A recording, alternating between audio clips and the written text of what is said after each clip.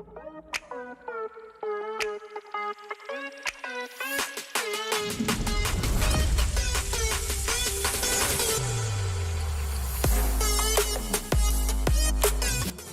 have we? Here before? As players. And as fans, some of us are returning major veterans. Others, Challenger Series contenders. Joined by both fresh. And returning faces looking to steal the glory. 4 countries. Stronger together. We fight to make. With the boy, once again. MCPS. power in Numbers.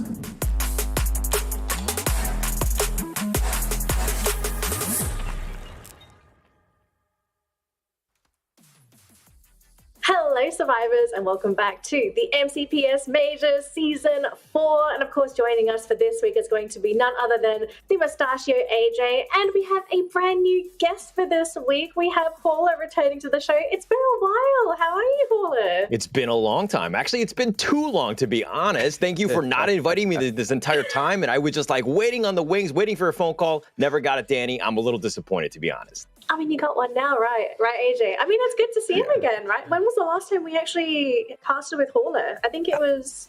Like he said, it's been a while, right? I've missed you, Holla, but now what matters is you've got 2 back-to-back days to pop off, buddy. I cannot wait to hear some of your amazing play-by-play skills out there on the battlefield a little bit later on. But the storyline has been built, set in stone pretty much for some of the teams out there. Yes. But thankfully, it's just halfway through the competition. We just had our great shuffle, and through the great shuffle, I hope to see a little bit of the superior dominance by a couple of these teams broken. Mainly, we're talking about AV Radicals and Farang, who are ripping away all of the points from the other teams. But thankfully, and this is something you guys will be able to see in a little bit, they've been thrown into the exact same group this time around. So when you've got 2 dominant monsters out there in the exact same group, hopefully they kind of neutralize each other and we see a little bit more of those points being distributed to some of the other teams. So just to clarify for anyone that's coming in and they're like, great shuffle, what is this you speak of? Yeah. So especially during the league stage, we started out with 3 groups. These teams have been stuck in their groups up until this point. Now we are at the halfway point during the league stage, and now we have a group shuffle. So we're going to shuffle the groups up, change things up for these teams, because now you're not going to be stuck with this team, but now you're going to be stuck with this other team. And we've seen in the past that this is a good thing, right? Because some teams, they jump into more favorable groups, whereas others, they get away from the top dog, right? Like once you've got someone like AV Radicals in your group, you're like, please get me out of this hole, and some teams are thankful that they will be able to get that opportunity. Yeah, for some of the smaller teams, you know, Holla, and I think you've seen this already, is the fact that they are in a group that pretty much does not have any dominant giants, but they either play against, you know, Group A or Group B. For example, if, you know, this unfortunate team is in Group C, then every single round, they are going to go up against a dominant giant. So this time around, maybe with, you know, the dominant ones being thrown into Group B, we can see a little bit more of an uprising, Holla. Yeah, and I mean, it's one of those things where you wake up in the morning and you're like, yeah, maybe I got away from AV Radicals and expanded Farangs and all that. And then it's like, ooh, actually, I woke up in the group of death. What are we going to do? Should I go back to sleep? Is this a bad nightmare? What's going to happen? And so this is what it's going to be. We're going to find out the shakeup. I'm super excited to see exactly where the teams landed. But at the end of the day, I think we still got a chance. You just got to get to top 12, man. That's all you need. Yeah, I mean, I'm really excited to show everyone the groups, right? We are going to show this a little bit later on, but everyone wants to know, where's my favorite team currently? Are they going to be with this team? Are they going to be with that team? We will show that a little bit later on. But Paula, I'm not sure if you managed to catch the games in the previous weeks, but are there any teams that you're really digging so far? All right, well, I kind of don't want to talk about AV Radicals because they're so up top. I mean, they have like a 94-point lead even from second place Farang, so not really much there. But let's talk more about the bottom. I think that there was a lot of movement. There's a lot of potential of eking yourself into that top 12. But right now, I'm looking at No Escape Revolt. I think they had a pretty massive week last weekend. It was about 98 points, really shot them up from last place into 15th. It's, you know, baby steps to get yourself in there. And I feel like this is great momentum going into the second half of the season. Yeah, I think we did see that team, we could say, overperform last week. And I'm really looking forward to seeing if maybe we're going to see them continue on this upward incline. But of course, it depends on whether or not they got the favorable groupings. And I mean, we have the groupings here. Let's not spoil the groupings for everybody, because I know this is going to be like a big announcement. But halfway through the season, let's talk about team performance as well, right? Because we did have expectations for some of these teams coming into the tournament. AJ, I'll start with you. Were there any teams so far that you feel could have done better but haven't so far? I think that team would unfortunately be Expand. Although they are in the third place, I expected a little bit more from them, right? They seem to have started off amazing on week 1, and then on week 2, they kind of dropped a little bit in performance, and that was the disappointing part. But I hope to see them rise back up, because they didn't just drop at one map. Their performance dropped a little bit at Bermuda and dropped drastically at Kalahari. So that's going to be the warning bells that hopefully they heard, and in week 3 we get to see them kind of bounce back a little bit, because that was the team I was looking out for, and then now I'm starting to have a little bit of doubts. Yeah. Hula, did you have a team that you were sort of not so happy with? To be honest, I look at it as the teams that got the invite, right? I mean, they didn't have to go through the arduous task of the qualifiers. I'm looking more at like Sem9, Hard to Get, and Bloody Head. These are 3 teams that are on the bottom looking up right now. They're having a hard time even making it into the top 12. So I'm kind of worried about those 3 teams.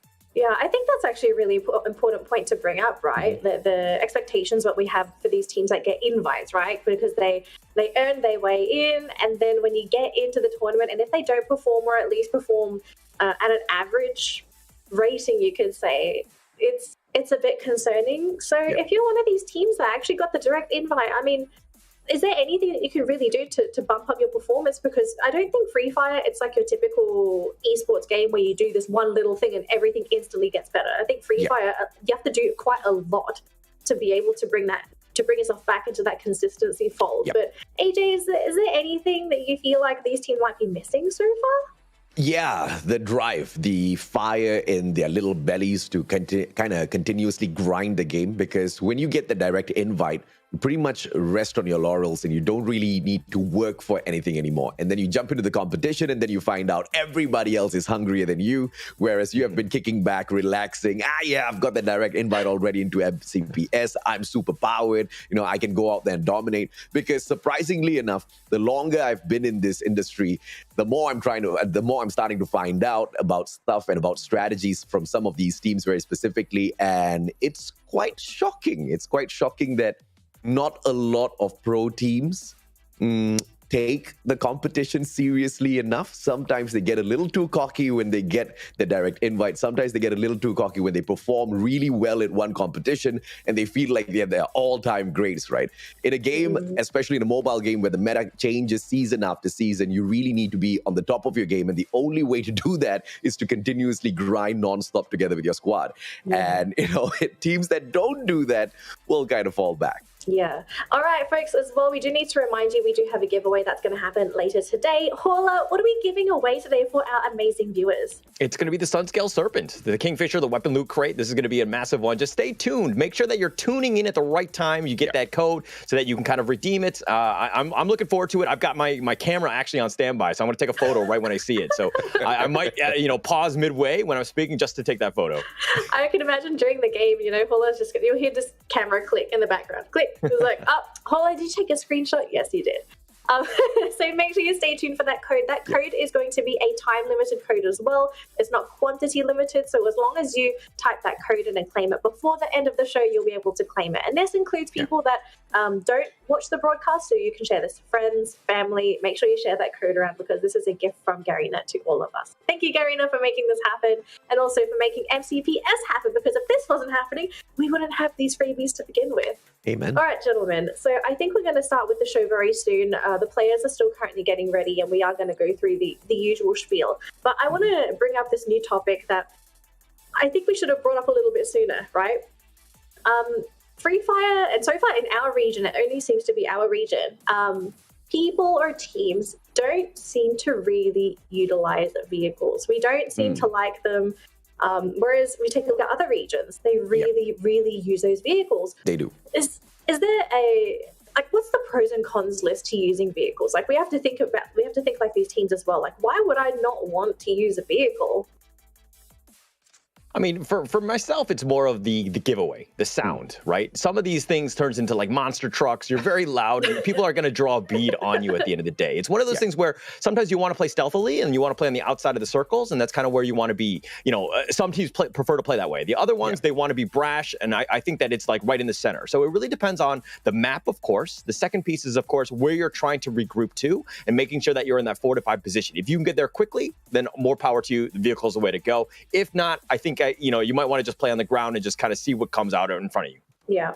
Yeah. For me, it's highly dependent on the map that you're playing, and some of the teams are a little unlucky, I guess, because whenever they do spot a vehicle out there on the battlefield, especially if it's a motorcycle, you will see them pick it up and kind of zoom around. But that's pretty much dependent on the team as well. The more aggressive teams usually have a scout who picks up that motorcycle, goes out to get that information first, rotates around, gives that information back to the rest of the teams, and then, of course, they go in for that ambush, right? But the teams that kind of want to stay away from all of those early engagements kind of stray away from the vehicles just because of what Holly just mentioned. It makes too much of noise out there on the battlefield. And once you get sprayed down, you're a sitting duck technically, right? You've got to waste all of your resources that you've already collected. Out in the open grounds, your precious glue walls are going to be expanded, and you don't have any of those defenses inside of that final circle, if you make it to the final circle after getting caught off guard out there in the open field. So a lot of pros and cons, mostly cons, but there can be pros as well.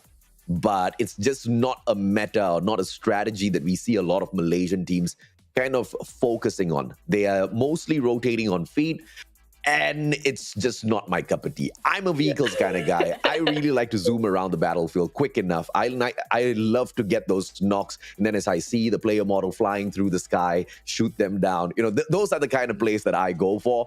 But yeah, we don't see much of that here. And that's the main reason why whenever we do move out of our region, whenever we go to the world stage and we go against some of the other regions out there, you know, MCPS kind of suffers, right? Because they don't really have that ultimate mobility. And if you look at the World Series, you see a lot of them playing in the past, the Misha meta. You barely see that being touched at all in this region. Yeah, I find it very strange that no one's really utilizing the meta, but it sounds to me as well, collectively from the both of you, that it seems to be a play style issue as well, right? Only very aggressive teams really want to utilize those vehicles. And it makes me think now, like, wow, does that mean that Free Fire here, like the teams are a little bit slower, they play safer, I hate to use this word in Free Fire, but they're more passive, right? They don't want to be caught with their pants down. Who knows? But it looks like we will be able to continue on with the show here, folks. So let's take a look at the map schedule for today. We're going to be starting off with Kalahari and Bermuda for today's map, which means tomorrow it's going to be Alpine and Purgatory. To start the day, we're going to be jumping into groups A versus B. Then we're going to have 2 rounds of B versus C, and then we will close out the day with A versus C for 3 rounds. And I love these 2 maps. I think it's such a good contrast between the 2 of them. You've got this little itty-bitty Bermuda, very small, very action-packed, and then you have the Kalahari, right? That's the long haul. That's the marathon. Gentlemen, we know some teams are going to really appreciate Kalahari and Bermuda. What teams do you feel like are going to be on fire today? Aside AV Radicals, we're going to ignore them. We're just going to ignore them for the rest of the league, even though they're the top dog. Okay, I get it. No, but it's one of those things where I do understand. I think that we're going to see more interesting storylines in the mid-tier area. I think that there's plenty of room to make a move. In the 4 through 6 area, I think Axis Esports, Geek Fams, SAF, all of these teams are really, it's like a bit of a rat race in terms of how they're going to get there. And how they get there was with these points. Of course, everybody knows that you get that first place, booyah, that will secure you the 12 points. Second place will get you 9, 8, 7, all the way down to the 11th and the 12th place where you get 0 points. But every single kill will guarantee that you get a point. And if you're looking at some of the top tier teams, the reason why they're on top is because they're getting all those kills. I think you're only referring to one team here, the team that's been taking all the kills from the rest of the competition. But very true, though. I think in our region as well, like kills have played a massive part for some of these teams to be able to dominate their groups. But of course, as usual, I think the booyah, that's really what you're aiming for. Although some teams, they kind of don't even worry about the booyah, right? They just say, we're just going to go for kills. We don't care. If we get the booyah, that's a bonus. It's okay. There's extra three points. It's okay. It's just extra. We will get more body bags, or we will in those placement points. Now, hopefully, we are going to take a look at these groups very soon. I think it's prize pool next. Now, just to quickly... All right. going to take a look very quickly at the groups. All right, it is the groups. Gentlemen, here are the groups. Viewers, here are the groups. And very quickly, AJ, which one's the group of death? I got to hear your thoughts here. And then Haulers. Oh, I don't think there's a group of death anymore because of how balanced the shuffles have, kind of affected the whole grouping. But of course, you are going to see AB Radicals as well as Farang kind of dominate whenever Group B is in action. But this is the factor that we were talking about a little bit earlier on. I'm kind of hoping they equalize or kind of neutralize each other out there on the battlefield so that some of the other teams will have an opportunity. But we do see a higher concentration. I can't even say that, right? Because I wanted to say a higher concentration of Group A, but we only have Expand, Geek Fam, as well as Blacklist International inside of Group A. And they're not really dominating the overall leaderboard, but they are doing decently well. So I think this grouping this time around for the MCPS is quite equal. I know we were told that this is random. Doesn't seem like it's random, Garina, but I love it. Hold on, I want to hear your groups very quickly. I definitely agree with AJ on this one. It's one of those things where I think Group B is looking to be the strongest, but let's talk a little bit about the prize pool here. I mean, this is just for the group stage, but I mean, if you're getting first place, you're getting $2,000. You're guaranteed into the top 12, of course, and that's where you kind of want to be. But if you're looking at the group, like the total points or the total amount of money, even if you don't get placed into the finals, you're still going to walk home with like 700 or 600 USD. So that's pretty massive. Yeah, I mean, for these teams, for some of these teams, all the smaller ones, this is quite a lot of money for them as well. This is in USD, this is not in ringgit, this is not in pesos. So this actually converts quite nicely into our countries. But of course, this is just sort of the appetizer, right? The main course is that grand final. You want to try and aim for the big money, right? So top 12 is essentially the goal here for the majority of the teams. And the race for top 12, it's still pretty hot, right? We haven't got a solid top 12 ranking so far. We've seen some teams be able to catch up to the top 12, overtake, and then they overtake again.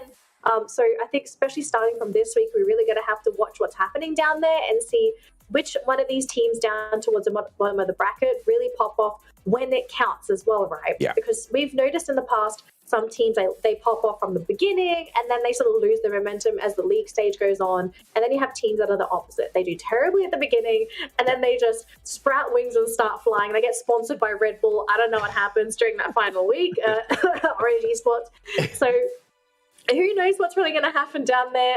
But we do need to take a look at what's going on. I think we're going to take a look at the overall standings as well, because we do need to refresher on who is where and who could be in other places. But we will see that once it pops up on the screen.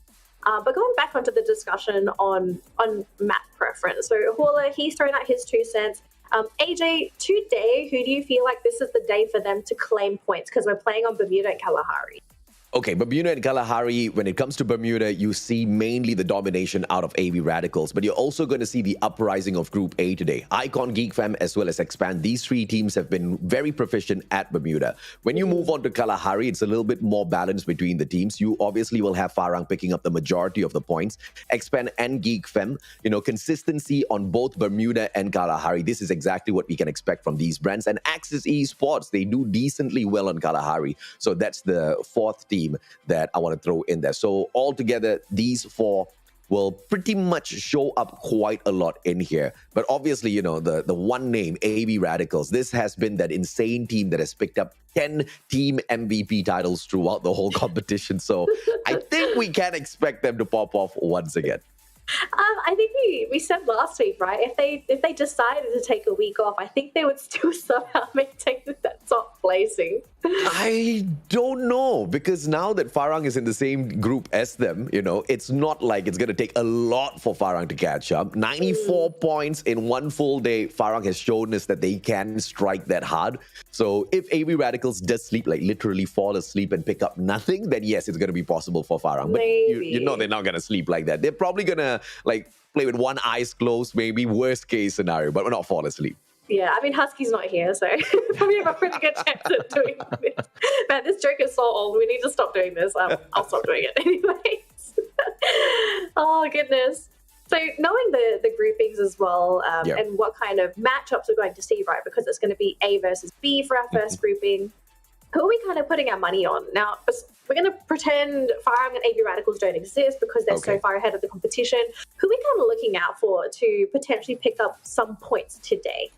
For me, it's got to be the rise of Expand. I mean, they had an amazing day one. They were the top dog at that stage. Then they've kind of faltered off. I mean, AV Radicals and Frong have just kind of surpassed them, and they've just kind of controlled the game. And Expand, this is the time where the second half has started. We started strong before, and how much can we prove, right? Yes, they're top three. I'm pretty sure they do not want to coast going into this one, and they want to make a statement. They feel like they're the top dogs. I expect more out of Expand, and I expect to see them do quite well today. I'm looking forward to Geek Fam, actually, because they started their uprising. And you're absolutely right, Holler. Expand started off hot, then they kind of didn't really fizzle out, but we saw a little bit of a dip in performance. But if you look at Geek Fam, on the other hand, they've just been slowly improving, slowly kind of getting their groove. They're making their return after a long, long time, back with the brand once again. And these players want to prove themselves. But, you know, week one was abysmal in terms of performance. Week two, much better, and hopefully week three is where we really see them get into the groove of things and get that glory of Geek Fam right back up to where it belongs, at the very top. Because, you know, after all of that hustling, after all of that struggling, they have managed to find the 5th place. I don't even know how they did this, by the way, because the performance wasn't, you know, amazing, but here they are in that 5th place. So I think they've got a huge potential to continue climbing. Yeah, and let's speak about last week's Golden Boys, right? No Escape Revolt. How do they generally perform on these two maps today? Do you think there might be a dark horse that we're going to kind of look at today? I don't think so. I mean, judging by what they did last Saturday, they only scored like 38 points. I mean, it was better on their Sunday, right? So in where they scored the Monster 60, that really salvaged them, right? Correct. It's one of those things where I don't think that they're too comfortable with these maps. So I don't expect much out of No Escape Revolt today. I think on Bermuda, not a lot from No Escape Revolt. That's where they picked up about 35 points. And Kalahari is where they got their dominant runs. So I'm expecting them to perform at Kalahari. We've got 8 maps to play, 4 of them at Kalahari. So no reason why No Escape should bomb out unless we see a bout of inconsistency where last week was their great week and then this week they kind of fizzle out once again. Then we got to worry for the brand. But as long as they maintain their performance at Kalahari, regardless of how they do at Bermuda, I think they still have a strong chance of making it into the top 12. Yeah. Well, good news. We are just about ready to jump into our first game of the day. And no, it's not. It's not Bermuda. It's Purgatory. It's Kalahari. I know they switched it up. They switched it up just to confuse us. But I like it. I'll take it. I mean, I don't mind. I think we are due to get some more Kalahari maps in. So good stuff. But it's going to be groups A versus B. We've got No Escape Revolt in this group. We've got AV Radicals. We know Farang is also a king of Kalahari. So I'm genuinely curious to see, firstly, how these teams do in their groupings. And secondly, how they deal with this new total grouping, right? Because you're now dealing with a completely new roster of teams. I think you're going to get a couple of repeats, but you've got a couple of new names in this as well. So A versus B, is that just going to be the Group B domination, or are we going to actually see Group A fight back? Because the potential is there, right? You've got a lot of teams to watch out for. Group B, it's mostly top heavy with only AV Radicals and Farang. Maybe Anxiety. Actually, I want to quickly mention Anxiety here, right? So during the Snapdragon Pro Series, Anxiety were a team that we really looked at. They were very aggressive. They really reminded me of AV Radicals in terms of play style, super aggressive. But during the league stage, especially for the MCPS, they have been very under the radar, and maybe some people could say they're underperforming, or maybe they're just not happy with the groups. But but what's really happened with Anxiety? It just seems like they're always in the wrong place at the wrong time. They're living up to their team name, right? I think they're giving everyone anxiety at this stage, right? I'm super uncomfortable with how they play. It's one of those things, they have flashes of brilliance, but it's one of those things where, again, we talk about consistency in the past. It's something that I haven't seen out of that team yet. We have hopes for them to kind of step up, but with only 63 points last weekend, you're kind of in a, you're on the bottom looking up. Yeah. If you look at Anxiety, overall 172 points, but 109 points came from Bermuda and Kalahari. So these are the maps that they usually pop off at. They suffer a lot whenever they do move on into Purgatory as well as Alpine. So I think this is the moment. Today is one of those days where they will be able to bounce back. But if you want to compare their performance here against what we had at the Challenger Series. We didn't really have a lot of the other top dogs in the Challenger Series, so it was a little bit more easier for Anxiety to kind of go in there and dominate. So, when you throw in the other top dogs right back into the competition, I mean, MCPS, this is where the pride is. In fact, $70,000, a lot to fight for. And, this is what kind of drags out the performance from some of the other teams. And Anxiety just can't hang with the best when it comes to Purgatory as well as Alpine. If they can fix those plays, then maybe they'll stand a stronger chance. But we don't see those fixes coming in anytime soon because of the overwhelming dominance from some of the other teams, for example, like Expand. Although they kind of struggle, when they move into Alpine, they still pop off as well. So that's like 3 out of 4 maps that they're proficient at versus Anxiety, who only have 2 out of 4. So, you really have to master each and every single map, especially with the addition of Alpine. There's one more extra headache for them. Yeah. Now, just a quick reminder as well before we jump into the game for today. So we do want to remind you that right now, the Paradise Defender bundle is currently available. If you don't know, okay, we are here to tell you it's currently available in the Luck Royale in the Moko shop. And the skin, if you really like it, you only have until the 20th of September to get it. So unfortunately, you are on a timer to grab this skin. So it's time to pull out the ka-ching, ka-ching if you want to grab it. But good news, if you're on the fence as to whether or not you want this skin, all the players competing in the games today are going to be using the Paradise Defender bundle skin. So if you want to see it in action, today's the best time to see that skin. I'm really excited, guys. I mean, I love the whole theme that we've got now. We've got everyone playing with all these bundles, and you get to see the skins in action, and you can really decide, is this skin what I really want? Because we had the same thing last week, and I thought last week's skin was good, but I think today, this one might give it a run for the money. I mean, have you seen it? You just look like a freaking superhero, bro. I do agree. In fact, I think my fiance is a little upset with how much I do agree because I've spent a lot of money already on all of these skins. I just can't help myself, right? I mean, I go in for the full draw all the time. There's no if, buts, or maybes about it. All right, we're going to jump into our first game of the day. We're jumping into Kalahari with groups A versus B. Everyone rocking the Paradise Defender bundle. We're going to throw it over to AJ and Hawla. Gentlemen, take it away for this exciting game. Thank you very much, Danny, as we hop on into match number 1 at Kalahari between groups A versus B. We're probably going to see a little bit more dominance from AV Radicals here, Holler. But once again, the question is going to be if or not Farang wakes up. Because when it comes to the dominant plays at Bermuda, they are not as dominant as some of these other teams. Even Anxiety performs better than Farang. Yeah, they definitely do. But, sorry. Okay, I just want to say one thing about AV Radicals. I just want to say one thing about AV Radicals. This is a team with actual superpowers, I think, right? Because of the fact that you have Jesus who turned water into wine, and then you have this team that is turning blood into wine. I mean, Wine is an 18-year-old phenom. He's been the clear MVP. He has literally the most kills in 20 matches with 69. I mean, he has the most damage and assists. Wine, like, honestly, watch out for this guy. Everybody's going to know that this is the guy that you need to be careful for going into A versus B. Hot drop here. Blacklist International versus AV Radicals. I do apologize because I started off the matchup, but I pulled up the Bermuda stats because usually when we go Bermuda Kalahari, Bermuda's always the first map. Arena trying to mix things up, kind of mix my brain up as well. AV Radicals with the first blood here. Blacklist International should know better. Hot drops in the blue zone. You're always going to have to anticipate the presence of AV Radicals, and they start things off hot. Yeah, it's one of those things where you dropped in hot. Sometimes you get a little unlucky with the guns or whatever, but it's a one-on-one. You got to do some damage. It's a coin flip at that stage, but AV continuing their streak, they're able to win these fights. And, what is a 50-50 fight is looking to be more like an 80-20 at this stage. Ritus got to be a little careful here. Backup needs to be called for. AV Radicals just playing this a little passively. Fires hasn't gotten caught out just yet, but he's flanking around. Ritus might be in trouble. Animo should be able to shut down Fires now as he runs out into the open.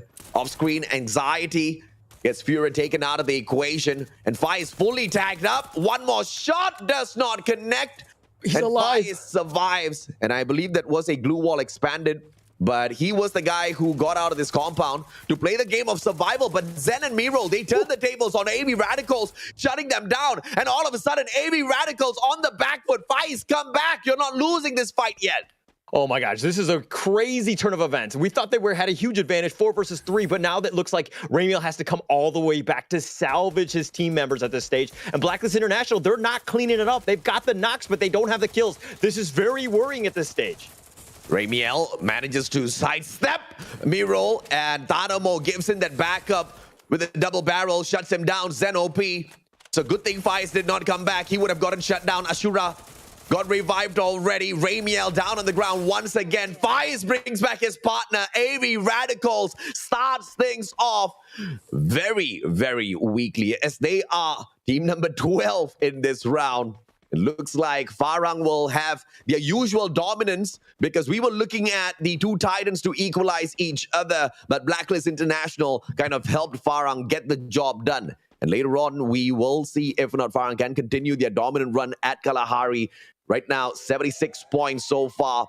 They stand a strong chance of getting into that final circle once again. Oh my gosh. I mean, Blacklist International coming out on top. That's exactly what we wanted to see. We want this to be very competitive. And AV Radicals going out with that donut, absolutely massive at this stage. Props to Blacklist International for turning that one around. We thought it was going to be a world of hurt, but now look at Icon here, looking to just clean up what they can. From AXT, he'll take out Fur here. But, you know, this is one of those things where you don't really expect this, especially at the 3-minute stage where that team, AV Radicals, they've been knocked out first. Very difficult for them. I mean, it's one of those things where I think we made the joke that they could play with one eye open at this stage, and they're fine in that regard. But hey, this is one of those things that they're going to really feel that one going into the second match. But this is something that we've, of course, talked about the past few weeks already. Always going in for that high-tier loot zone is a risky maneuver. If at all you do get challenged by some of the bigger teams out there. And that's exactly what happened in the very start of this matchup, in the very start of day number 5 in the competition. Blacklist International has managed to punish the players of AV Radicals. The question is, will they continue to hot drop AV Radicals in that high-tier loot zone? Will we see AV Radicals back out of that high-tier loot zone? All of those questions can be answered a little bit later on as we see AV Radicals jump back into the matchup. But for the time being, it will have to be the other teams.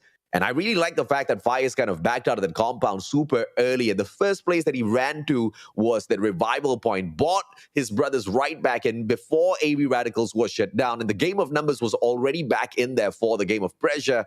And AV Radicals just could not sustain. They had all of their players in the compound. What they were trying to do is just play the pickup and not revival. And they were the biggest losers in that engagement. Yeah, and Kalahari tends to be one of those maps where it's bigger. The pace of the game is much, much slower. I mean, it's one of those things where it's better to play for the late game as opposed to kind of rushing in there, especially since you don't know what's out there. And it's very open. So it's kind of, you know, you put yourself at risk for a potential pickoff. And at the same time, it's one of those things where is it the smart play? You need placement points. You need to get there. Yes, kills are very important, getting you into that and getting yourself a chance into the league. But at the same time, you need to play it safe. You want a third party, fourth party, you know, maybe even fifth party at this stage, but it's one of those things where it's probably better to play on the safer side. As I say that, it looks like NC is going to be in a little bit of a skirmish here with EXP. Expense should be able to sort them out, but the game of numbers on the side of NC, flanking around too fast. From the right-hand side as well as the left. Nafis with a high ground advantage to the AWM, looking to strike down their opponents. Cobra from afar, AC-80 in hand, can do nothing to protect his brother. Too fast, but as I say that, Cobra strikes faster down with that headshot. But no elimination coming through just yet as Cobra now under fire. Roy a little bit too far away to assist him. Axel hides away with the Car 98. And it looks like Expan is just playing the game of defensive maneuver here. They do not want to aggressively engage just yet. They do have a buy point, and you can see one player on the side of Expan already rushing off to bring his team member, his fallen member, right back into the matchup. Icon, on the other hand, as they have not completed their full engagement with anxiety, now have to also deal with Geek Fam, who drops by their compound. Yeah, and Geek Fam, and look at the anxiety raining from the high ground onto Geek Fam, making it very difficult for them to make any sort of move. And AXT Kanoho is just continuing to scout around Geek Fam. It looks like he's going to, Hazik is looking to flank him. So they do see him, and he's going to provide a little bit of cover. You got to slow down Kanoho, make sure that he doesn't rain onto Yasta on that part, on the very bottom area. But anxiety kind of spread out, which is a little worrying, but you have Kanoho on that high ground. He's providing a lot of intel, if anything. You don't have to win the firefight at this stage. You just need to understand the enemy team's rotations, who's going to be going onto you. It's one of those things where, again, you slow down. Knowledge is key. Get that information, figure out what you can do so that you're in a better fight, so that you can potentially find somebody off guard. Maybe you can get a 3 versus 1. We're going to have to see. Is Anxiety, again, just throwing out grenades onto Geek Fam, and Geek Fam really not able to make any sort of moves. I couldn't agree more with the game of information that has to be played out there, but it is the revival platform fight for Captain as Fear catches him a little off guard. Cap was trying to bring back the rest of the Icon players, but he was snuffed out a little prematurely there. And that ambush. Geek Fam, on the other hand, this is going back to the point of our game of information, very difficult to play as well, Holler, because when you've got 3 teams out there, no kill feed available, you don't know who you're shooting at, and you do not know exactly who's going to be firing back at you. You do not know exactly how many players to anticipate. You might think you're engaging in one team, but there are 2 different squads out there playing their own strategies against you. But Anxiety going to be the overall losers of this engagement as Kanoho drops down onto the ground. He's one of the biggest threats out there on the battlefield from the side of Anxiety. And the Mag 7 puts an end to him. Good engagement by Hazik. They play that 2-2 buddy system and they travel around together. Anxiety is not going to have anything against them as they hold that high ground advantage. They have the high ground, but it's hard to draw a beat on this one. And they seem to be stuck into that little cave right there. And it looks like Geek Fam Appies has just gone down. And Geek Fam Hakimi is right on the top line. He's drawing some good beats. He's getting some good shots in. But again, it's one of those things where it's 3 versus 2. Anxiety are stuck under this cliff. Nice. I don't think they're going to go for this one. The grenade barely off the mark. Chessman is getting a little bit low. He does need to keep himself up right now. Provide cover. Make sure that Hakimi and the rest of Geek Fam don't get off this cliff. You know where they are. Draw more shots into it. Hazik is trying to do what he can as he goes up against Fur right here. Yeah, smart for Chessman to deal with that ice grenade instead of just running away from it. Recovers his health with the medic, and then he rushes out when the timing is right. But Hazik backstab, Mag 7 in hand. But Chessman has the exact same gun from afar. Puts a little bit of pressure onto Fury as well. I don't know how he got all of those shots, but the Mag 7 finally puts Chessman down onto the ground. The execution by Geek Fam, just a little bit too smooth, and Anxiety have no other choice but to turn tails and run. Let's see if or not Fury can get that. Double barrel in hand, manages to knock down 2 players, but Yasta's gonna be the only one that has a little bit of trouble dealing with this. Fear gets out of there as he fears falling as well. And with the launch pad in hand, he should be able to survive, and not only survive, but buy back the rest of his players. Yeah, and Fear is deciding to salvage what he can at this stage. He was the last standing member. He's going to go and try to heal everybody at this point. But that was quite a long skirmish with Geek Fam. It's one of those moments where, you know what I mean, like who's going to fall first, who's going to blink in that sense. And it looks like Anxiety have decided to, hey, we're just going to salvage what we can. We have 4 kills already. So Anxiety off to a pretty decent start considering this is the 10th place team going into this match. It was one of those moments where I wasn't sure if they could continue, especially going up against Geek Fam. But they decide to back off, and they're going to play a little bit safer going into the mid game here. And we've seen pretty much just nonstop action from minute 1. I do fear for Fear's safety, no pun intended. The guy has 0 glue walls, just 5 medkits to work with. And if he does get caught by any of the teams out there as he tries to revive the rest of his team members, I believe this is going to be the end of Anxiety. But thankfully, at the sub, there doesn't seem to be anybody else in that area or around him. So there's a high probability of survival here for Anxiety, unless Geek Fam uses that launch pad and flies directly in the direction that he flew in as well. That's going to be unfortunate. Cobra down on the ground, not stuffed out just yet, just a knock. And Orange Esports making good use of the platforms this time round, and this is just quite rare to see them up on a high ground. Orange Esports is usually the team that just doesn't take any initiative whatsoever until the final moments of the league stage. But here they are, chugging out those knocks, but not into kills just yet. So I think they are hungry. Let's see what they can eat a little bit later on. But Bloody Heads rushing straight in towards their depths potentially, as Geek Fam has anticipated, or, you know, I guess mentioned earlier that they're going to be flying directly in the direction of Anxiety's Fear. They do exactly that. Now Bloody Head on the right, Geek Fam on the left. Fear, I'm afraid this guy is going to run out of luck. Yeah, I think so too. I mean, Geek Fam has been in non-stop fighting action, and this is another team, and No Escape Revolt is going to knock them out. They're going to be out in 10th, that is. Bloody Head, on the other hand, is looking to just secure as much of Geek Fam as they can, as they were caught wide in the open, just looking to do a rotate. And it looks like Bloody Head continuing on. They have actually eliminated Anxiety as well. And Bloody Head, they were pretty quiet in the first 10 minutes. Now they've turned it on. Hazik, final survivor, has got the motorcycle. This brings back memories of MCP Majors Season 1, where Bloody Heads just wiped the ground with the players of Geek Fam. And Hazik, usually the final survivor, tries to rattle around looking for those placement points. But now in the hands of Eastern Wolves Gang, Bando EWG, high ground advantage. Hazik has got a Mag 7 to work with, but nobody's close enough for this auto shotgun to pop off on. And all of those long-range engagements by the players of EWG can be the final engagement that Geek Fam sees before they get put out in the 8th spot. But it looks like EWG is not going to get aggressive with him just yet. But the circle will force them to take the initiative to move, because it is approaching, and that's about 40 seconds. So Hazik, if he wants to move, if he wants to run away with the bike, it has to be now. Yeah, it has to be now, but it looks like Blacklist International, a little bit of a skirmish with Expand here.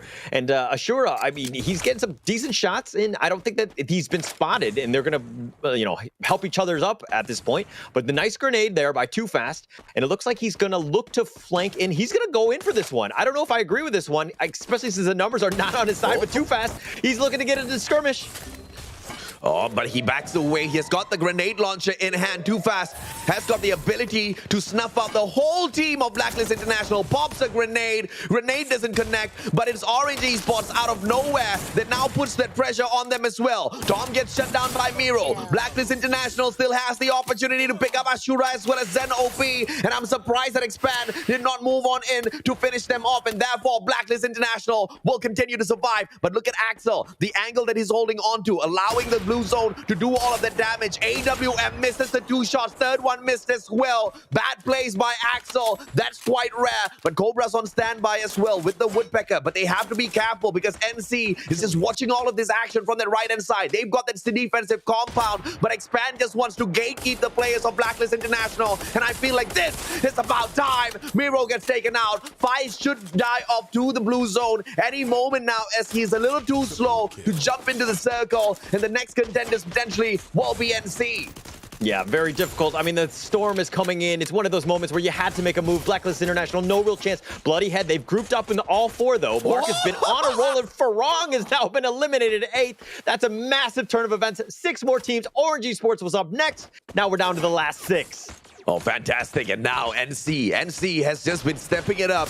In week 2, they did so much better than week 1. And in week 3, they want to show us that they are the mightiest team out there to come from absolute nowhere and to make it into the top 12. There is a huge potential for NC to do exactly that. Let's see exactly what can they pull out from this circle as well. Eastern Wolves Gang, a little bit too far away from the next zone. Travel time, 10 more seconds for them before the circle starts to put that pressure. But they want that chaos before they start to move. Bloody Heads will see the shots from NC. NC once again making great use of the defensive compound. Now, earlier, Too Fast did not pop off with that grenade launcher.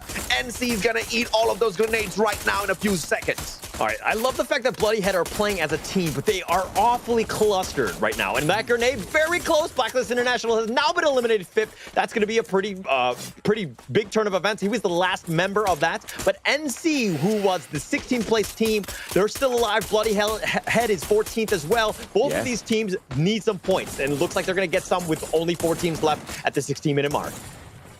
And it looks like Too Fast hasn't really popped off with the grenade launcher. He's just waiting for those final moments alongside Axel. Axel, long-range engagement capability. Finally pops off. Too Fast turns around. Woodpecker down on the ground. NC with a potential elimination, but Carlo instead gets taken out. NC in the 3rd spot. Expand still surviving. Eastern Wolves Gang heading in straight for this fight, but you can see the AWM as well as the Charge Buster. Manchai has the Charge Buster as well, but the grenades alone finish Expand off, and Bando EWG secure the first booyah of the day.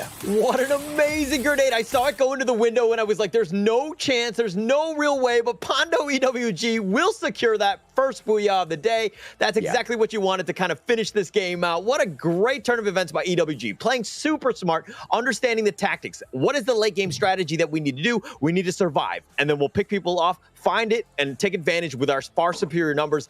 Pando EWG, this is how they got their booyah. Yeah, shout out to the one and only Abiye, who is now the coach of Pando EWG. The guy, the other day, met him late at night, finished work, and he drove close to 200 kilometers just to catch up with these boys and coach them to success. One whole week, they are going to be at their battle station, getting all of that knowledge from Abiye, who has collected his information in his years of playing Free Fire, as well as shoutcasting Free Fire, and now coaching this team. Pando EWG has got the mechanical skills out there on the battlefield, as well now the assistance of strategy to dominate. What a fantastic performance. And I love the fact that they stayed clear. They stayed clear of all of those initial engagements. No defensive compound to work with. They just had the open grounds. But what they were focusing on and hoping and praying for was for the other teams to kind of engage and neutralize each other before finally jumping into battle. And that seems to be the most sound strategy, Danley. Oh man, that was this match was so unexpected. I think everything that we were expecting did not happen, right? We've had all the major teams getting eliminated. We had all the underdogs taking the crown, essentially. God, I did not expect that final booyah at all from... Oh my God, Pando! How did I forget this team? This team also did well at Challengers, and I'm actually really happy to see them start to perform this week. I mean, this is just game one, but this is such good news for the squad, because at first I thought this team was just going to blend into the background. Oh my goodness. Guys, this was an amazing opening. Panda EWG with the booyah. Expand getting deleted by Blacklist. That was... Wow. Unfortunate. Yeah, I don't know. Was... hot drops, guys. Hot drops. 50-50s. Yeah. You know, AV Radicals. You know, 50-50, Blacklist International. I mean, it was a eventuality because, you know, someone was about to do it, right? Someone was about to challenge them for that hot drop, because AV Radicals had already proven how effective it is to take that blue zone, how effective it is to take all of that high-tier loot zones, loot, and then move on into those final circles. And you're pretty much a rich man. You're a billionaire in the world where people are starving for a little bit of extra money, and you're just throwing money left, right, center in terms of resources, in terms of glue walls, as well as those grenades. And that's exactly what Blacklist International was aiming for this time around. But they didn't make use of it in the exact same way that AV Radicals usually expands all of their utilities inside of that final circle. Blacklist International tried to play scrappy. They got extremely lucky in that engagement. Even though Fires ran away, I don't know what happened to AV Radicals. They just kind of flunked out in that initial engagement. Maybe they just weren't expecting it. I think most of the time they just sort of think, we're going to go for the good loot. People are not going to contest us because we've been doing this for the entire league. Little do they know Blacklist and other plans, they just decided, we're going to go for the loot as well. You know, if we run into AV, it doesn't matter. I think this is actually a really cool way to sort of deal with AV as well. I know that Blacklist, maybe they didn't anticipate running into AV Radicals as well, but I feel you're kind of also looking at AV Radicals at their weakest if you think about it, right? Because everyone's not on a level playing field. It's going to come down to RNG. Sometimes I consider the blue zone to be like a casino. You know, everyone walks into the casino. You don't know what you're going to come home with. You might not come home at all, but but I think it was just... Sorry, I just want to kind of talk about the casino piece, because it seems like Blacklist International knew what sort of game they wanted to play. They knew where AV Radicals were going to drop, and they went directly to it, and they were like, hey, we want to play blackjack. We want to do this. And this is the overall stats that were throughout that game. But, you know, again, Blacklist International, they were in every single fight. They were kind of involved with everything, and big props to them because they showed up today. You know why they're showing up? Because I'm not on the bandwagon. I was too heavy. I was too goddamn heavy. Okay, jokes aside though, no, I'm just really happy for Blacklist that this team is actually starting to pick up. I was, after week one, I thought this is a disaster. I'm not allowed to cheer for teams, but they clearly came back, whether I am a fan or not. Maybe I am deep down inside. I'm not going to say anything, but Blacklist, I'm happy to see this team come back, because we saw for the longest time it was just a couple teams dominating. It was AV Radicals, it was Expand at some point.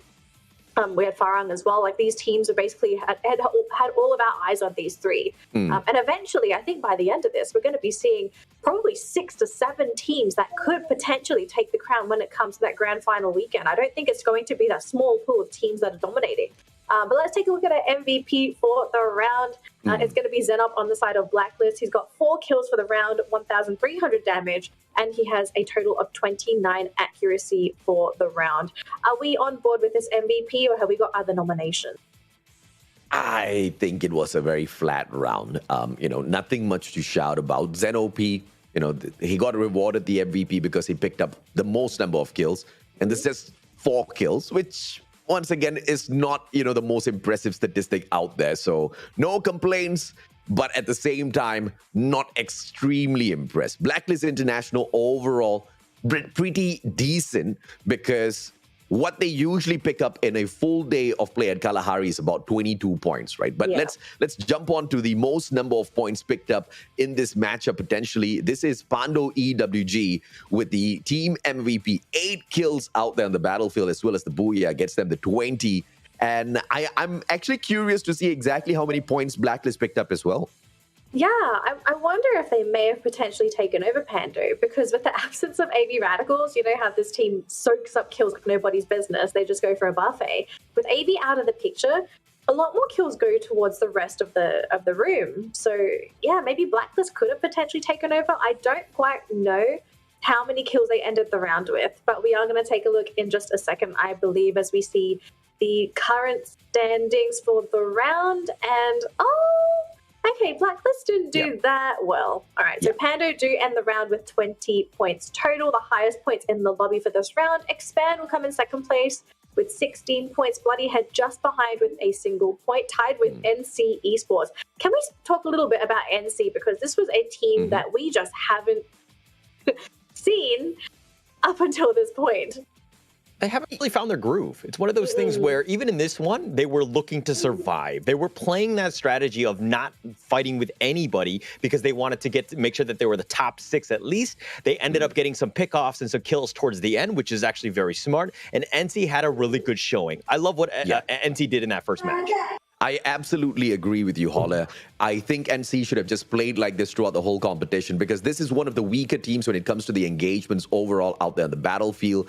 Not the softest team, but one of the softer teams. So the probability of getting into the final circle and then popping off is going to reward them higher rather than getting into those early engagements a little bit earlier on. Going back to the Blacklist conversation, 22 points on average whenever they hop into Kalahari. 12 points is actually extremely decent for Blacklist International. I'm glad to see Expand keeping up with their own performance, because apart from Farang, Expand usually is that second team that performs phenomenally well. And now they are about 22 points behind Farang themselves. As long as they keep this up, and as long as AV Radicals continues to bomb out, there's going to be a huge chance for Expand to catch up with the rest of them. But, I'm waiting to see what Axis Esports has to say about all of this, because they're not going to be playing just yet. In fact, they have to wait until match number 4 before they can hop into the fray. So Expand, Farang, and AV Radicals, they're going to try to run away from Axis as much as possible. But, we need to see that earlier rather than later. Exactly. And of course, to all of our viewers, if you're curious to know who is playing, who isn't, if you see the games played, teams that are sitting on 21 points have just played their first game of the day. So if you're wondering, wait, my team hasn't moved, they're still sitting on 20 games played, your team hasn't played yet, that's going to be coming in that next round. But wow, that was a great way to start the day. We had our first Kalahari round. We had a domination of the underdogs. We had AV Radicals basically be non-existent in that game because they were deleted. But we are going to go for a map change, right? We're going to go back onto Bermuda. This is a map that everybody is comfortable with. And I think at this point, it's safe to say that we can't expect AV Radicals to bomb out every single round, as much as everyone's wishing for that to happen so people can close the gap.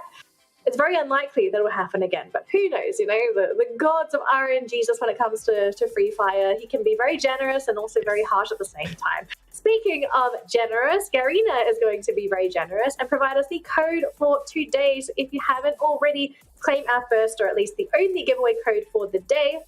It's going to expire at the end of this broadcast. So if you don't get it now and you try to claim it later and it's expired, we're so sorry. We have constantly reminded you every week that this is a code that will expire after the broadcast. You're going to get 2 Sunscale Serpent Kingfisher weapon loot crates with this, and anybody can claim as long as you claim the code while it's still valid. So if you missed it just now, ask in the chat. I'm very sure someone's going to be more than happy to share the code with you, because there's literally no reason to be greedy with this code. Like, don't gatekeep the code, okay?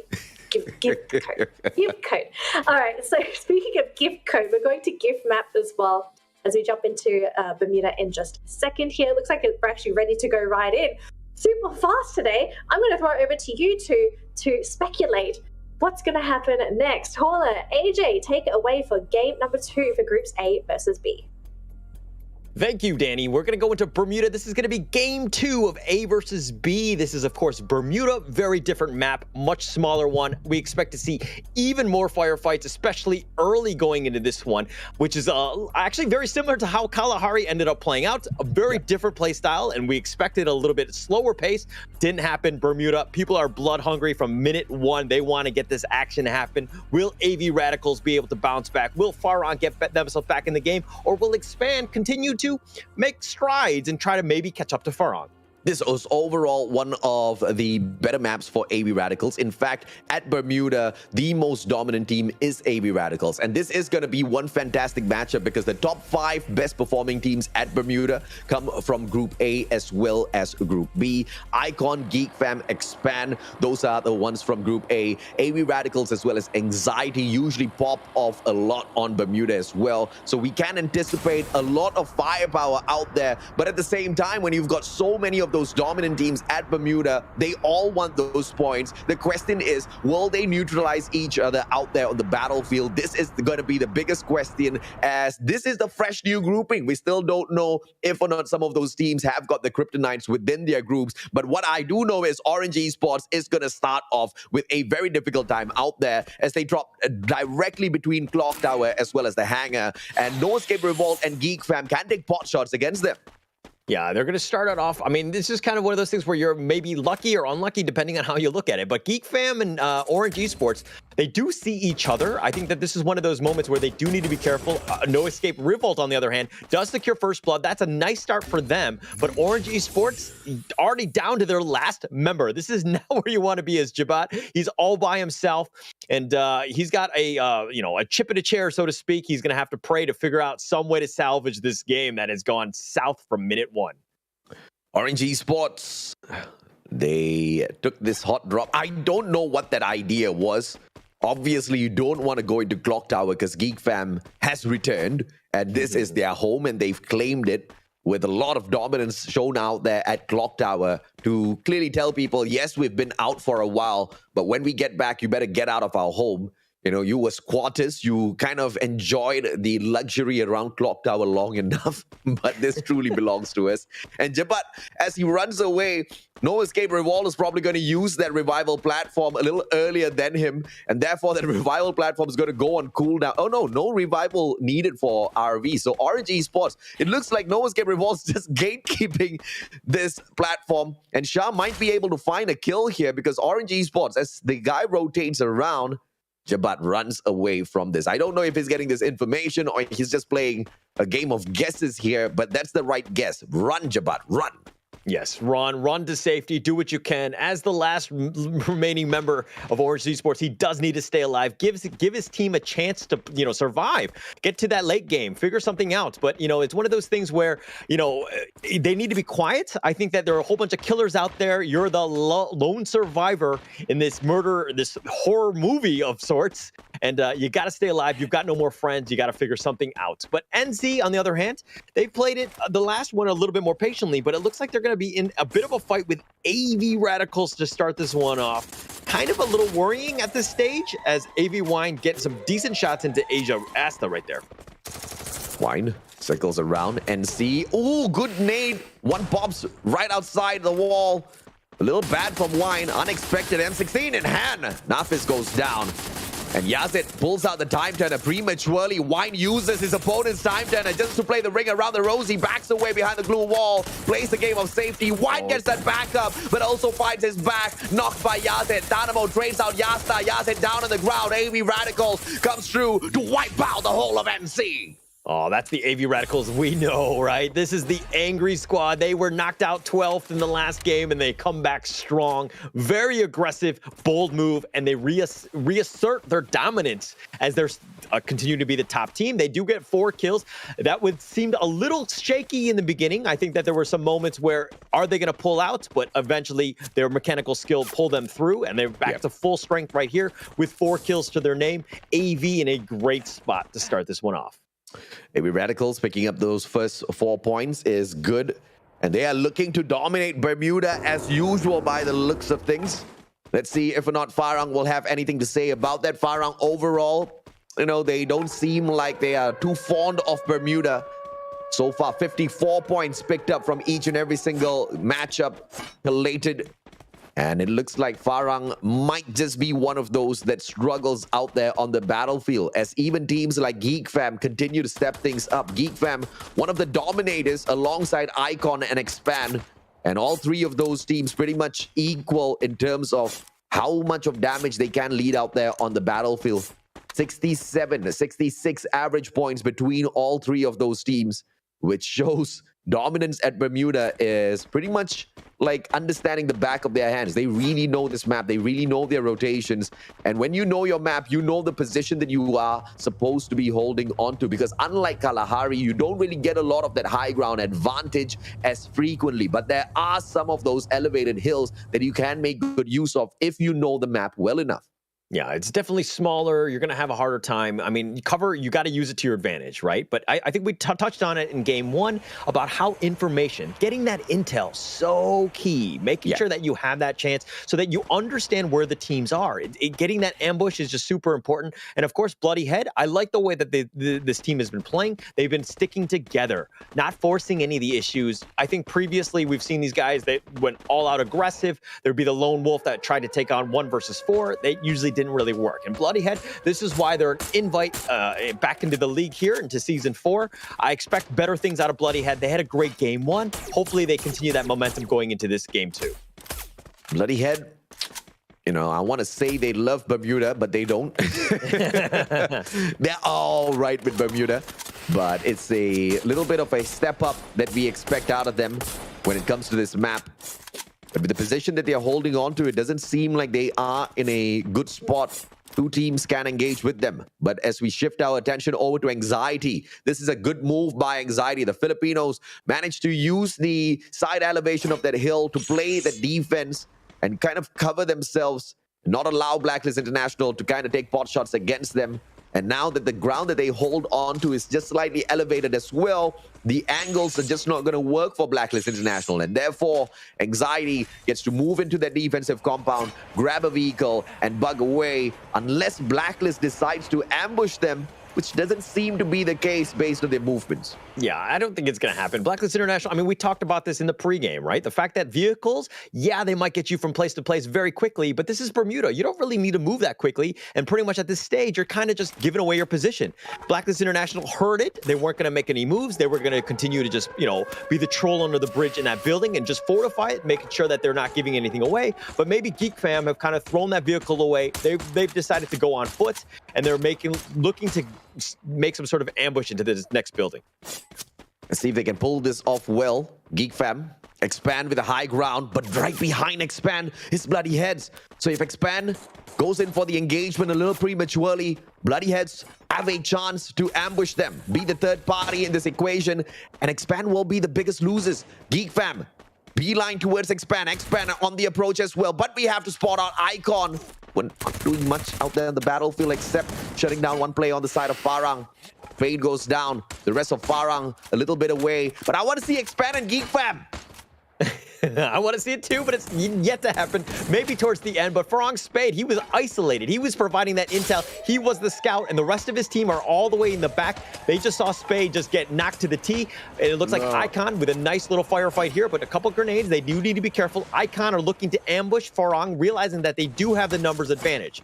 They're going to look to just ambush this all the way on the side. Eyes is making the first contact. Yeah, Farang's backing away. Expand still stays alive off screen. They've managed to take down 2 players of Geek Fam already. And now the third party on the way to interfere in this fight between Icon and Farang as well. So Icon and Farang, both teams need to finish things off quickly here. Back-to-back shots coming through. Jesbu manages to get the attack onto Eddie. Max 7 in hand. 4 Eyes has got the exact same gun. Into the time turner. Everybody rushes in. Jembal, the final survivor. Too Bad needs to be picked up. It's Captain versus Jembal. Can he pick up his team member? If he can, it's going to be a 1v2. Cap trying to make sure that does not happen. Too Bad still on the ground. And Jambal circles around. Max 7 straight into his face. And the time turner gets pulled out. Captain still survives. Jambal finishes off 4 Eyes, but that's the wrong aim. He needs to go for Captain. Finally finds him. Scrappy play, scrappy fight. But Too Bad doesn't bleed out. He still survives. Yeah, that was a crazy one. That was like a maze fight. The glue walls, they could not find the right angle. They couldn't get in, and Farang were able to just manage to survive that one. But it looks like Blacklist International now in a fight with anxiety at this stage, and it's just nonstop action. It looks like, Chessmen is going to retreat to safety. They're going to look to regroup. They've figured things out. Fear has been left for dead. It's going to be 2 members left of anxiety. They're going to figure out how they can proceed on this one. Zenop is not going to let him go. Glue wall keeps Chessman alive, at least for now. Zenop is looking to flank this glue wall. He does get knocked in the end by the grenade launcher, but Blacklist International are looking to find Kanoho and Chessman, the last 2 remaining survivors of anxiety. Let's see if anxiety can snuff out the players of Blacklist. Max 7, Kanoho goes into crouch. Double vectors! Can he get the shot? Yes, he can. The Max 7 just a little bit too OP. Front line, front and center. You cannot take those sort of gunfights, and Kanoho has the timing now to pick up his team member, but Fire circles around. The timing is perfect because he gets the information from the rest of his team members who are still alive, crawling around. No finisher just yet, and Kanoho runs in to his potential death here, has the Mag 7, just needs to spray and pray, but very smartly erects a fortitude of glue walls. Fire uses his glue wall against him, and as he hops on out, Fire takes the shot against Kanoho. Chessman heals himself up, but Chessman is especially when it comes to those long angles, and unfortunately the wrong guy was picked up on the side of anxiety. Yeah, wrong one there. Blacklist International playing that one very smart. They had the glue wall, they had the cover. He was able to just pick up his buddy. I mean, in the end, they had a decent number of grenade launchers, so that AoE damage is doing a lot of work. Blacklist International playing very smart and winning out on that team fight, which is actually massive for them because they need the points. They need to get themselves back in this one. Blacklist International have had a good day 1 in this second half of the season. Let's see if things can change here. Geek Fam, full squad once again. So all of that engagement with Expand didn't really hurt them too much. That's good to see. And Geek Fam as well as Expand stand a chance to continue their dominating runs inside of Bermuda. But what they have to worry with is the fact that AV Radicals, the most dominant team on Bermuda, is still alive and kicking. And they're pretty much in a safe spot. They don't have to move around too much. Bloodyhead just needs to be a little bit careful here. Expand as well as Bloodyhead. Both of them will be in a lot of trouble if AV Radicals pops off. And the only saving grace here can be if Geek Fam moves towards the left a little bit and engages with the players of AV Radicals. But they don't have a reason to. But yes, they are at the edge of the circle. They will be one of the first ones to move. But if AV Radicals engages with them, AV Radicals gets caught out on that circle. So there's just a tense moment with a standoff pretty much between everyone out there, waiting to see who makes the first move. And Expand catches Farang in the open grounds, and they try to shut them down one after the other. But Farang manages to move into a defensive compound. Nothing much to worry about for the time being, but Jembao pushes in a little bit too far, and now he's stuck in a tight corner against the rest of the players of Expand. Yeah, he's isolated. He's by himself, but he's provided vision. He knows that things are going on. The rest of the team, Spade and Jesvu, are going to stick around in that building, not let, they're hopefully covering his back at this stage. I don't know if it's looking that way, but Jembal all by himself, going for that crate, throws up the glue wall, keeps himself alive, at least for now. But Jembal in a fight. See if Jembal can finish things off. M8087, one of the best close quarters combat guns that you can use, but you have to be extremely accurate. Just a single pump. The shotgun will punish you if you miss those shots. Jesbo, on the other hand, charge buster timing crucial with this gun, and he faces 3 players on the side of Expand. And that SMG is going to be the death of him unless he can't get that accurate, well-timed shot. Jesbu just behind the blue wall here. 1 grenade tags him. That's the ice grenade. Behind, his partner goes down. Jesbu, I believe, final survivor of Farang. And the flank doesn't come through. Executed well by the players of Expand. 2v1. Jesbu goes down. Spade taken out by Too Fast as well. Expand with a clean execution of Farang.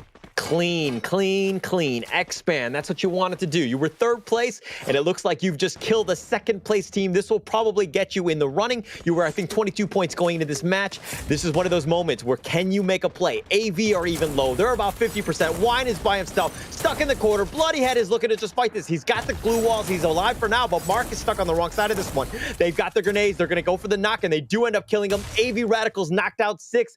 This is the time for Expand to make their move. Let's see if or not Expand can kind of back away from all of these engagements as Blacklist International takes the center of the circle, center stage. That's not going to be something that's too good for them. But thankfully, the next circle, Blacklist is at the edge and not at the dead center. All of the teams take the edge of the circles. Bloodyhead final survivor Morgana, but I don't think he's going to be able to survive for much longer. Oh, but Blacklist helps him out. Yasta taken down, and Morgana has a chance of survival, but takes himself out with the circle accidentally as he travels in a little bit too slow. And now Blacklist going in for the final finishing moves against the players of Geek Fam. Hakimi taken down, fires great shots with the Kar 98. And that beautiful shot out of the marksman rifle.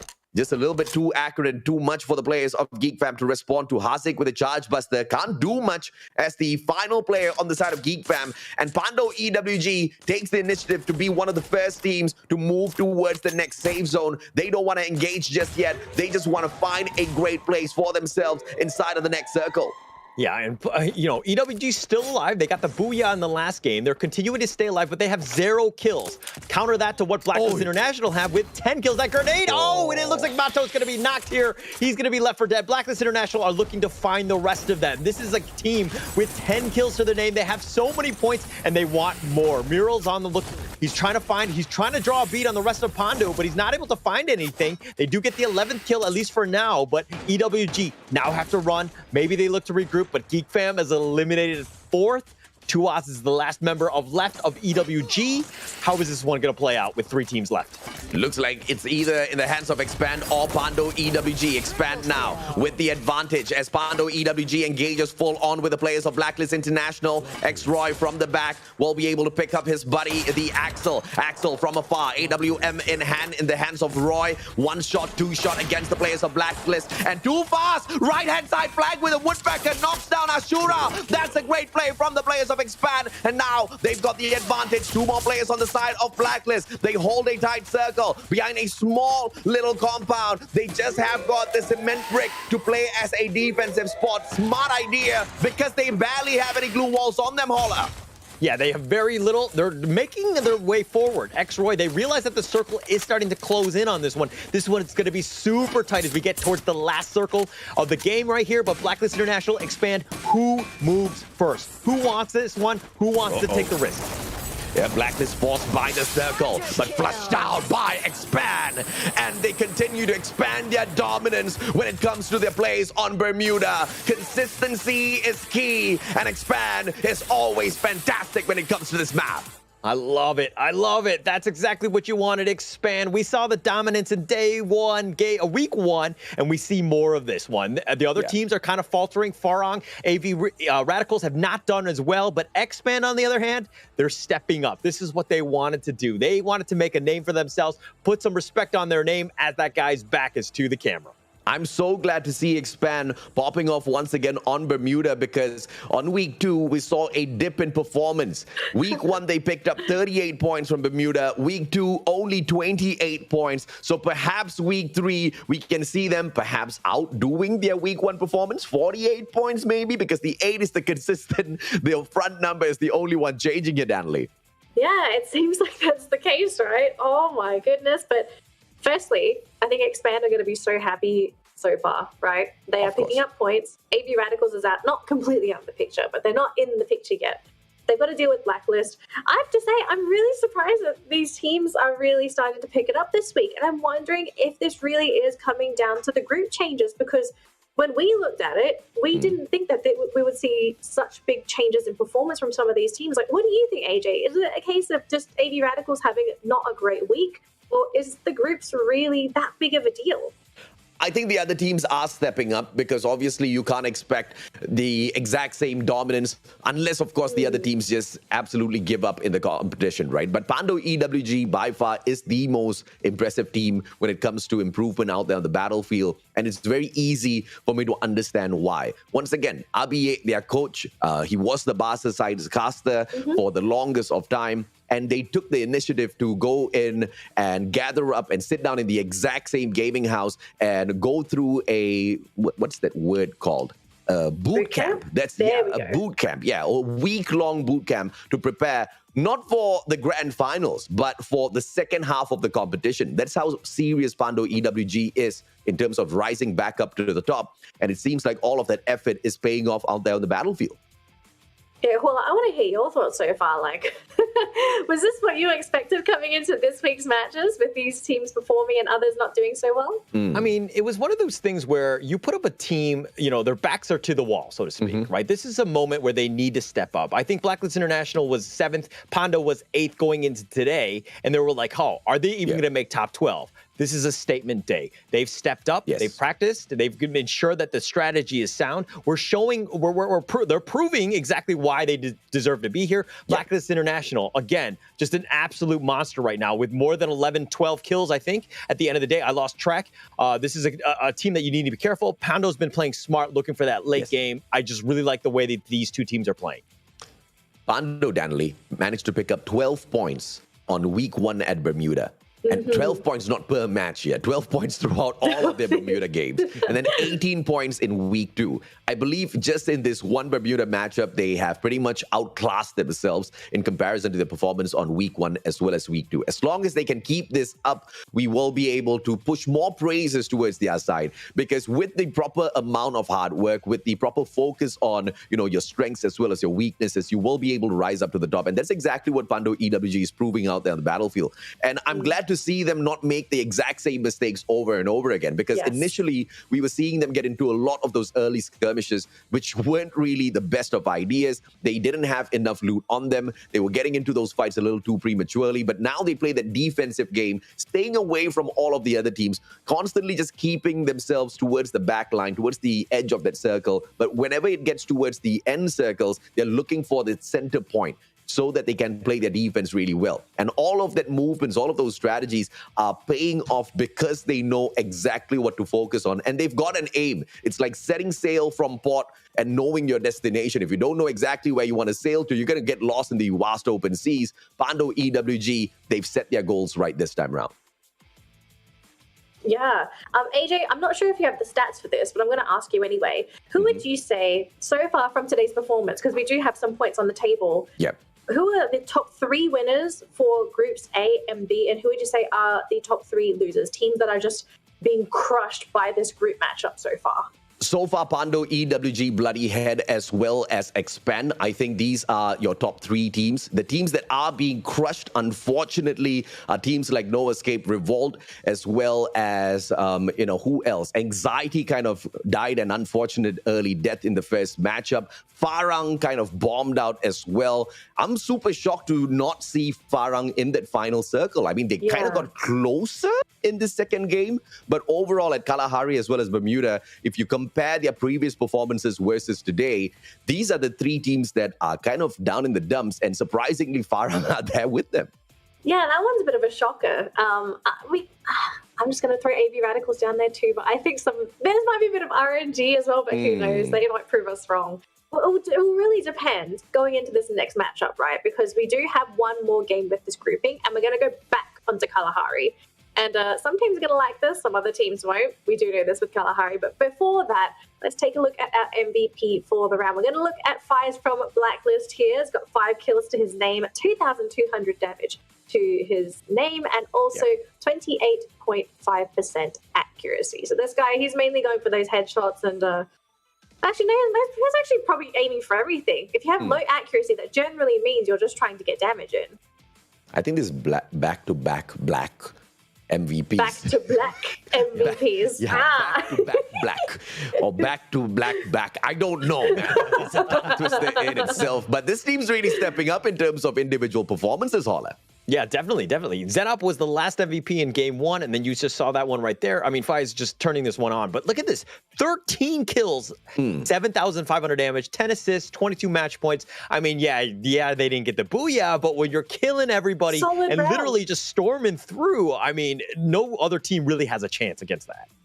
Yeah, I think Blacklist, they're just having a solid day today. And I really want to see if this will continue in their next matchup, right? Because this is just their first round. They've got another round with a different group later. So Blacklist, they're really impressing today. And I'm wondering if this is just going to be a thing.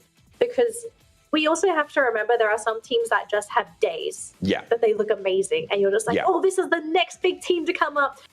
And then they go back to what happened before. And you're like, oh, it was a phase. It was a holiday. It was just a day. But very quickly, let's take a look at the standings here for that round. Expand going to be taking the booyah and have locked in 12 kills for the round, which means 24 points for the round for themselves. Blacklist in second place with 22 points. AV Radicals, not the best round, but we do have to remember kill points are what bring you back into the fold. And because they got 8 kills before they went down, they still rounded out with 13 points. So AV, they didn't die this round. They still got something, but it's not the typical AV round that we're used to. Bloody Head still keeping themselves afloat as well. I was a little bit worried about this team at some point, but starting to come in clutch with these consistent plays. So Bloody Head probably going to be looking to aim for that top 12 for sure. Farang, okay. I mean, this is acceptable. You got 8 points for the round. At least you didn't end up in bottom 3. Same with Geek Fam, Pando, very solid performance. They got no kills, though. That one's very interesting. We are going to take a look at the overall standings at the same time as well. And we're seeing a little bit of a shuffle here. Not much. We're not seeing too many changes. I think everyone's more or less stayed put. Maybe besides some of the teams that haven't played at all, but nothing out of the ordinary. Nothing out of the ordinary, but look at Expand making headway. Farang Esports 6 points away. Expand are making their way to the top. If they upset and they take over the MCP Season 3 winner of Farang, that would be pretty crazy going into the rest of Season 2, or sorry, the second half of the season. But Blacklist International also doing quite well. They want to ensure that their name is always in the top 5. They have 229 points. They've done quite well today as well. Yeah, I wonder if Blacklist is going to be able to catch up, though. I mean, the gap between 3rd and 4th is still quite large. I think it is possible, especially if they continue with today. But what are the chances of Expand just... I was going to try and do a pun, but I can't. What are the chances of catching up to Expand?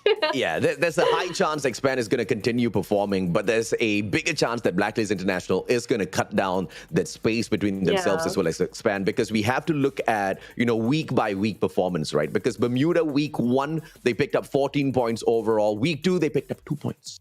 2. And here's week 3, 1 game, 22 points.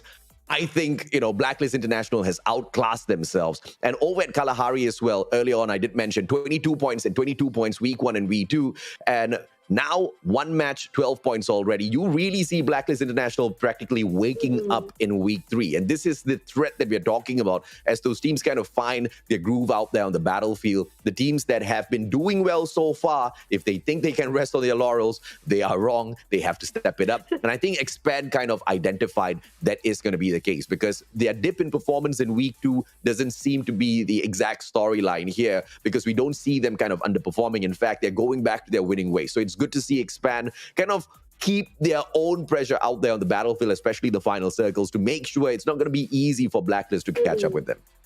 Yeah, and I'm sorry, continue. Sorry. One thing to add on is that actually, Expand and Geek Fam, both of these teams are in Group A. They actually play more games today than Group B, right? So if you're having a good day, you want to play as many games as possible, something that they want to do. And this is why, it's going to be a very fruitful day for, Expand and Geek Fam. I'm just worried if it's a day thing, you kind of don't want to explode on that single day. It works out for teams, but it's not very reliable. But what is reliable is that we're going to continue with our schedule for today. So Kalahari is just about to begin. We have a couple teams on our mind so far that are going to perform well in Kalahari. Are there any teams that are supposed to do well in Kalahari that really need to pick it up for this round? Because I know we do have a couple in mind. Farang! They took 3 points. Sorry. They're the most dominant one on Kalahari. They took 3 points in game 1. Yeah, so it's Farang. Yeah. That's the concern. Is it just a one-round thing, Farah? Hopefully it's a one-round thing. Fingers crossed. But there's a lot of things that we kind of wish is going to be a one-round thing, but yeah. We'll see if Farang's going to be able to pick it up. Anyone else besides Farang, actually, that normally does well in Kalahari that didn't do that well in our first game? I think Geek Fam did pretty decently. They picked up 9 points. They usually do phenomenally well at Kalahari in comparison to the rest of the teams. Axis Esports wasn't playing. AV Radicals, I guess you could say they kind of bombed out in that first matchup as well, because they're not the most dominant teams, but one of the dominant teams. So I guess AV Radicals and Farang. Oh, wow. Right. 2 of the top teams bombing out in the first match itself.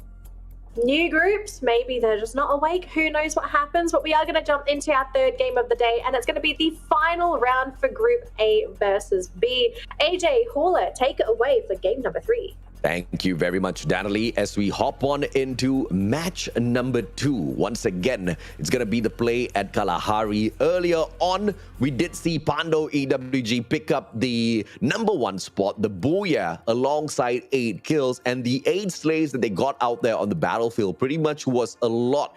And it was the most in comparison to some of the other teams. And Bloody Heads were the only ones who were close enough to them with 8 kills to their side as well. But usually, we do see a little bit more of those kills coming through at Kalahari, mainly supplied by Farang as they take that hot spot at Refinery. This time round, I have no idea exactly what happened to some of their plays. They just wanted to play it a little bit dodgy. They wanted to play it a little bit safe. But hopefully this time around we get to see a little bit more of that firepower coming through from Farang. But we will, of course, check on that in a little bit, Holler. In the meantime, Anxiety and Icon, they drop by the sub. Boy, hot drop against each other. Fura, AK-47 from the get-go, has to go up against the Farmers, a Kar-98, as well as what else do we have on the other side? I believe an AWM as well. So Fura is going to be in a lot of trouble here. Anxiety hasn't had the best of days in Kalahari so far. Earlier on, just 2 placement points, and 4 of those kills were all they had to sustain their battle. 6 points overall. A little abysmal if you look at the overall performance for Anxiety in the competition. And that previous match just didn't do them justice as well. So this engagement against the players of Anxiety, against the players of Icon, going to be extremely crucial, Holler. Yeah, definitely. I mean, it's one of those things where Anxiety really needs to step up. We haven't really seen too much of it. They haven't gotten a lot of kills. It seems like they're a little bit off the mark. I mean, they're the 10th place team going into today. They were a team that really needed to figure something out. They haven't found that strategy. They're running out of time at this stage. This is one of those things where it's not just about the statement, it's about doing well, but also getting yourself in an opportunity so that you have a chance to get those kills or placement points. It's absolutely massive to ensure that you stay alive, keep yourself in the running, because you don't want to be, outside of the top 12 going into day 2, at least going into tomorrow. Expand is the best performing team of day 2 so far with 40 points collected, 16 from Kalahari, 24 from Bermuda. And we expect Expand to expand their dominance a little bit more. They need to run away from the Blacklist International squad that's slowly waking up here, Holler. It's something that I wasn't expecting after 2 weeks of underwhelming plays from the squad. Yeah, definitely. I mean, it's a team that's rising at the right time or is stepping up, right? And figuring things out. You still have time. This is the second half of the season. Again, you have to look at things at like a clean slate, especially if you're in the, towards the bottom, if you're 17th, 18th, any of those positions. Because again, you just need to think about baby steps. Figure things out. What works for you? What got you here? Is it being aggressive? Is it being safe? Looking for placement points? Is it looking for, pickoffs, third party? You got to figure out what, the team, your team strategy is, because that will get you, you're playing to your strength, so to speak. As I say that, Kanoho getting some decent shots on the man. He's going to be fine for now, but I think that he's going to walk into chessmen at the end of the day. A good fire back by the players of Icon. Cap manages to put fear out of the equation, but it looks like Man has run out of those medkits already, and Kanoho runs out of bullets at the worst timing. Yet another glue wall erected, and Kanoho's just going to try to shut them down as well. Man basically has nowhere else to run, so he desperately is waiting now for a little bit of backup, but it looks like the rest of his team members are a little too busy. Oh, here comes that backup!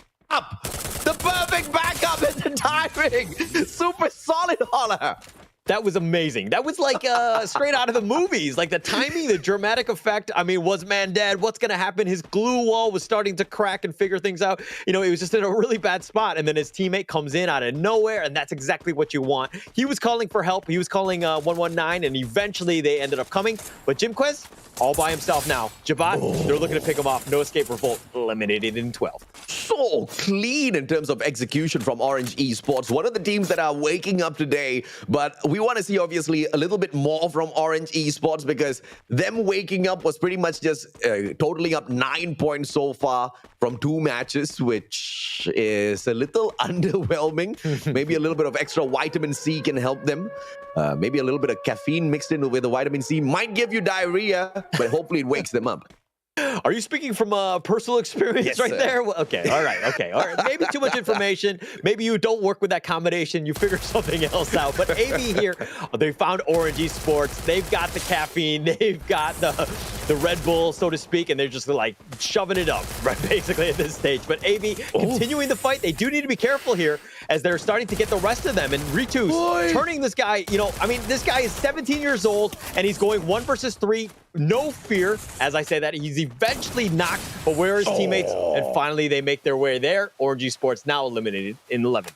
As clean as Orange Esports was, that's exactly what AB Radicals showed them, that you can be clean with your execution against a team like No Escape Revolt, but not against us. AB Radicals going back to their winning ways, and it looks like nobody else is at their compound to rush them just like how they rushed Orange Esports. So we can expect to see a little bit more of AB a little bit later on. But NC, on the other hand, holding on to a very close proximity with the players of Expand. This is going to be a problem because NC saw a huge improvement in terms of their performance at Kalahari earlier on. 15 points, and then they totally bombed out when it came to Bermuda. Only a single point they picked up. So they have to go back to their winning ways here. But against Expand, the team that made it to the final circle 2 times in a row against Expand, the best team of the day so far, picking up 40 points. Can NC survive this? Off-screen anxiety doesn't, as the players of Geek Fam spot them out in the open. Oh gosh, I'm hoping for NC to just stay alive, to figure something out, because they need the points. Again, it's about the underdog, just trying to get themselves back into this game. Geek Fam have been a monster. Expand, on the other hand, they're looking to make the flank onto NC.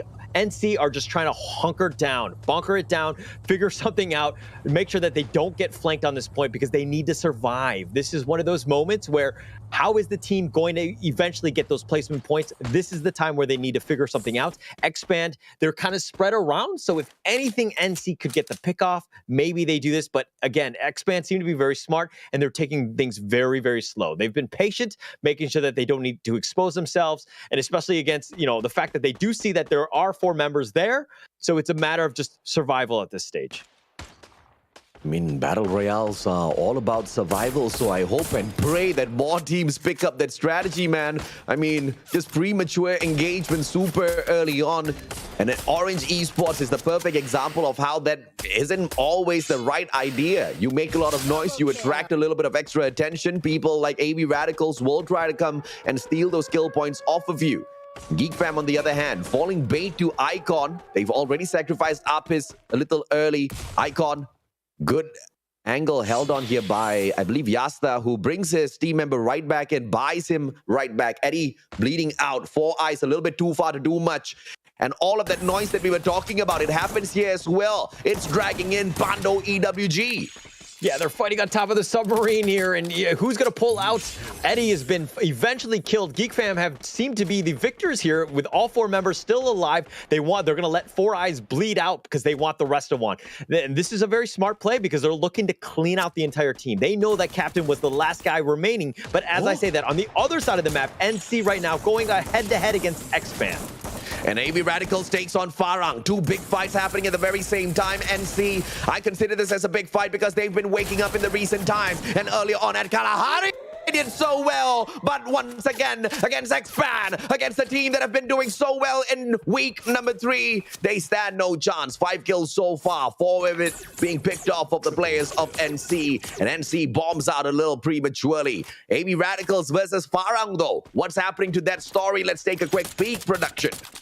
Yeah, let's figure things out. But Geek Fam, they found what they wanted. They got the kill onto Tuaz. That's going to be a nice start for Geek Fam. And they've got 6 kills. So Geek Fam doing Geek Fam things. This is what we expected from this team going into this one. It's nice to see them back into the league here, and they've done quite well. They've ensured that they've played together as a team, securing as much as possible. And again, they're 4 strong, especially at this stage of the 9-minute mark. With 8 teams left, that's exactly the prime position that you want to be. Another team that was been making headway was Blacklist International. This is a team that has gotten, 20 plus kills in the past 2 games. They have 0. They've changed it up. Different gear. Blacklist International, maybe they'll catch people off guard. They're looking for more placement points to ensure that they do get the points, and they haven't taken any sort of risk. I like the way that they are able to change things up. Blacklist International, very, very smart as they get themselves into the mid-game. Farang, high ground advantage as usual at Kalahari. Early engagement against AV Radicals. Looks like that was a long distance, long range combat that didn't serve either side well. Eastern Wolves gang, final nail in the coffin perhaps for Icon. And now as they try to find a good defensive compound for themselves, can also work with that zip line to reposition deeper in towards that platform. But Geek Fam's going to be a problem here as they try to pick kills off of the players of EWG. I feel like a couple of shots are already being sent towards the players of EWG. Manchai spots no one, just plays the game of safety, firing shot after shot. Apis should be able to spot them on this elevated ground. Farang, on the other hand, playing the usual meta, but Gemball needs to be revived before it's too late, Holler. Yeah, you definitely want to do that sooner rather than later, but they haven't been able to find the right vending machine and to be able to do that. They've got this nice high ground position. They do have the elevation advantage, and that's a great position to be in, especially since the circles are starting to get a little bit closer. They've been lucky with it, especially since the circle is in refinery. But it's one of those things where do you go and scout out, maybe you try to get the Gemball res before the end?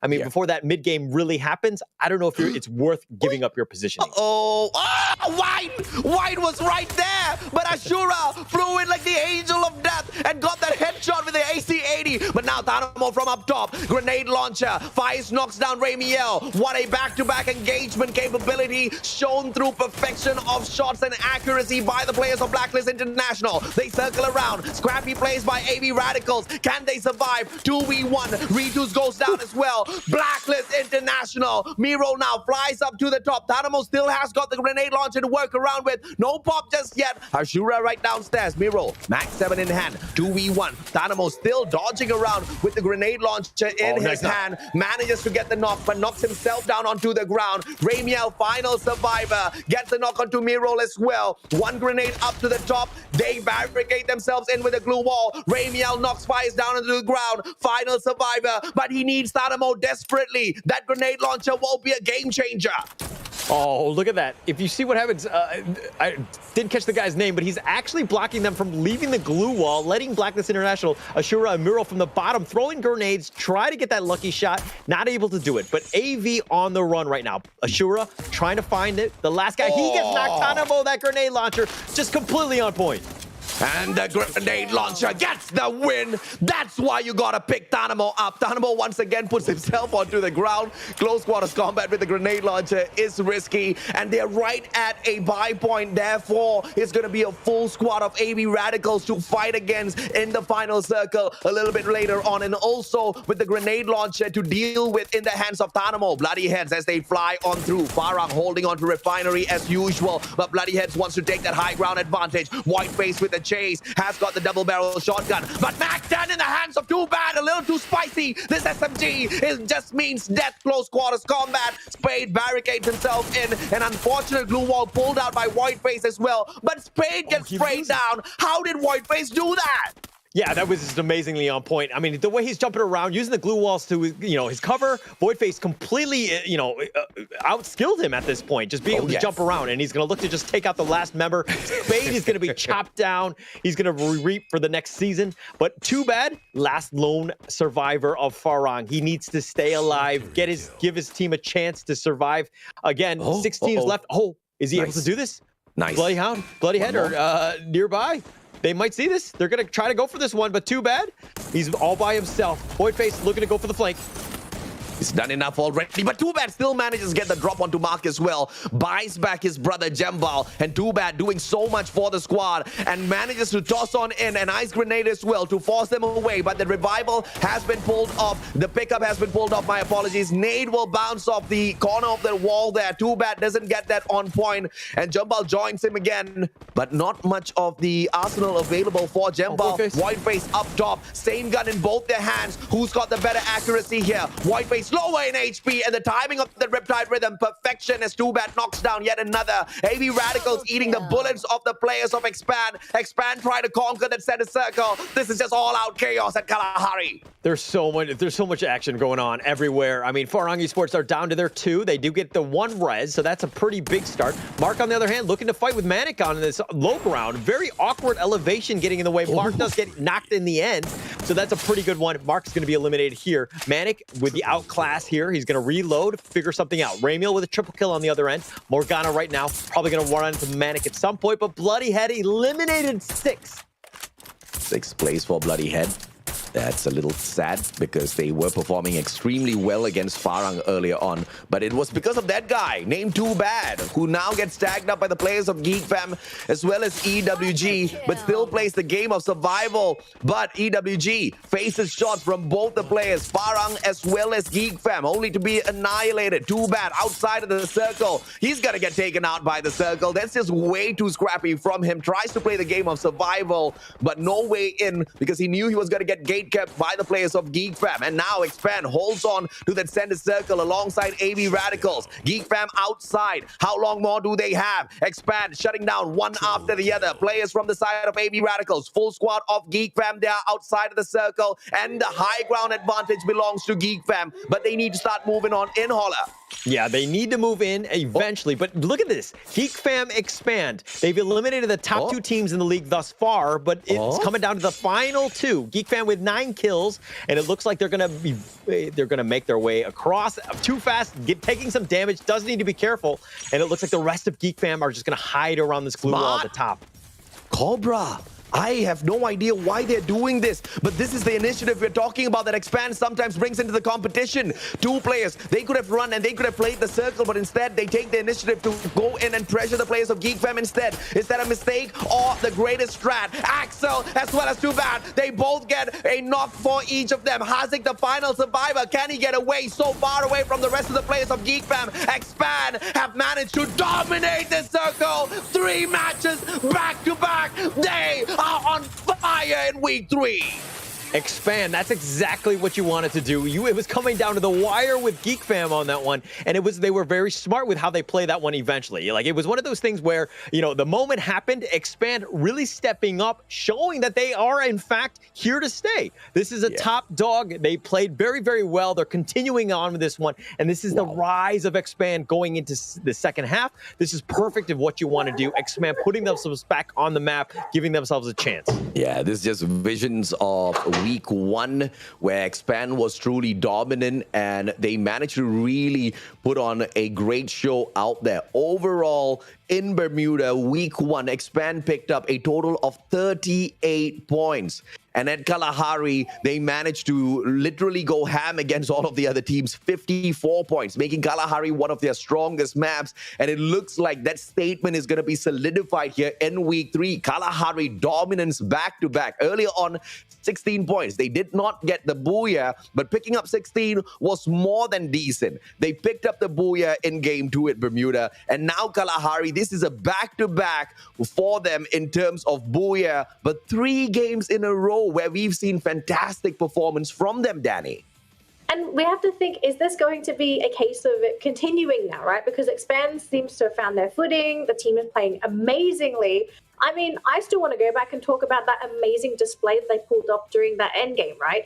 I think in a lot of situations, everyone would have just said, that's such a stupid idea. Why are you putting yourself at risk, running up the hill to try and poke at Geek Fam? It was genius, right? I think Geek Fam... it was. In most cases, I don't think you would expect your opponents to do that. You would think, oh, they're just going to hide in the compound because the compound is in that next circle. But, wow, let's quickly break it down because I think we don't often see these plays, and it's these plays when they pulled off successfully. This is what you see from top-tier teams. AJ, let's start off with the fact that I think it was Cobra, and who else was it that ran up? It was 2 from Expand that were actually coming in to try and coax out Geek Fam. It was Cobra and, was it Jay? It wasn't too fast. It was No, it wasn't too fast. It wasn't too fast for sure. And it wasn't the Axel. So it was Cobra as well as Roy. Yes, correct. Yes. So the 2 of them went in. They coaxed Geek Fam. Geek Fam, they were forced to... I mean, who was it Hazik that was on the on top of the building? He was the one that grappled to the roof. He was the one maybe to try and help his team get onto the roof. Everyone grappled through. It didn't happen. Yeah. Man, was it just a case of catching Geek Fam with their pants down? Because it really felt like that. I think the ambush kind of failed. Because when they rushed up, I was expecting Cobra to get a couple of knocks. It didn't happen. But what it turned out to be was a game of distraction played accidentally. Because usually when Cobra rushes at his opponents, it's to literally spray all of them down. He didn't find that opportunity. But what was found out there was the perfect game of distraction because all of the players of Geek Fam turned around to spot out Cobra to try to deal with the 2 players of Expand kind of rushing at them. And that's exactly when you saw Axel as well as Too Fast taking those spot shots from afar. They've got the defensive compound already. So it turned out to be a really amazing play. Now, I don't know if that was strategized or they just made do with that circumstance and the situation with the response out of Geek Fam in that final circle. But things turned out extremely well. If they had not played Cobra to push on outside of the circle, which is so rare to see any teams do in a situation like that, where they've only got 2 groups kind of going up against each other, I think it really caught the players of Geek Fam off guard. So even though that surprise attack did not work, the strategy itself managed to kind of get executed quite perfectly on the side of Expand. Yeah, anything to add there, Horla? Because it did seem like a moment of panic for Geek Fam. Like they kind of didn't know what to do in that situation. I think they were, the obvious strategy is just to stay, right? Play for the circle, make sure that you're in position, right? And I think that, I think for the fact that they completely caught him off guard, this is one of those moments where the captain is making a good call, right? He's been on comms, he's like, oh, we're going to totally throw them off. We're going to just go at them. We're not going to be able to play this one passively. We're going to take the fight to them. And Geek Fam at this point were completely caught off guard, did not expect them to be, the prey, so to speak, in this situation. And there's a reason why they lost on that one. Yeah. Oh boy, Expand. They're coming, they're rising. They might be able to really race for that top 1 spot because so far it's looking so good. But then again, we have to be honest, AV Radicals, they did much better this round. They pulled off some points, so the gap's not going to be as big as we would hope it to be, but it's still going to be a gap closed nonetheless. As we take a look at our MVP player for the round, I'm curious to see who gets it, and it's going to be the Axel from Expand with 6 kills to his name. Look at that accuracy. That is, I think, the highest we have seen so far, 64.3%. And that is Wow. why, we basically speculated that he is one of the best snipers that we have at the MCPS. And he's proving it out there with the statistics. Might not be as consistent as we want him to be in terms of the number of slays out there on the battlefield, but he's surely one of the players that are extremely deadly when he's got the AWM in hand. Yeah, don't let this guy spot you out. You're not going to be playing for very long. But we are going to take a look at the team MVP in just a second. And of course, it's going to be Expand. The team knocks out 12 kills for the round with 11 assists. Total match point is 24, 12 coming from the Booyah as well. And 6,000 damage. This is surprisingly low. So for Expand this round, it seemed like it was a case of the team just picking up a lot of those stray kills, those, I guess, stealing kills from other teams. Yeah. I believe that might have just been the case. But overall, this is the third MVP that Expand is picking up in the competition, which is quite phenomenal. You want to compare that to some of the other teams. Only 2 teams do better than them. That is Farang with the 4 MVPs and AV Radicals, of course, with the 10 to their side. But hopefully Expand can kind of catch up with the rest of them, right? We just need to see a little bit more consistency from the team. And when it comes to the points, today has been one of the most consistent days from Expand. Yes, absolutely. I think we were expecting this for the past couple of weeks. It didn't quite happen. We saw them explode during that one day, and then the team just faded into the background. But I don't think they want to be that side character anymore. They're looking to be the main protagonist of this story, and so far it's looking fantastic here for Expand. 24 points for the final game in Group A versus B. Geek Fam, however, managed to take second place with 18 points. AV Radicals in third with 17.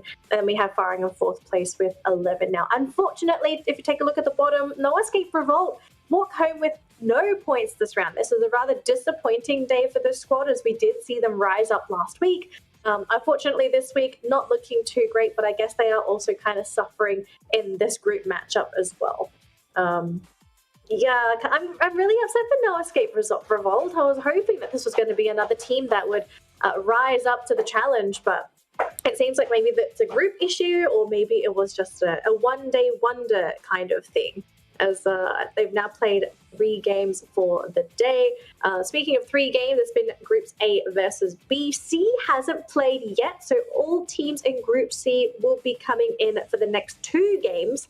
So if you're concerned about Access Esports and SAF and their positions, it's because they haven't played yet. So we are looking for some change here. But so far, AV Radicals still in first place with 395 points. They are still way ahead of the competition. But Expand in second place with 298 after their fantastic performance, actually going to overtake Farang, who was originally in second place, with now 291 points. So the gap between these two, it's not too big. There is, of course, plenty of opportunities for them to overtake each other, but so far Expand are looking much, much better today. And then Blacklist also doing rather well with 235 points after those 3 games. Just over Geek Fam, who's sitting on 233.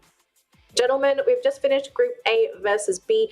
Teams in Group A are going to go and sit on the sidelines for a little bit, have a break, have their lunch, or maybe watch the game. It's up to them. But Group C is now going to step up to the plate and compete against Group B. Now, for Group B, we know that AV Radicals in this group, Farang is in this group. I think EWG is also in this group as well. Is Group C possibly the weaker out of the other 2 groups? Personally, I feel it's not as strong as A. I'm not sure about your thoughts. I think A kind of dominated a lot of the points from the first 3 matches. So I think Group B is going to be extremely happy moving into this next set of matches. So hopefully they get to pick up a few more for themselves. But to answer that question, whether or not we see great dominance between Group B versus Group C, I think they're quite equal. Equal. All right. Now, speaking of equal, we are equal with our viewers because we have a code on the screen right now. If you didn't notice, you should notice it right now. This is a free code to everyone tuning into the broadcast. If you claim this code right now, you'll be able to claim those 2 Sunscale Serpent Kingfisher weapon loot crates. This is totally free. You don't have to do anything outside of inputting this code into the game to claim this free loot. Thank you so much for Garina for making this happen. So if you haven't claimed it, claim it now. This code will expire at the end of today. So if you miss out, we have done our best to constantly remind you to claim those points. All right, let's have a quick recap of what's happened for our first 3 games of the day as we've just finished up Group A versus B. So for the first booyah of the day, it was Pando EWG to snag that first the first booyah on Kalahari. Expand, however, claim the next 2 booyahs. Firstly onto Bermuda and then secondly onto Kalahari. So Expand looking fantastic, but they're now going to be sitting on the sidelines because they were in Group A. We will see them a little bit later when they jump into A versus C. And we are going to focus now onto Groups B versus C as we return back to the sunny shores of Bermuda and then onto Kalahari for these 2 groups. Now, AJ, I think you brought up a pretty good point so far that a lot of these kills and booyahs have been going into the pockets of Group A. Yep. Now that we're going into B versus C, is it going to be B now rising up to the plate and dominating C, or is it maybe going to be both groups being able to equally take these points off of each other? We don't know, right? We haven't seen these groups play against each other. Yeah, but Group C has got kind of like a few big names that have been, abysmally underperforming. We're talking about Todap, we're talking about Sem9, we're talking about Hard to Get, and these are pretty much top teams of the past who are not really doing all that too well. But Group C also has got 2 pretty dominant teams, which is Axis Esports as well as Supreme Assault Forces. And Axis did very well in week 1. I'm expecting them to step up this time around as well. But Group B kind of, have been suppressed. Maybe this is the time for them to explode. Maybe, right? They could be keeping everything in and waiting for that Group C. Yeah. Now, Hola, I'm going to ask you for your thoughts a little bit later on because to our wonderful viewers, we are going to go for a quick 5-minute break. So if you need to, toilet, snacks, call your friends, watch these games together. But for us, we're going to go for a 5-minute break. We will see you after this. Nice.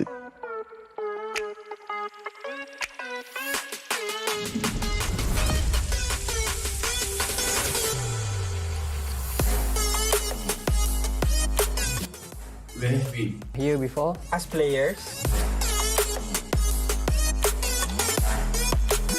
And as fans,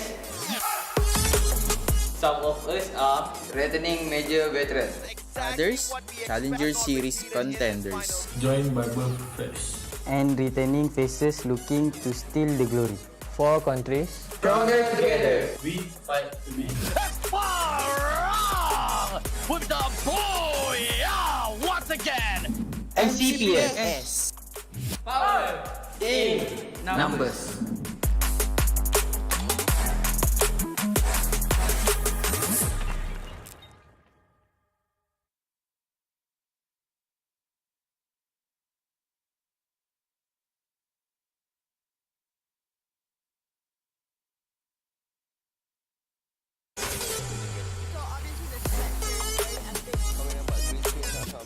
Where have we? Here before. As players, and as fans, some of us are returning major veterans. Macam-macam lah. Biasalah mungkin kan. Biasa saya lompat Burj Khalifa, KLCC, Gunung Everest, saya lompat. We had an amazing car, We fight to amazing win. people around us. Fire with the booyah once again. MCPS.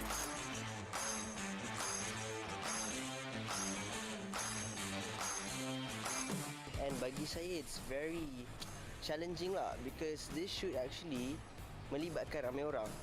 Seorang je dekat set ni, tak ada Dola, tak ada Zizan, tak ada Ismail. So bunga kena interact macam diorang ada dekat sebelah bunga. You really have to use your imaginations of what your surrounding is going to be like. Make sure our energy is leveled up with them as well. And we have to make interactions as well. Correct. So, it's a new experience for all of us.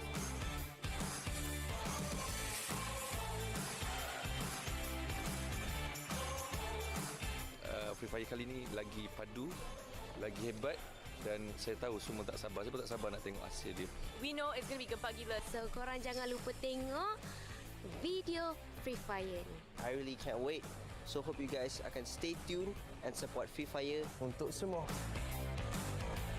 You guys pun akan play a big role in this video as well. So stay tuned. Zizan hari ni saya ingin mengucapkan Booyah!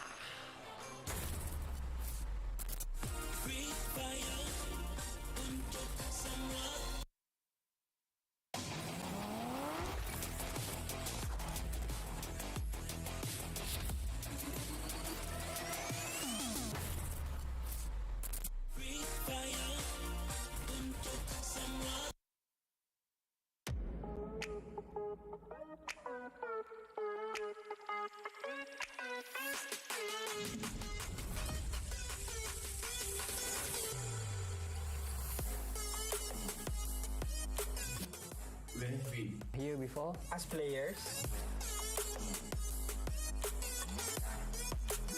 and as fans, some of us are returning major veterans. Others, Challenger Series contenders. Join by birth fresh. And returning faces looking to steal the glory. 4 countries. Stronger together. We fight to win. With the boy, once again. MCPS. power in Numbers.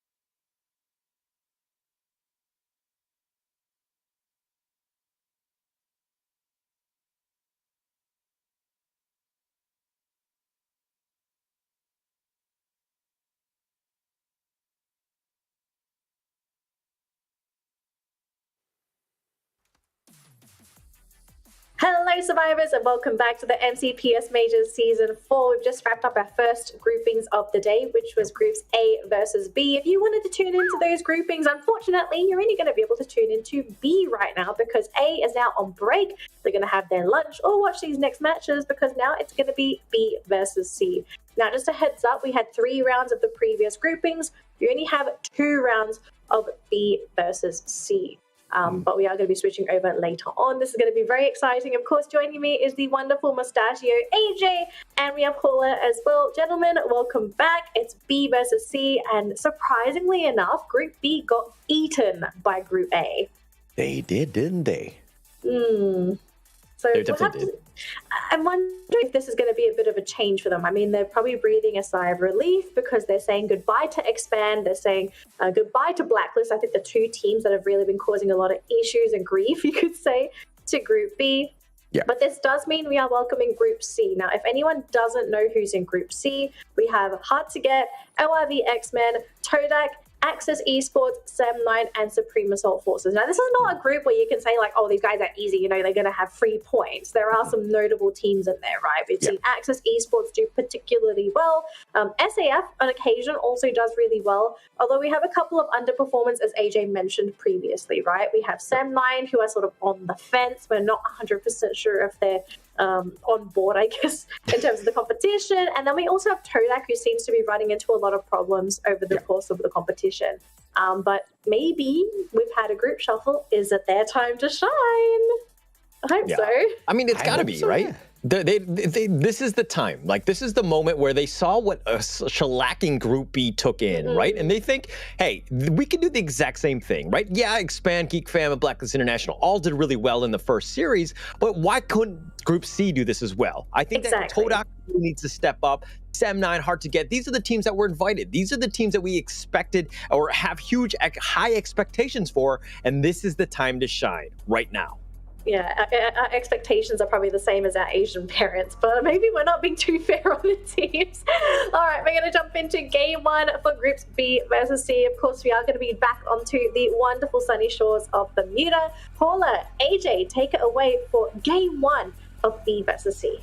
Game 1, B versus C. Thank you so much, Danny. We're going to go into this one. This is, of course, Bermuda, the smaller one. We're kind of just mixing it up with Kalahari today, and we're back under Bermuda. This is going to be the second time that we see it on stream today, but we're here now, and this is going to be up against B versus C. C hasn't played any games. Do they need a warm-up game, AJ, or are they just going to run into this one and just make a headlong, beeline for all the kills? I sure as hell hope they warmed up before even jumping into this lobby, because if they didn't, then, it's going to be quite an issue for them. Because Group B has had quite the thrashing already from Group A. They are more than warmed up. In fact, they are waiting to explode on Group C. So Group C better be ready to deal with all of that firepower, because mainly I'm looking at AV Radicals and Farang, right? Three back-to-back matches where we've barely seen them kind of step up to their usual form of play out there on the battlefield. You're looking at AV Radicals so far with just 32 points. And when you look at Farang, even crazier,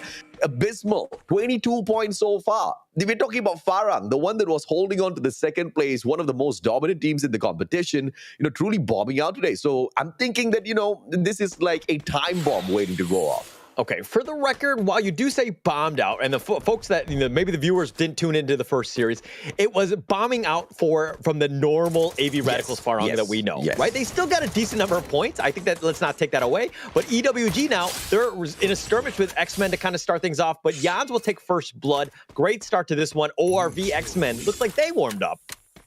Let's see if or not the players of Eastern Wolves Gang will be able to continue their very interesting run, because they started off extremely strong, and then game 2 and 3, they kind of fizzled out. I was expecting to see more from them.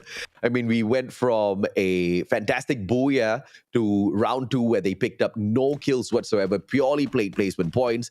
And then in round 3, they only picked up 3 kills and 6 of those placement points, which was very different from round number 1, where they truly popped off, both in terms of placement as well as kills. So they just have to prove themselves once again. Against ORV, the initial engagements were pretty decent, but as Shots now tries to chase them down, Jan brings Fires right back into the mix. ORV is a solid squad once again, but Eastern Wolves Gang wants no part of this battle. They back away into 2 separate directions here. One man down. They're playing the game of survival and revival. Let's see if Orange Esports can put an end to NC, a team that, just like the players of Pando EWG, started off hot here today and then fizzled out as well in matches 2 and 3.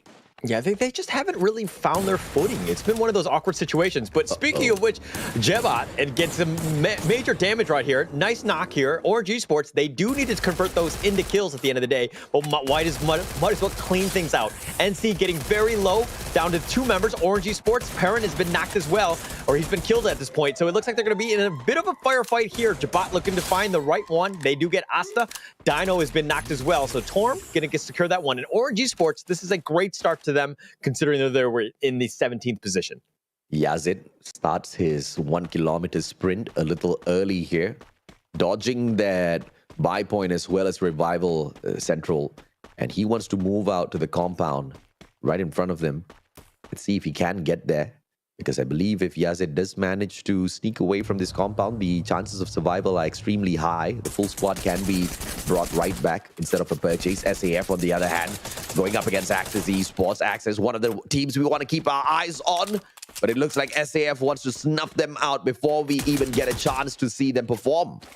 Yeah, McCrory with only 4 HP does get the nice shot. That's so difficult to deal with, especially from the roof like that. But, nice shot as well. And Axis Esports has been eliminated. SAF with 4 kills. This is exactly what we wanted to see from McCrory, and he's really stepping up in this high ground. Yeah, quad. And he knocks himself down. Stupid gravity. What am I even seeing? I mean, okay, whatever. He I guess deserves a little bit of a break. Not a foot that's broken, but a little bit of break from all of that firepower. The rest of his team members are there. The compound belongs to them, so McCrory will be back up on his feet in no time. Anxiety, on the other hand, I fear for them, because Toda comes in for the flush. A full flank from the left and right hand side, but Anxiety is the one that fires back, fights them down, knocks down a player. Kanoho down on the ground as well. Good trade back from the players of Toda, but Pedro, as he circles around, Fura has got the M1887, but straight into the hands of the players of Anxiety. 3v1 Pedro from the back, and it looks like the backstab is perfect. Pedro gets the job done. Toda, what a play! Oh, Todak, this is the Todak we know. I mean, they were second place in last year's MCP Season 3, and that's why. They're just very smart, very well coordinated, completely cleaning the house, that is, and hard to get here. Does get knocked here. 7-9, this is another team that we had big expectations for. Great start to them as they've got 2 kills. This is exactly where you want to be going into this one. Again, just get those baby steps with the kills. Make sure that you have something, a little bit of momentum as you get into that mid-game. Hard to get.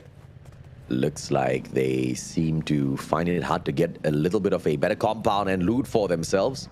Barely any glue walls on these boys.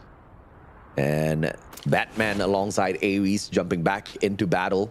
If the loot on the survivors were abysmal, the loot of these guys even more terrible, as they only have that secondary as they jump back into battle. Farang, right outside of the danger zone, keeping their good eyes on Sem9, who already have 2 kills through Man 04, but it doesn't seem like Sem9 wants to get super aggressive out there. Sem9 has just been the team that has surprised me the most here, Holler, because of what they've been able to do in competitions in the past. But now they are literally bombing out in the worst of fashions. Yeah, I don't know if it's a confidence thing or just the team is not on the same page, but it doesn't seem like Sem9 of old, for sure. There's something different about the team, and I feel like they're second-guessing themselves. I think it's one of those things where things have not gone well, and it's been sort of shaking. Oh, Hawkeye gets knocked here. Ritus just doesn't let him use the catapult at this stage. And AV completely cleaning house. As I said, that McCrory skirmishes with Wine. Wine getting a little bit low. The time turner keeping him alive. He does get knocked. McCrory's going to win this one out. Oh, but he gets knocked in return. Ramiel with a nice shot there. But how are they going to turn this one around? Tanamo and Ramiel are still within the vicinity. Yeah, a little too far away, but Tanamo can get the job done here. Long angles is one of his specialities, but we're going to hop on over to Eastern Wolves gang, who've pretty much cornered the players of Hard to Get, but they are the ones with the high ground advantage, and Forbits used that to perfection. Beautiful knock coming through, and the players at the very bottom, Hard to Get, Eastern Wolves gang. It looks like EWG will be the bigger winners in this engagement, and Forbits, the only survivor, tries to circle around. Jay-Z can be picked up here, but this glue wall is not the best. That angle from the bottom and from the back to get attacked as well, Eastern Wolves gang. Perfect shots. ORV steals them away. Yeah, that's one of those moments where you go for the res, but you didn't have that intel. You're just like, you just went tunnel vision. You're like, gotta pick up my buddy. He picked him up and then he just died. It was one of those things where you gotta make sure that you're safe before you make a play like that. And they actually paid with their lives right there. Unfortunate for them as they've been eliminated 9th. But now ORV X-Men. This is the last place team. We expected more out of this one. We need to see more, excuse me. This is a team, again, that hasn't really found their footing in the league. It's been one of those moments where when they've been in team fights where they've kind of, I don't know if they've just been unlucky or if it's maybe like a skill gap. I don't want to go that far, but they seem to be very pretty much on the losing side of these fights, and that's my struggle here with this team. But thank heavens we are playing at Bermuda. ORV does quite decent at Bermuda. Kalahari, on the other hand, is... let's not talk about Kalahari. ORV hates Kalahari. They really can't do much on that map at all. So on Bermuda is going to be the place where they will try to rise up to the occasion here and pick up a couple of extra points for themselves. 5 kills already in this round, and they're keeping up that sort of good performance at Bermuda. Week 1, 26 points. Week 2, we saw a performance increase at Bermuda with 32 points. And therefore, ORV just needs to show us that this time, week 3, they can pick up around 40 or more. So we can see the constant improvement from them. But I also want to see them step it up on Kalahari as well. Because once again, last week on Kalahari, they only took away 5 points, Holler, which is unacceptable if you're ORV. 5 points? No, I don't think that's acceptable at all. But maybe it's just the Asian dad in me. I expect more, right? I want to see them do well. I want to see them step up. They need to figure out maybe some ways to get some sort of easier points. Maybe just like hide in a corner for the entire game. Something just to kind of get yourself into the groove of just getting some sort of points so that you have a chance. Right now, they're so far behind. Yes, Orange Esports, NC have more points because they played more games, 3 more games in fact. But it's one of those situations where they don't want to get too much further back because it's very demoralizing for the team. And being on that last place when you're on the outside looking in, it's a very difficult place to be, especially morale-wise for the team. I agree, and they need about close to 45 points, I believe, to catch up with the top 12. And those 45 points are on top of whatever the teams who are above them can pick up out there on the battlefield. So it's quite the tough challenge here for ORV to qualify for the grand finals. But all of that damage was done in 2 weeks. They have got 2 more weeks in the league stage. So maybe we can see some sort of a miraculous improvement from ORV. Because I like the movement so far. They've been moving compound to compound. But, you know, once again, to echo whatever I said earlier on, this is Bermuda. This is where things are slightly easier for ORV. It's their performance at Kalahari that I really want to see improvement at. Yeah. And, I mean, they had an entire week to kind of practice, to watch the replay, see what they're doing wrong. It's one of those things where maybe we just didn't have the right strategy. I mean, you're up against some of these, like, these monsters of teams, and they're very difficult. They're gonna have set strategies in mind. And so now is the time to adjust, right? This is the second half of the season. You don't have much more time after this, but you've seen what the other teams have done. Now, how do you counter? How do you play that into your hand so that you have an advantage? ORV right now, they're sticking around. They tend to play a little bit more patiently. Let the teams come to them. They don't need to rush things, especially at this stage. It's still somewhat early. You don't want to get in that firefight one-on-one. You want to be the third party in going in so that you have that advantage. And it looks like they're kind of playing it to the T in that sense.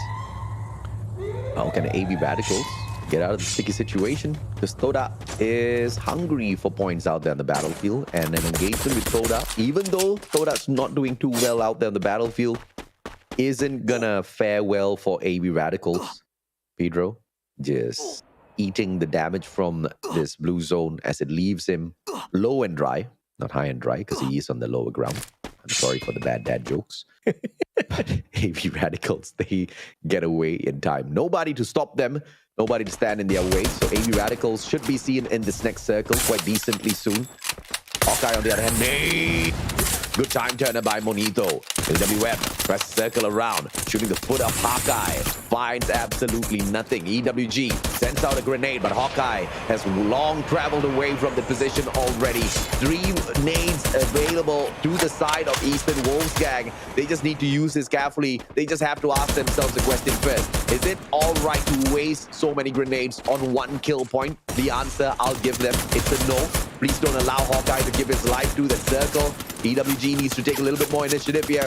Hawkeye doesn't seem like he is healing himself up, and therefore the circle will eat this kill point. Yeah, he's just going to sacrifice himself for that one, realizing that he didn't really have much of a chance. If anything, he did kind of, you talked about the fact that the utility was expended for this one, but as I say that, AV right now, in a bit of a firefight with Farang, #1 versus #3 now. How is this one going to play out? Farang, charge buster, 3-2s, flank from the right-hand side, double barrel in hand, flips it out, Wine taken out of the equation. Farang has got the advantage just because of that. But now Ramiel from afar, AWM shuts down 3-2s as well. Tadamo has got the grenade launcher, game changer. Tadamo, can he get that final shot? Spain the survivor, long range combat capability, but it is 3-2s with the final bullet in the chest of the player to take him down and out of the equation. And AV Radicals so far away from all of the rest of the teams, nobody's going to be able to third party them and punish them right after that heavy combat. And therefore, AV Radicals continues their journey towards that final circle. Yeah, AV Radicals, what did the doctor order? Group C. We'll take everything. Just like num, num, num, num, num. It's like free food. They've got 8 kills. AV Radicals have kind of stepped back up into this one. Maybe Group A was their kryptonite. As Group B now, they need to finish strong. They've only got these 2 more matches, so they need to ensure that they do get some points in this one. AV Radicals, that's the team that we know. But as I say that, ORV getting some decent shots on the EWG at this stage. ORV from afar, but smart time turners played by EWG. The time runs out, I guess, as ORV still finds all of their players, 2 to be specific. But Eastern Wolfgang returning fire, close quarters combat. And ORV seems a little bit softer this time round. View Can he go in for the pickup onto Tua? They need the game of numbers to play against the players of ORV, but the circle now leaving them high and dry. Tua, Biu running out of time. Yes, they survived just in the nick of time. One more second would have dropped them down onto the ground. Jazly's alive, and now ORV has to pay the price of engaging with EWG and pissing them off. Sem9 on the other hand, alive and kicking. In fact, they are the kill leaders of this lobby, looking for the final circle. But first, let's feast on EWG, they say. Oh, it was like a drive-through window shooting right there. Mano4 just making sure he picks him off. Pando and EWG eliminated in 5th. Sem9 completely on a different level today. 11 kills. They've been waiting. They are warmed up. They are good to go. They're looking for Orange Esports and AV as we get closer to the final circle. ORV Jazly all the way in the back, hiding around, waiting in the wings, seeing what sort of pickoff he can get. But Mano4, that glue wall keeping him alive. Tanamo drawing a beat on him. The timing of that Riptide rhythm just a tad bit off. And Thanamo misses a great big chance. Reduce down on the ground, instantaneously picked up. Orin has got the grenade launcher here to work with. He cannot go down, no matter what. Orin cannot die off just this early. This is grenade launcher versus grenade launcher. Thanamo versus Orin. Thanamo backs himself up with the barricades of blue wall, whereas everybody else focuses on taking down Orin because they know what they have to deal with. A grenade launcher if he is still surviving out there on the battlefield. Orange Esports with a decent performance, but ORV and AV both chip in to take down their players back to back. Two drop down onto the ground. Orange Esports has a grenade launcher as well. What in the world is wrong with the RNG this time round? Too many grenade launchers in this final circle. That's going to be all-out chaos. Wine with a Groza. Drop Storm. Orange Esports out in the 4th spot. It's going to be now between AV Radicals, ORV, and Sem9. But ORV doesn't have the numbers to sustain. The timing this time round. Sublime. Thanamo with a shot, but Wine down on the ground. Close quarters combat. The players of AV Radicals will suffer. Sem9 has a strong chance of picking up this booyah now, Holla.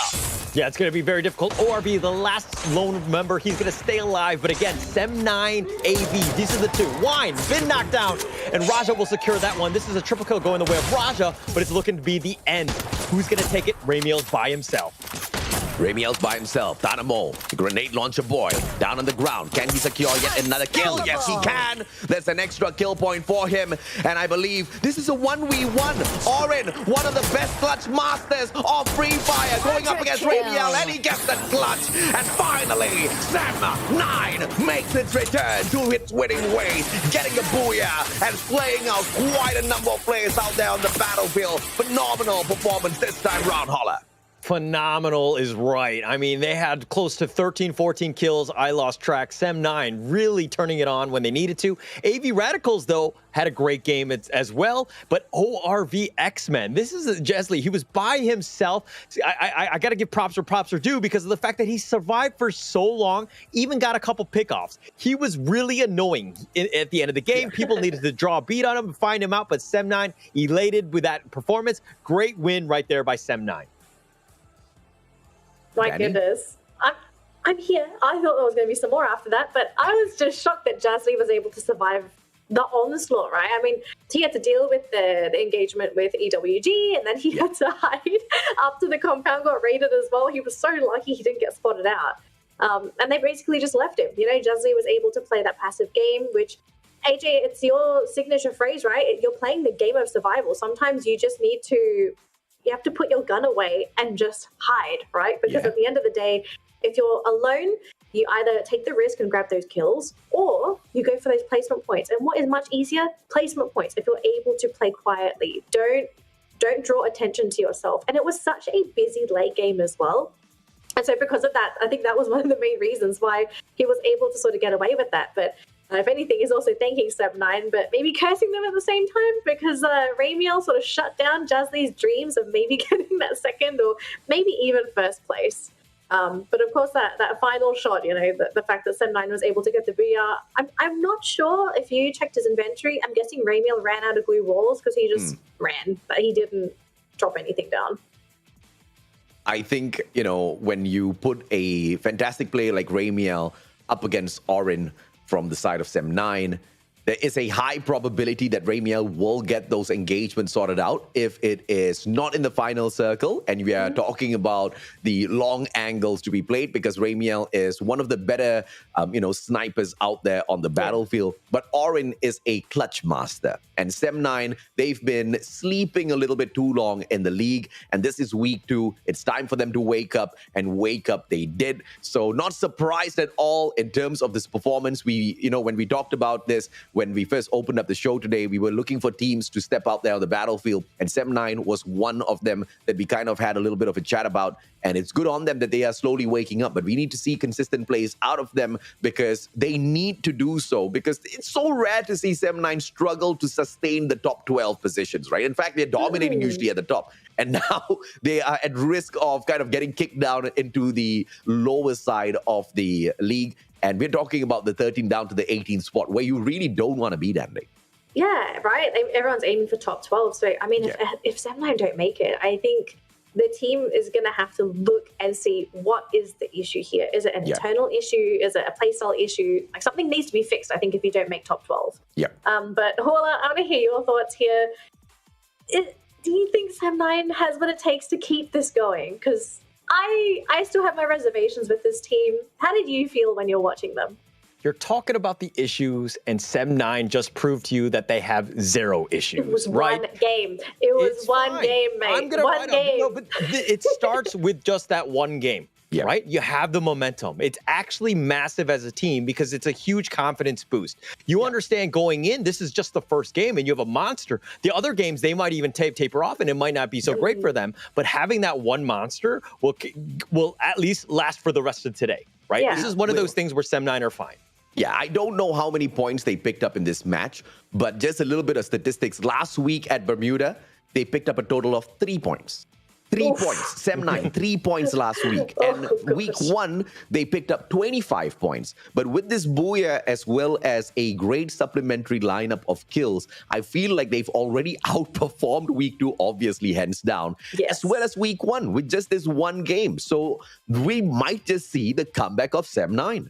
Maybe. This could be the sign. I mean, we just had the group shuffle. This is also their first game as well from the shuffle. So good things ahead for this team. I think last time I saw Ramiel's feed, I think the team was sitting on about 12 kills at least. I mean, they were sitting on a lot. So I think at this point we can maybe assume 20-something at least. Yeah. Which for Sem9, that's a big deal, right? They're not that high up the leaderboard. They really want to solidify their position. So whatever these 20 points are going to be, they're going to appreciate it for sure. But MVP, before we see it, any nominations? Who do we think it could be? I think it's going to be Ramiel. The guy was a little crazy out there, except for the final engagement against Orin, obviously kind of bombed out. And AJ, you prophet, you.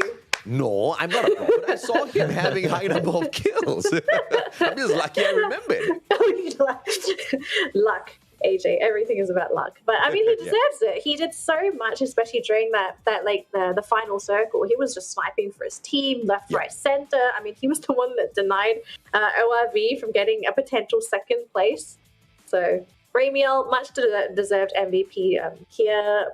Do you think it's also going to be AV Radicals to get the team MVP, or do you think that Sem9 might be able to snatch it away? Because both teams were sitting on a lot of kills. No, I think Sem9 should be able to drag this. What do you think, Holla? I think Sem9. I mean, it's the sheer fact that they got the Booyah. I mean, I think in terms of kills, AV might have gotten the edge on that one, but I think at the end of the day, it's going to come down to the fact that they got the Booyah in the end. And Sem9, I'm hoping just to get it going and to be a little bit different and to make things as competitive as possible going into these final games, that Sem9 do actually pull this one off. There we go.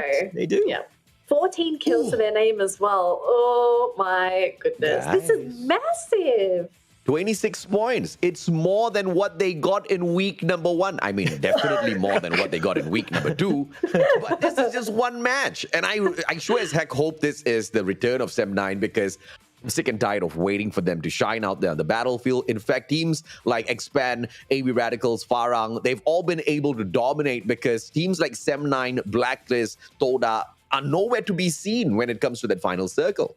I mean, the spotlight has been on a lot of other teams. Maybe Sem9, they need a little bit of sunlight, maybe some vitamin D to walk outside, get some spotlight, get your daily sunshine overdose, whatever it is. But I'm glad to see this team really coming up in this first game. And I think a lot of people are going to be walking into this next game with expectations, right? Can Sem9 continue with that momentum? Because as much as we want to give this team praise, it comes down to the consistency. Are they going to continue with this in the next matchup? But before that, 26 points here for Sem9 in first place. They got the booyah, the 14 kills. Oh, so delicious. This is going to be so helpful for them on that leaderboard. AB Radical's actually going to be pretty happy with themselves. Yes, they didn't get the booyah, but it's still 21 points. And that's going to push them much higher up the leaderboard. And poor Farah, they're hoping to catch up, but with 4 points after this round, it's not going to do too much. That gap between the two teams is going to be much, much larger. But ORV X-Men, they got third, but at the same time, they also got 10 kills. This team has got to be so proud of themselves after this round. Where is ORV X-Men on the leaderboard, actually? Does anyone have it open? They were 18th. They were last going into this one. So this is, again, a huge turn of events. ORV X-Men, just like, this is the team that nobody really expected. I mean, did you expect, like, they had 16 points on Saturday, 37 on Sunday last week. So these are both of them. I mean, we're going to have to see the overall standings here. All right, let's see if they managed to make a climb. All right, so unfortunately for ORV, they had a pretty decent round. They didn't make any moves, but, okay, firstly, there's a couple buts here. They haven't played any games beside this one.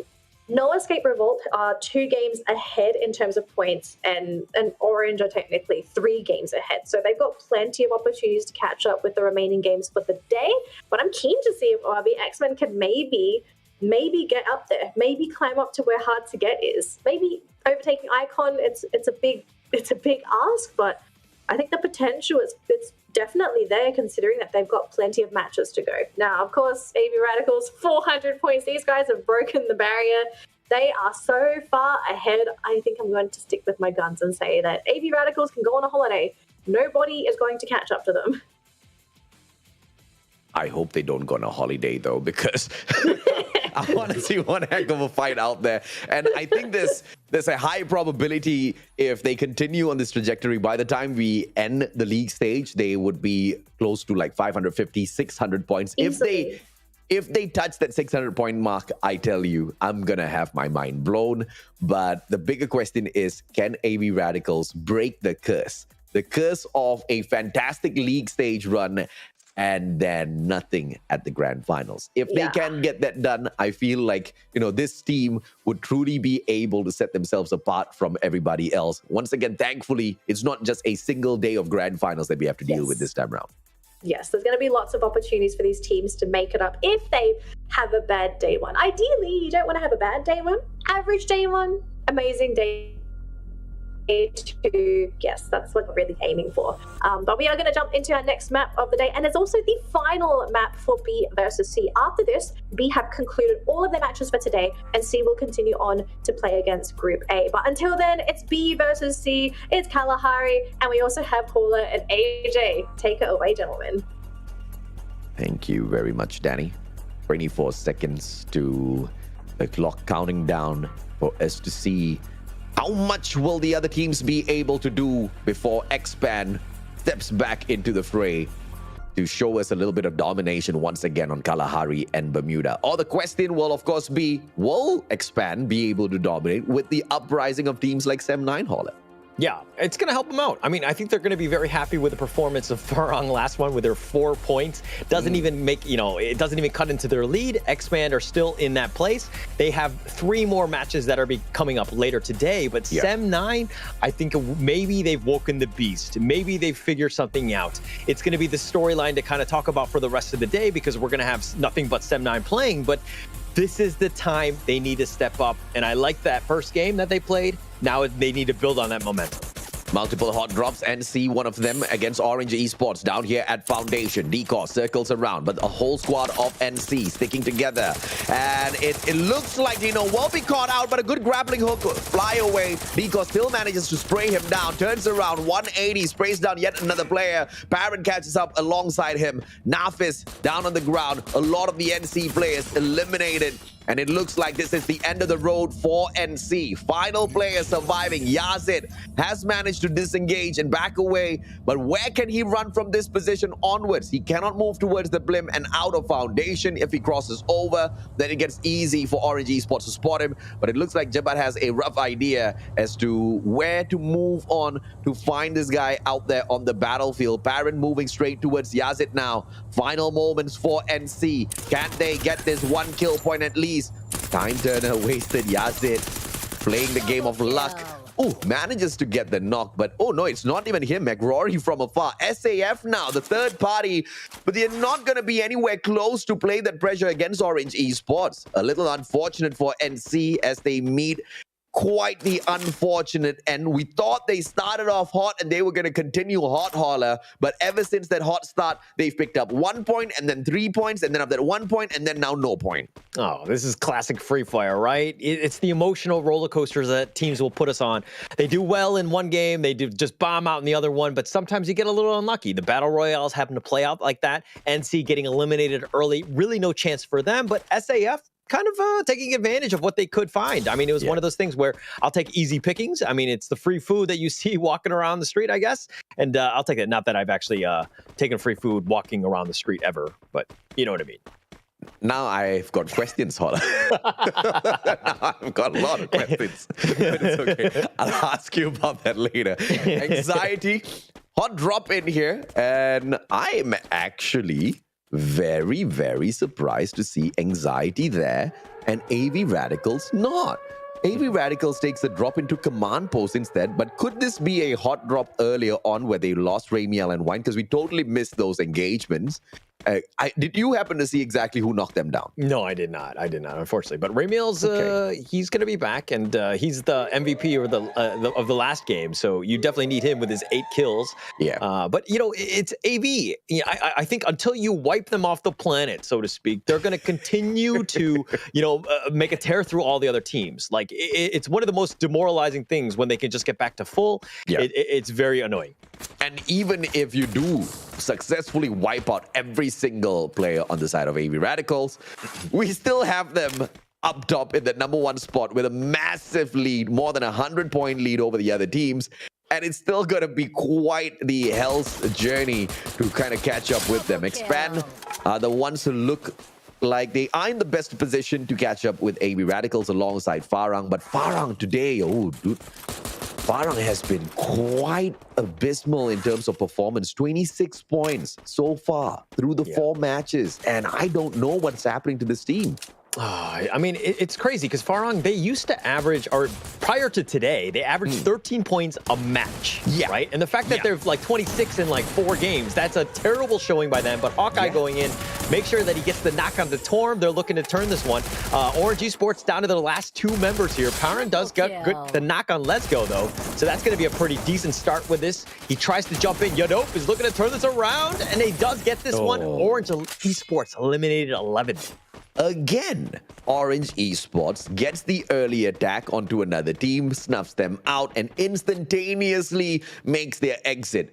So unlucky Orange Esports is. SAF spotted them from afar. Initially, it was just knocks, no kills coming through just yet, but SAF saw that as the perfect opportunity because obviously they hear those gunshots and they know that Orange pretty much has won out that battle already and they will be down in terms of resources. So that's the very smart move, smart decision-making from the side of SAF to take advantage of Orange Esports. But let's spot on over the players of the one and only Farang, who usually take control of Refinery. They don't have a lot of early engagements because almost nobody else takes a hot drop near Refinery. But this time around, ORV wants to be that team.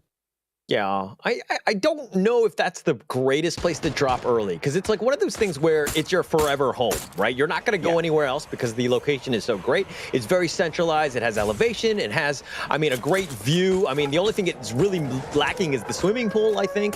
But yeah, it's one of those things that you want to stick around with. And unfortunately for them, they decide to just kind of play that troll under the bridge, make sure that they're in that one spot, making it very difficult to just for any of the teams to kind of walk by in this area. This time, Sem9 wants to finish off AV Radical super early and not deal with them in the final circle. And perhaps tapao all of the kill points as well as they shut down one of the more radical teams out there on the battlefield. Good nade. But Ritus has got the glue wall to work around with. So nade serves almost no damage whatsoever. AC-80, Dynamo execution by the one and only Fikri. Ritu spotted out as well. Ramiel, Fikri, can he go back to back? And I believe Ramiel only has a Mac 10 on him, which means he needs to wait for some of these Sem9 players to rush towards him. Close quarters combat, he'll be able to pop off. But long range, it's going to be to either the one and only Raja or Fikri. Ritus can't go anywhere. And now slowly anxiety from the back as well. The players of AB Radicals might just meet an early death here. And Raja's the one that sneaks away the shot. Can he get the kill? Aye! Stolen by Fura! We'll take that one. I mean, it's going to be on to... we'll take that one. Führer will happily take that one. But Ritus is completely wide out in the open. No real chance to get away from that one. It was just a matter of time of who wanted it at the most. And it looks like AB Radicals eliminated 10th. GGWP, man. The shuffle up of the groups seems to be hurting both Farang as well as AV Radicals. Now, who would have thought for them to kind of struggle in the competition? AV Radicals so far, I mean, they have been doing decently well in the past two matches, but now this is the final game that AV Radicals has from Group B. And they've lost their opportunity to perhaps just run away a little bit further from all of those that are hunting down the #1 spot. But I guess the damage has already been done. AV Radicals, the monsters that they are, have managed to pick up a total of 53 points in here today, not including the kills that they've secured in this round. So I believe that's more than decent in terms of performance. I'll take that. Or maybe they're playing it kind of like the hare and the tortoise and versus the hare, right? They're taking a little bit of a nap. They realize that they don't, they have a 100-point lead. They got this one in the bag. We're going to make things as interesting as possible. We're going to take a nap at least until tomorrow. So I think that they're just kind of making it interesting for all the viewers back home. And I think it is getting more interesting as we see some big teams bomb out intentionally or unintentionally. It gives the opportunity for some of the weaker ones to rise up to the occasion and prove their worth out there on the battlefield. Farang, not only do they have the refinery, but also one of those, I believe, signal towers that gives them an extra boost in terms of elevation.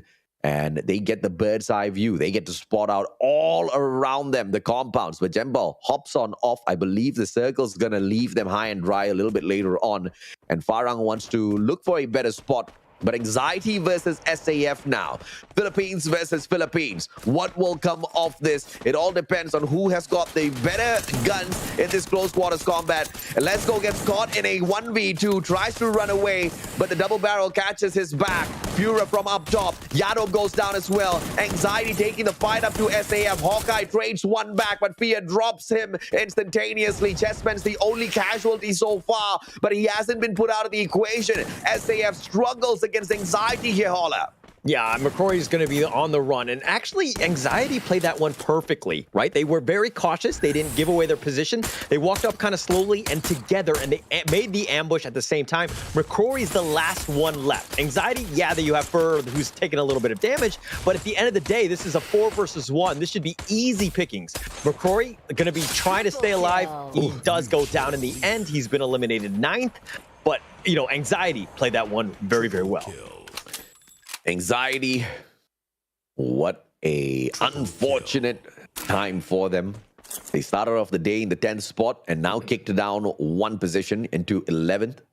Sem9, as they rose up to the occasion in the previous match, they have managed to secure the 10th place. Can they continue climbing up? Sem9's not too far away from players like Toda, SAF, or Axis.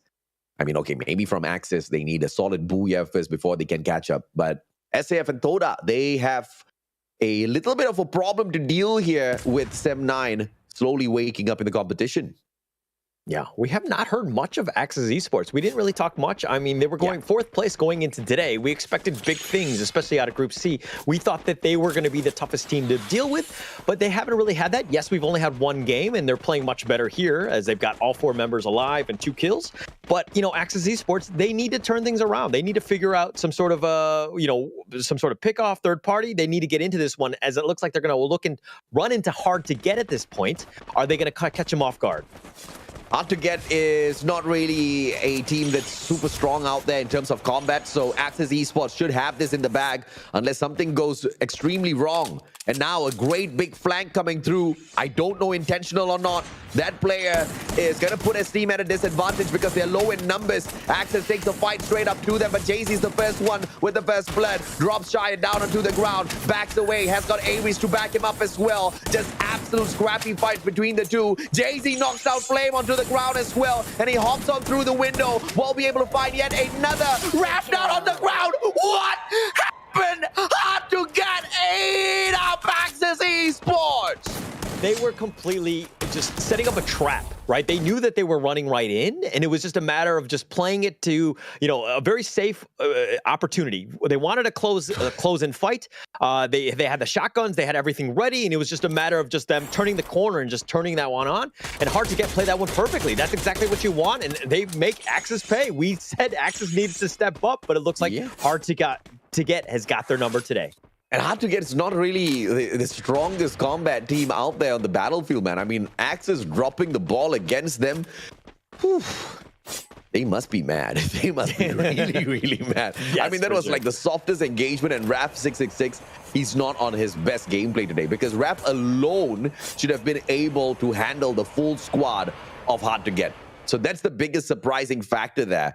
It wasn't the case. It was Jay-Z as well as Aries. Both of them had the M1887, which is one of the, I want to say, worst shotguns to use out there on the battlefield if you are not accurate. Because it's very strong when you are close to your opponent, but you miss one shot, and there's a lag between the first shot and the second shot. So you got to wait. And Jay-Z just kind of counted all of that lag of shots. And, with the low fire rate, he just had his movements back him up, hopping left, right, dodging all of the bullets. And it was just so fantastic to watch them take the fight up against Axis Esports. But I am shocked seeing the performance of Axis. Yeah, definitely. I expected more from that one, but Hard to Get, even when he was shooting the shotgun, he fired 2 shots, ran back into the corner, and his teammate was there to just cover fire. Let him reload, and just like the whole coordination with how things worked out, that was perfect, right? That's what you wanted in terms of a close fight.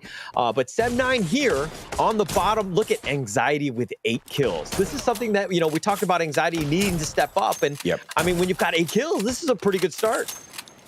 And Man04, ooh, good shot by Führer. Can he get another one? Man04 recovers all. Great plays with all of those glue walls. Kanoho now trying to keep a good line. Pops out a grenade. Is that a grenade launcher? 17 medkits in the hands of Chessman. I don't know what is he doing with so many medkits, but Jembal from the back, he's got a grenade launcher and eats up the players of Eastern Wolfsgang. Anxiety loses 1. Sem9 at a disadvantage with the lower ground, still were able to trade things right back out against the players of Anxiety, and now Anxiety turning tails and running away from Sem9 as they realize that this team is mental. They are so difficult to take down. Yeah, when you have 17 medkits, it's a matter of just surviving and then starting your own hospital at that stage. But it looks like nobody wants to deal with this. Too much sustain. They're going to run away. Sem9, but they're going to run into Farang here. Jezbu's on the high ground. He sees all of this. And this is the problem with Kalahari. Elevation is an issue.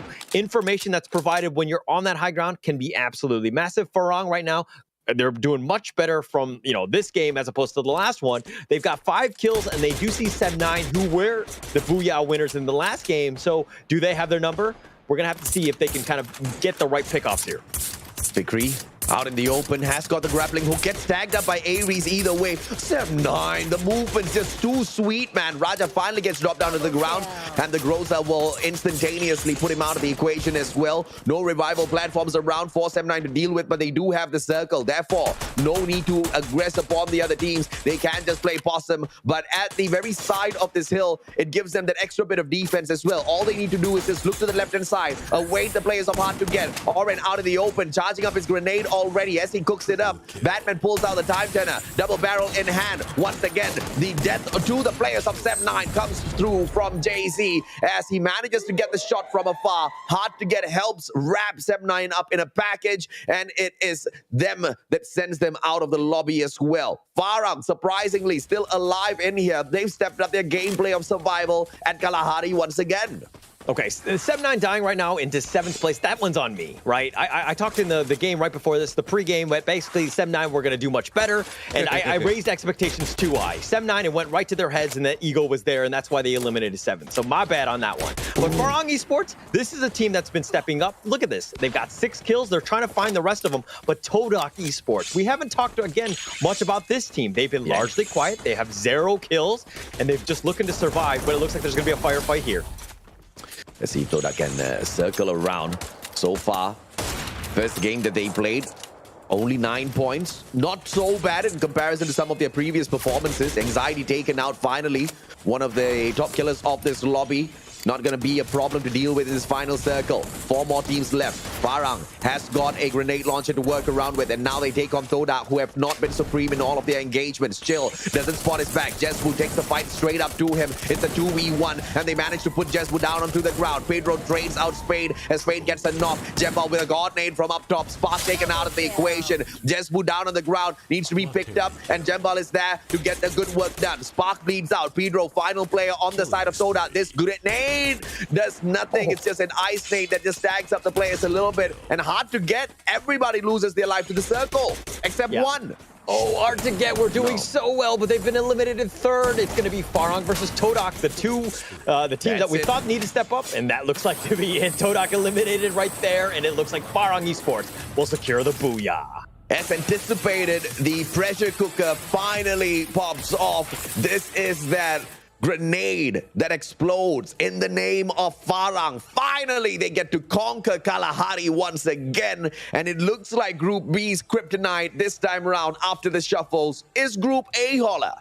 Yeah, back into it, back into it, back into it. That's what Farang needed. They needed that momentum. They had a rough time. We were actually making fun of them, but getting that booyah to end their day will be massive for them as they go into Sunday with that booyah. Yeah, and Danny, your thoughts on Farang finally waking up towards the end? I mean, it's good. I just was hoping a little bit more from Farang today. To be fair, it was a pretty tough day for Farang, right? They had to deal with Group A, who were absolute monsters. I was just hoping that they would be able to clutch out with all the Kalahari rounds for Farang, to be completely honest. The good news is, for Farang, they're not going to lose too much in terms of their performance today, right? They've still got tomorrow to perform. They're not really at risk of dropping down like 6 ranks, right? Maybe they drop down 3rd, at worst 4th, but even then I highly doubt that they're going to go that far down. So Farang, even though they've had a very lackluster day, I think they're in a position, they've set themselves up previously to be able to sort of have a bad day, and I think this is going to be the bad day. But hopefully we do see this team pick up tomorrow, because if they continue to sort of fall flat on the other maps, I might be a little bit worried, especially with the new groups, because we've seen if Group A is going to be an issue and Group C is seemingly a bit of a struggle as well. The consistency, it's not quite there for Farang. But yeah, not too bad. But I am kind of sad for Group B. I was really hoping for Group B to do much better today, but they just seem to be at the mercy of everybody else, it seems. I was surprised. I thought Group B was going to be feasting, but apparently this team is just going through this grouping is going through a famine. There's just not enough food, apparently. Yeah, I mean, when you look at Group B overall, you're looking at teams like Farang, AB Radicals, Anxiety, NC, Pando EWG, as well as Orange. And I feel like Anxiety really stepped it up this time around. AB Radicals, I mean, they were just the usual AB Radicals. But Farang, it was good to see them kind of go back to their winning ways, especially with the strategy, because we didn't really see them play the platform too dominantly, right? We look at Refinery, and we've been missing Farang's presence at Refinery for quite a bit already now. And I think they're just trying out something new. I think Farang's a very confident team. They know that they can get the job done at the grand finals, because you're talking about how 76% of the prize pool is waiting for the teams at the finals, right? Only 24% of the prize pool is here for the league. And I mean, I'm not being cocky on behalf of Farang, but they don't need to worry about that 24%. They just need to focus on the lion's share of that prize pool. We're talking about 70,000 USD out for sharing, 53,000 at the grand finals. Farang is aiming for that. So it's good on them that they're trying something different, but they're clearly finding that, okay, maybe we already had the best play in the first place and we just have to go back to that. And this is them just discovering those plays. Yeah, try something a little bit new. But Hola, do you have anything you kind of want to add here for Group B, as we are going to have to say goodbye to them today because they're done for today?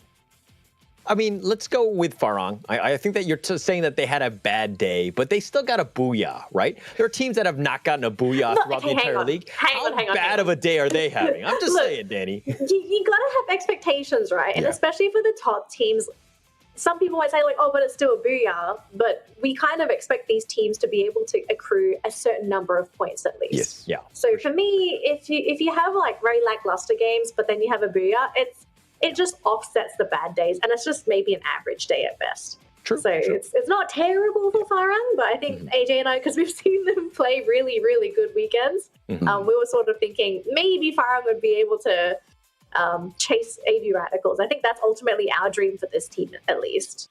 Yeah.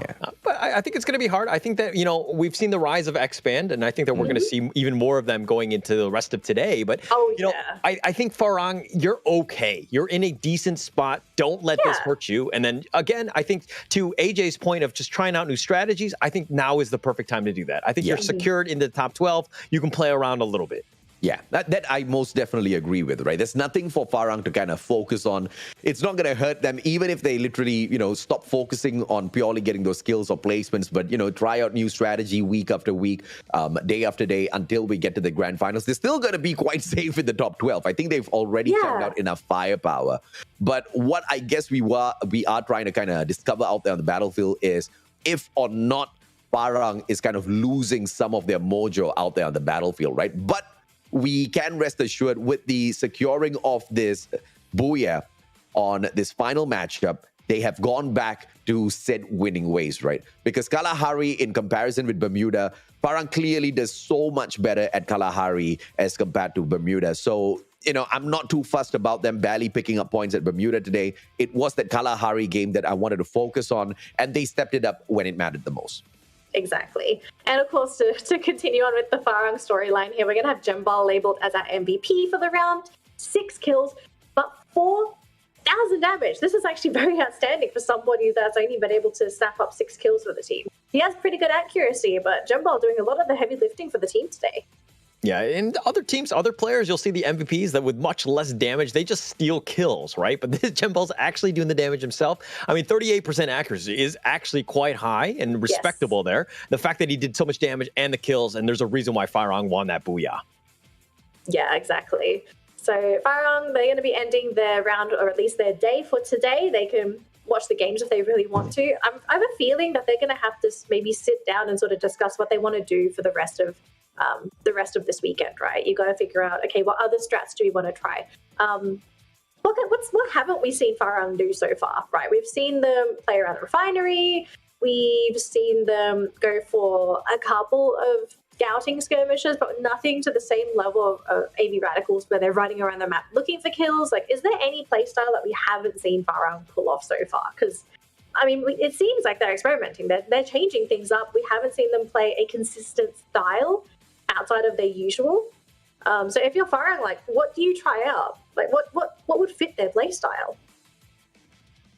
I think whatever that fits their play style, they have found out through the experiments already. Stick to refinery. You are going to be blessed with kills. So, and I think that's the play that they're going to be sticking with. But the risk here is going to be with teams trying to hot drop Farang. But thankfully, they've got the firepower on their side to, at the very least, scare teams away from attempting that too much. Most teams, there's a one team in particular that they might need to sort of bail on. And they're in the same group, which doesn't make anything easier, unfortunately. But here's the standings for the final game for Groups B versus C. Farang going to be taking home that 22 points for the team. Hard to get, going to be pretty happy actually with 19 points in the bag after that round. Anxiety with 14, Todek with 11, Pando EWG with 9, SAF with 8, 7-9 and ORV X-Men tied with 6 points. Orange and Axis tied with 5 points apiece. AV Radicals, unfortunately, with 1. Not so great for this team. And then lastly, NC Esports is going to end with absolutely nothing as they were not able to secure any kills. And here is the overall standings as we see the final results here for teams in Group B. Now, teams in Group A and C, they still have games to play, so we can expect some changes from these teams within these two groups. So we have Expand, we have Blacklist, we have Geek Fam, Axis, SAF, Kodak, Bloody Head, Hard to Get, Icon, No Escape Revolt, and OIV X-Men. So these teams are going to be playing the remaining 3 games today. Gentlemen, are there any teams that you suspect could be making a bit of a climb for these next upcoming games, considering that Group B is done? Okay. Who can make a climb? I think Geek Fam and Blacklist International are on quite a good run here in terms of performance. So maybe we can expect a little bit more out of them. Sem9 showed us that they can go back to their winning ways. So these 3 underperforming teams of the past, I'm hoping to see them wake up a little bit. Willa, anyone you want to throw into the pool? Hard to get. I mean, we kind of glossed over the fact that they were the team MVP of that last game. They got 18 points, was actually massive for them. This is a team that, you know, was struggling to get kills prior to today. They've managed to figure out some sort of formula that worked today, at least for that game. And I expect to see more of Hard to Get. They have plenty of space to make a move up to the top. Yeah. And to all of our viewers, before we go for our quick break, we do want to remind you that we have the giveaway code on the bottom of the screen right now. So if you haven't claimed it yet, do take a screenshot, type it into your phone, WhatsApp it to your friends. I don't know what you do. Make sure you get that code and share it with everyone that you know, because this code will expire at the end of this broadcast. There are absolutely no limits to the code. It's just the time limit. So make sure you claim it before the end of the show, and you'll be able to claim your goodies, which is going to be 2 Sunscale Serpent Kingfisher Weapon loot crates. Thank you so much to Garena for giving away all of these goodies, because if you missed out on today's stuff, we're going to have some more goodies tomorrow. So make sure you also tune into tomorrow's broadcast to be able to claim that code and also share that one with your friends. Guys, Group B is done. We're going to not talk about those teams anymore, okay? We don't care about them. We care about A versus C. And we haven't seen, we've seen these, okay, we've seen A and C play against Group B, but A versus C, what are we kind of thinking about here with these 2 groups? Because I think this is going to be super exciting. Yeah, I'm super excited for it. But they took a break. Expand, Geek Fam, Blacklist International, all of these teams did very, very well in the first series. Then they had a 2-game break. Can they continue that on as we go into the final series? It's going to be Group A versus C. Bermuda, Kalahari, back to Bermuda for the final 3. We're going to have to see how those 3 teams really continue that momentum. Yeah. Sorry, Daddy, go on. I was going to say that I've got my eyes on 2 teams very specifically for this next matchup. Or for the next 3 matchups, I have to say. Geek Fam as well as Expand. I think they have been quite dominant when it comes to Bermuda as well as Kalahari. Very consistent as well. And today, Expand has already hit hard. And I'm just seeing if or not Geek Fam can kind of measure up to them and hit hard in their own accord as well and pull away a couple of booyahs just like Expand has. But what would that response from Expand be? So that's going to be a great clash between all of these great big teams. But my eyes are mainly on Group A. Yeah, I want to throw another name into the pool, actually. Blacklist. Blacklist didn't do too bad today. What are the chances of them being able to overperform in A and C? Very quickly before we go for our break. Paula. I definitely think it's possible, right? We saw flashes of brilliance, right? Blacklist International was one of the most consistent teams today. I expect to see them do very well in these last 3 games. I absolutely agree. I echo exactly what Holler said. Blacklist has quite a steady chance of reaching to that final circle. I would say about a 65% chance. Wow, that's actually a really high chance. All right, so we're going to have to see if Blacklist is going to be able to keep up with the big dogs, because so far the team has been looking promising, but of course all eyes are going to be on Expand. This team has been on fire for their first 3 games. We'll have to see during these next 3 games if it's going to maybe be them dominating yet again, or maybe we could be looking at a new leaderboard leader. But we are going to go for our 5-minute break. So as usual, do whatever you need to do, but make sure you're back in 5 minutes to catch these last 3 games. We'll see you after this.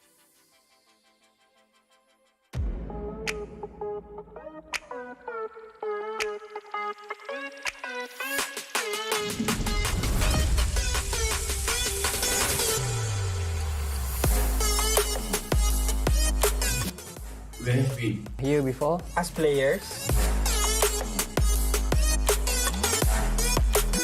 And as fans, some of us are Returning major veterans. Others, Challenger Series contenders. Joined by both fresh. And returning faces looking to steal the glory. 4 countries. Stronger together. We fight to win. With the boy, once again. MCPS. power in Numbers.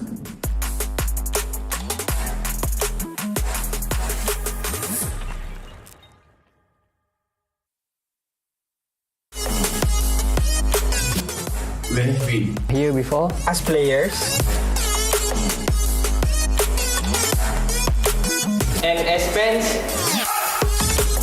some of us are Returning major veterans. Others, Challenger Series contenders. Joined by both fresh. And returning faces looking to steal the glory.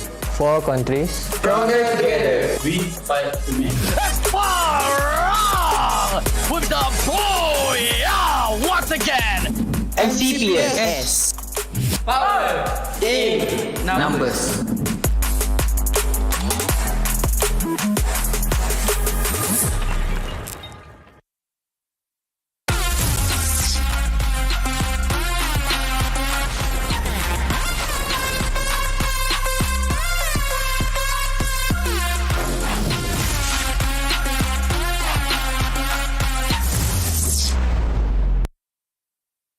So guys, what's up? Zizan Raza in the house. Hey guys, I'm Ismail Zani. Macam biasa, it's your boy here. Hai, saya Bunga. Hi guys, we are Dollar.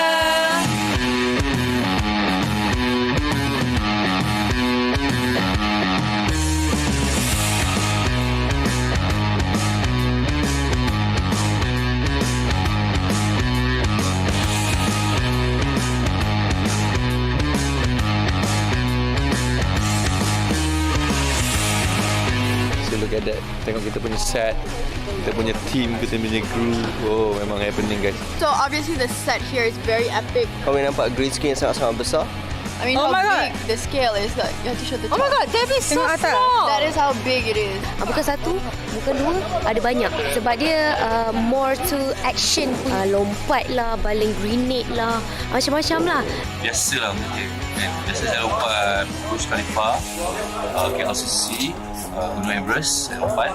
We had an amazing car, amazing set, amazing people around us as well.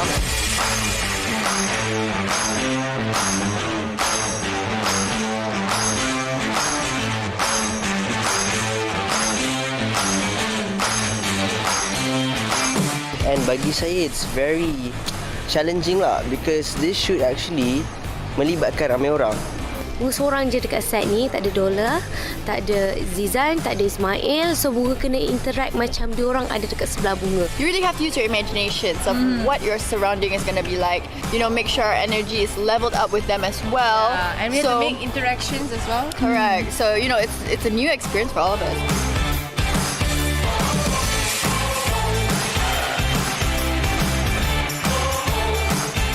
Free Fire kali ni lagi padu, lagi hebat dan saya tahu semua tak sabar. Saya pun tak sabar nak tengok hasil dia. We know it's going to be gempak gila. So korang jangan lupa tengok video Free Fire ni. I really can't wait. So hope you guys akan stay tuned and support Free Fire untuk semua.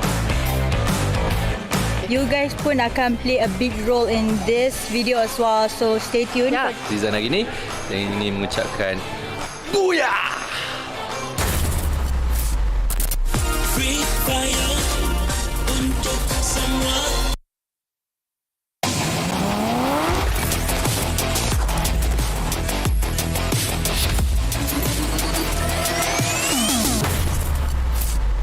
Free Fire untuk semua.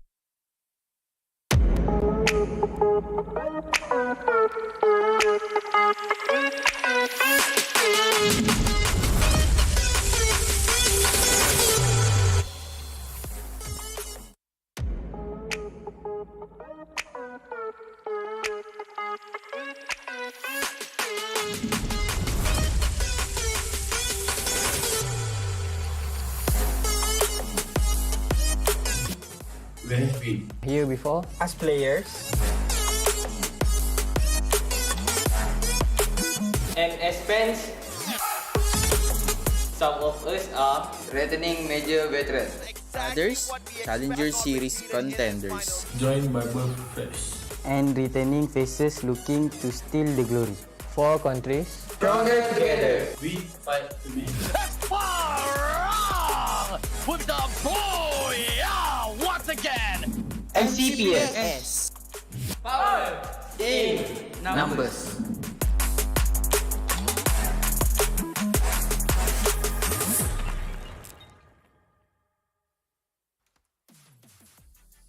Hello, survivors, and welcome back to the MCPS Majors Season 4. We are down to our final grouping of the day, which is going to be A versus C. Yes, you heard me right. Group B are done for today. So if you're following one of those teams, unfortunately, you're not going to see them until tomorrow. But I promise you, A versus C is going to be equally exciting. And of course, I'm going to welcome back AJ and haul it to the broadcast. Gentlemen, what do you think is going to happen in these next 3 games? Mayhem. Say again? Mayhem. I can't believe I didn't hear that. I didn't hear you. I was like, oh, it was so quiet. It was so like, kind of scary at the same time. I wasn't really sure what to expect. Whisper in your ear, Holla. Yeah. I was like, is it? Yeah, who's talking to us right now? But no, excuse me. All right, welcome back, caller. Okay, now we may have lost caller. I caught him off guard until he Second I think you just try to kill me with the mayhem. The whispering in my ear. Oh my gosh. But I do agree with you. I think that we're going to see nothing but mayhem. I think that we're talking about Group B as being the group of death, but in fact, they were the ones dying at the end of the day. They was not the Group B that we expected from them. Yeah. We're going to see Group A versus C. I'm actually looking forward to this because of the fact that the teams are starting to pop off in Group A. We've expected that, and we want to see more of them going into this final series. Well, we're going to see plenty of it because we have 3 rounds with these 2 groups. And of course, we're going to jump into our first game of the day for A versus C. We're back onto Bermuda. Let's see what happens here. Is it going to be feast or famine for both groups, or is it going to maybe be a single team dominating everybody? We're going to find out right now with Hall and AJ, who'll be casting the game. Gentlemen, take it away. Thank you, Danny. We're going to go into Bermuda. This is going to be the final series. It's A versus C, the one at least that I've been looking forward to the most. We saw that Expand was doing quite well in the first series. Geek Fam and Blacklist International on the heels as well. But Expand has kind of turned it up. They've actually taken over the lead of Farang. Farang took it back just recently. So we're now into the final series. Can Expand take over the lead of Farang? What are your thoughts on that, AJ? No doubt, brother. They've got 3 rounds to get exactly that done. And the first 3 rounds that they did manage to play, Expand picked up 64 points. And to overtake Farang, they barely need 20. So I think there's a high probability that is going to happen unless we see just absolute annihilation of Expand from the get-go, which I don't think is going to be very easy for some of the other teams. Looking at the kind of momentum and adrenaline they've got built up already from the first 3 matchups. Yeah, and I'm expecting to see also from Group C, Sem9 kind of turn this one up. They didn't have the greatest game last one. They had a great game 1 for them. So I expect to see more out of them, but hard to get another one that's kind of flying under the radar. They've managed to secure 18 points in that last game. This is a team that is, again, on the rise. Can they continue on with that momentum? I want to see Hard to Get play very well in this game. Yeah, this is going to be a problem now as the players of SAF take a hot drop against Axis Esports. Same compound at Shipyard. Lots of those elevations to play around with. You get that high ground advantage, and it's pretty much a win for you. But it's also going to be dependent on who gets the better guns. And Raph, the best player on the side of Axis, shut down prematurely. SAF surely now has a better chance of winning this engagement because of that early takedown on that monster in the name of Raph. To Axis Esports, this is a team that was 4th place going into today. We were expecting big things out of them, but man, they've just had a rough start of today. It's been, they were eliminated super early in the last one. They're up against SAF in this case, and it looks like McCrory is going to be knocked here, but they're continuing to skirmish with this one. Let's see if or not the players of Axis can find a way to recover. They still do have 2 players surviving, 1 very close to that buy point, and they can just purchase their brother right back. But Neptune up top, AK-47, yeah, dope. Doesn't see Neptune circling around. Yes, he does manage to spot him 1 second away. Yadop just keeping a close watch on this buy point to make sure Axis Esports does not very easily sneak their players right back into this matchup. And I feel like this is just a very smart play. But as Neptune distracts the rest of the players of SAF, McRory circles around. Woodpecker from that sort of distance. Bye-bye, Neptune. Oi! Neptune fires right back. AK-47 just outdid the Woodpecker. Wow. I thought he was going to get shot. In the last second, he gets it. And McCrory's getting, I think he was knocked on that other end as well. But he's sticking around because he realizes that the vending machine is right below him. And he wants to get that eventually. But Neptune is in his trying to fight out with Yadop. And Yadop is drawing a B, does some damage onto Neptune. Neptune will eventually starve out if they continue this on. But he does get a kill in return. And Neptune, that's a pretty massive win for them. Axis Esports with the first kill of at least their team. But they've got two lone survivors now. I like this. Neptune's just really making a huge statement like, you know, yeah, we lost Ref. So what, Mustachio? You still have me. I'm God Neptune. Let's see if he can control the seas from the shore here. Close to the water. I guess that's his power up. But they do lose McRory in the trade-off. Oh Neptune my gosh. finds Yadop as well. Neptune's on fire. Turns around. Finally down on the ground as Blacklist International takes out Man from the side of Icon. Lesko got dropped just moments before Hawkeye finally sorted out a big problem here in the name of Neptune. Single-handedly piled the pressure on. 3 kills he picks off of the players of SAF. What a play, Neptune. What a play. Very well played. Very well played. And that's the power of elevation. You just see, even in a small area. Yes, it's on the warehouse, and yes, he's wide out in the open, but he can see everything. Every single members of SAF thought they had the advantage. Neptune finally does go get knocked there as well. But it's one of those situations where they can see what's coming, and they have that advantage because of that elevation. I like the skin that we see out here, ladies and gentlemen, boys and girls. By the way, you guys can acquire that for yourselves as well if you want from the Paradise Defender bundle. Love the black wings, like fallen angels they look out there on the battlefield. Yes, very, very nice. Very nice. And I believe you can purchase it in the store for at least until September 20th. So it's somewhat limited in that sense. But, you know, I mean, look at how amazing they look. Oh, too sexy, man. Love it. Especially the black wing spot. My fiance, you know, for the longest of time, she wanted to get a tattoo of angel wings on her back. Like, you know, like the really realistic looking ones that they look like they are just kind of popping out of your spine. Yeah. Cool. And then she went over to the tattoo parlor and they told her that that was basic. And she gave up on all hopes of the tattoo. But maybe she can get this kid in Free Fire now. Okay. So she's not going to get it because it's just too basic? Is that what it is? Yeah, literally. Wow. They told her like, oh, yeah, no problem. That's very basic. And she's like, what? I thought it was going to be rare. They're like, no. A lot of people get it. The like, disrespect. Okay. Oh, God. Yeah. She's like, okay. Maybe not, baby. Maybe not. Yeah. No angel wings for my angel. Chill.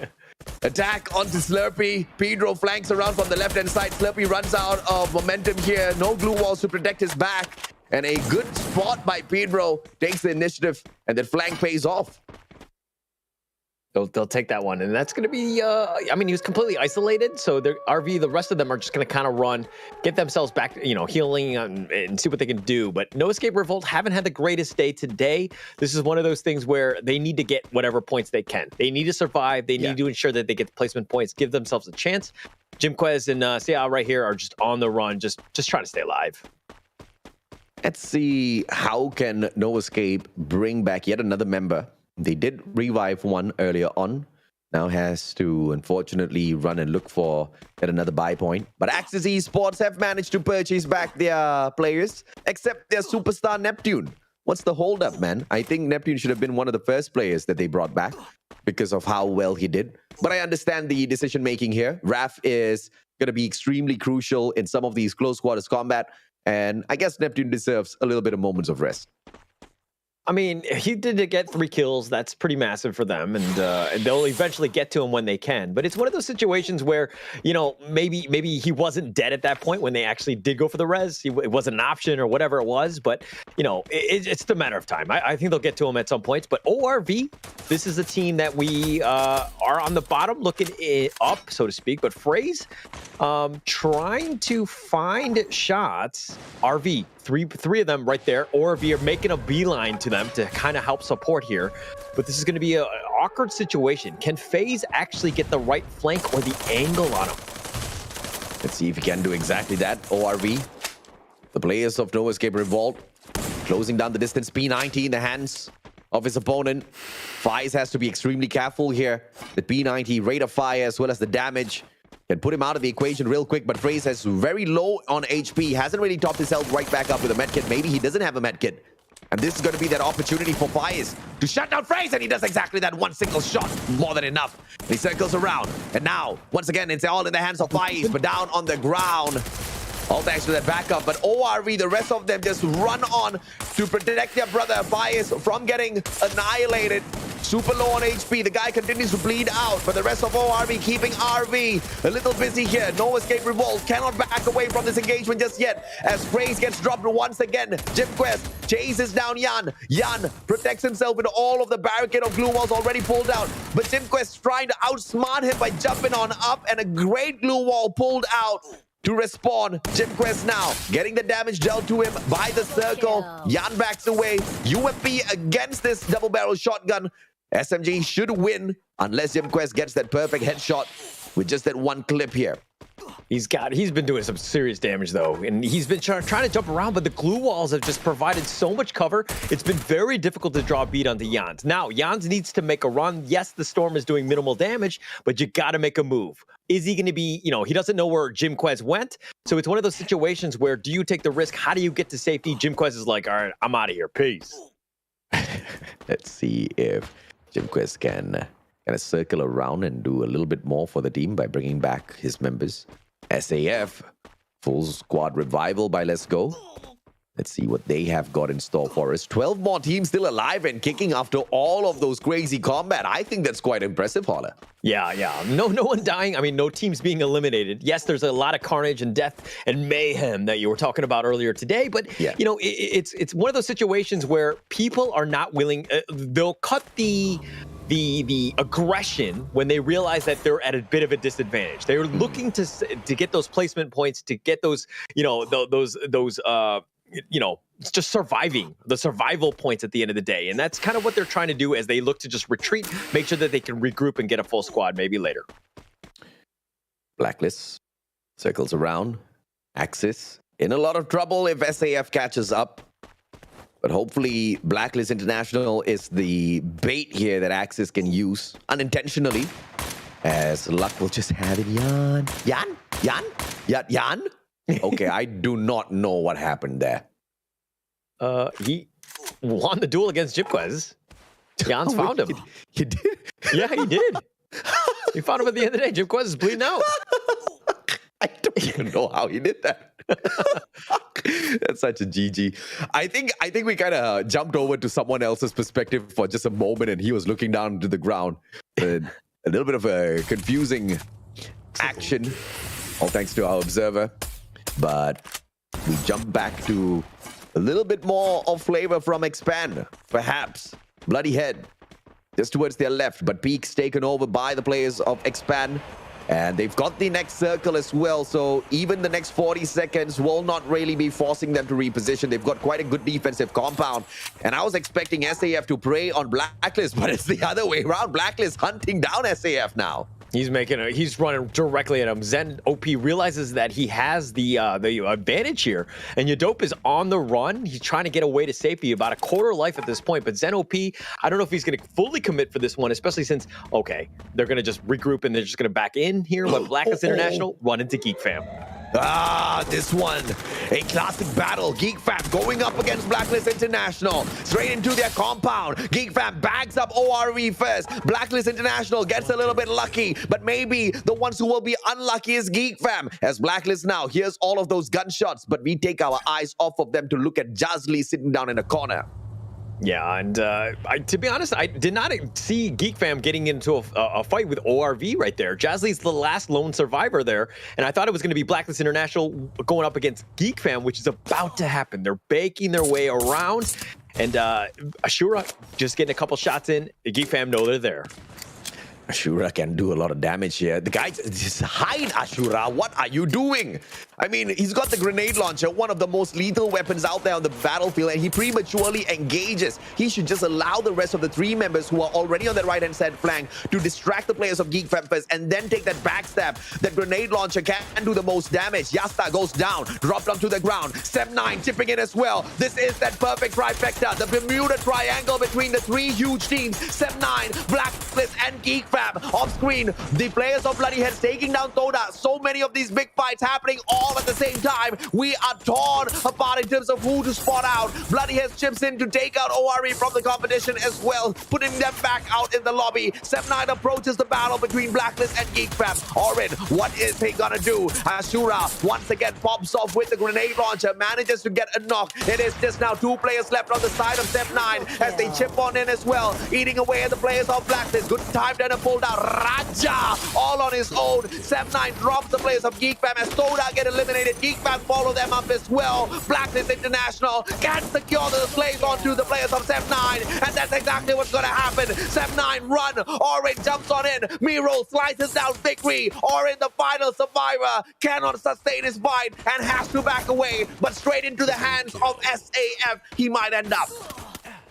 Blacklist International come out on top. Ashura with a nice rear guard protecting the flanks. Geek Fam and Blacklist International were going at it, but Sem9 right there, I mean, Oren is the last lone survivor. He saw what happened. He saw the carnage. Everybody was dying. They got 6 kills, pretty much what they wanted, but now they need to res up the rest of the team. Sem9 are hurting. They are down to their last member. Can he actually survive this one? There's 7 teams left at this point. You got to get points. You got to survive. But Bloody Head, they've got 7 kills to their name as well. They've done quite well. They've managed to find a decent number of kills. That was a little bit off screen with so many team fights happening at this stage. I mean, especially since the fact that there was 12 teams at the 12-minute mark, which is kind of a long time for Bermuda. You saw the action was going to happen. Very hot and heavy.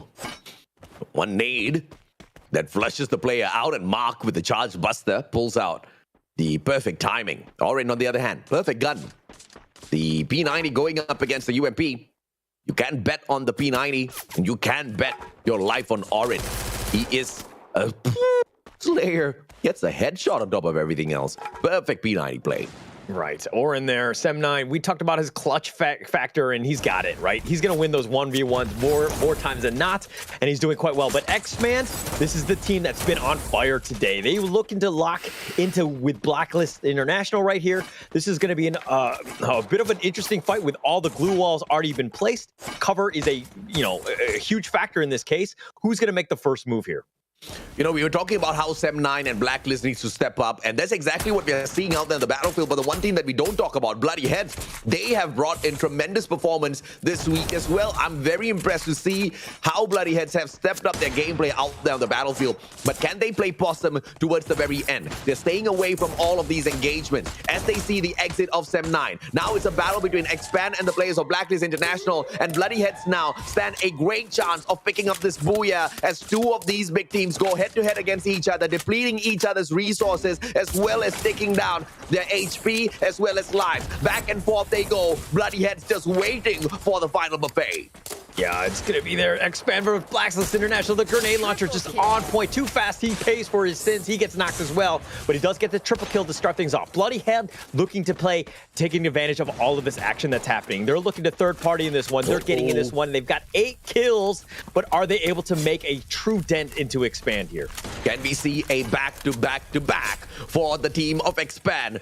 Every single match they play today, they have shined and they have absolutely obliterated the players in front of them. And now a flank by Whiteface and Kaloy from the right-hand side. But they go up against 4 players of Expand. Roy down on the ground. Perfect shot out of the AC-80. Kaloy with the charge buster as well. Busts through Roy. The fantastic recovery by Axel. Long-range combat. And the AWM too fast! Charge buster response. And Expand, they re-equalize against the players of Bloody Heads. But look at this. Blacklist, they've got one final survivor sneaking around, waiting for the booyah for himself. Yeah, but Bloody Head only have 2 members alive. Mark is the big one. I mean, he's got 5 kills, but they're too fast with a quad. X-Band right there, throwing out grenades. Oh, I've been blinded. The flashbang is just on point right there, but how are they going to go here? Cobra going in. No, fantastic response, but the grenade launcher does take down 2 players. Expand taken out of the equation, all thanks to the grenade launcher. And now Mark secures the final slay. AC-80 perfection combined with the grenade launcher. Not talking about bloody heads. Thank God we touched on them in that final circle. They pick up the booyah. Phenomenal performance in here in week 3. Great play there by Bloody Head. They really needed this game. This is one where, you know, they didn't have the greatest thus far, but this is going to be a huge step up for their momentum. They're going to love this one. Look at how happy they are. They're probably doing a little trash talking, wiping dust off his shoulder right there, and he's giving the throat slit, which is a little unnecessary, but Bloody Head living up to their name, so to speak. I was going to say that, you know, they're living up to their names. They're popping heads this round. They're grabbing the kills that they're looking for, but man, the patience they had, especially during that final circle, it was phenomenal. And it was against a team such as Expand, right? This is a team that's proven themselves, whereas Bloody Head, sometimes they're a little bit on and off and on and off. And this time we're seeing this team really, really on, getting the appropriate kills, as well as just doing the right thing. Oh my gosh. I thought I was going to correctly predict how this round was going to be. I was so freaking wrong. I did not expect. So AJ, you know how you were mentioning how we had, I think, 12 teams still alive, even though I think we were down to like 36 players remaining? Yeah. I think that's almost unheard of in most cases. Normally we're already down to like the 10 teams, maybe even 9 teams by then. So you can see that everyone in this group, they're showing a lot of respect to each other. I mean, we saw as well during the early engagement with No Escape from Vault, right? You know, that standoff with them, as well as who was it again? I forgot who it was. It was a Mexican standoff between the 2 of them. But the teams in Group A and C, so much respect against each other, so patient. Everyone is playing the absolute best that they can. And even when all is said and done, it is always, so far, we're not looking at the same teams just getting all the points and all the kills. It is being spread out. It is being not evenly distributed, but we're seeing that it's no longer just the clash of the titans per se, right? We're starting to see the small dogs become the big dogs. Thank God. Yeah, I mean, the competition kind of gets a little boring, especially for us who's watching each and every single match, analyzing every single team and every single movement out there on the battlefield. When you just see a one-sided dominance in a battle royale, yeah, super boring. But MCPS just promised us with, you know, a ton of great teams playing this competition at the league stage. You even have your top dogs struggling to find points out there on the battlefield. And hence why, you know, booyah after booyah, you don't really see the same teams, which is the main reason also why I kind of overhype all of the teams that can bring in the consistency, because in a competition where you've got so much of talent, to bring out that sort of consistency is mind-blowing, which is why Expand has exceeded every single bit of expectation that I had for them.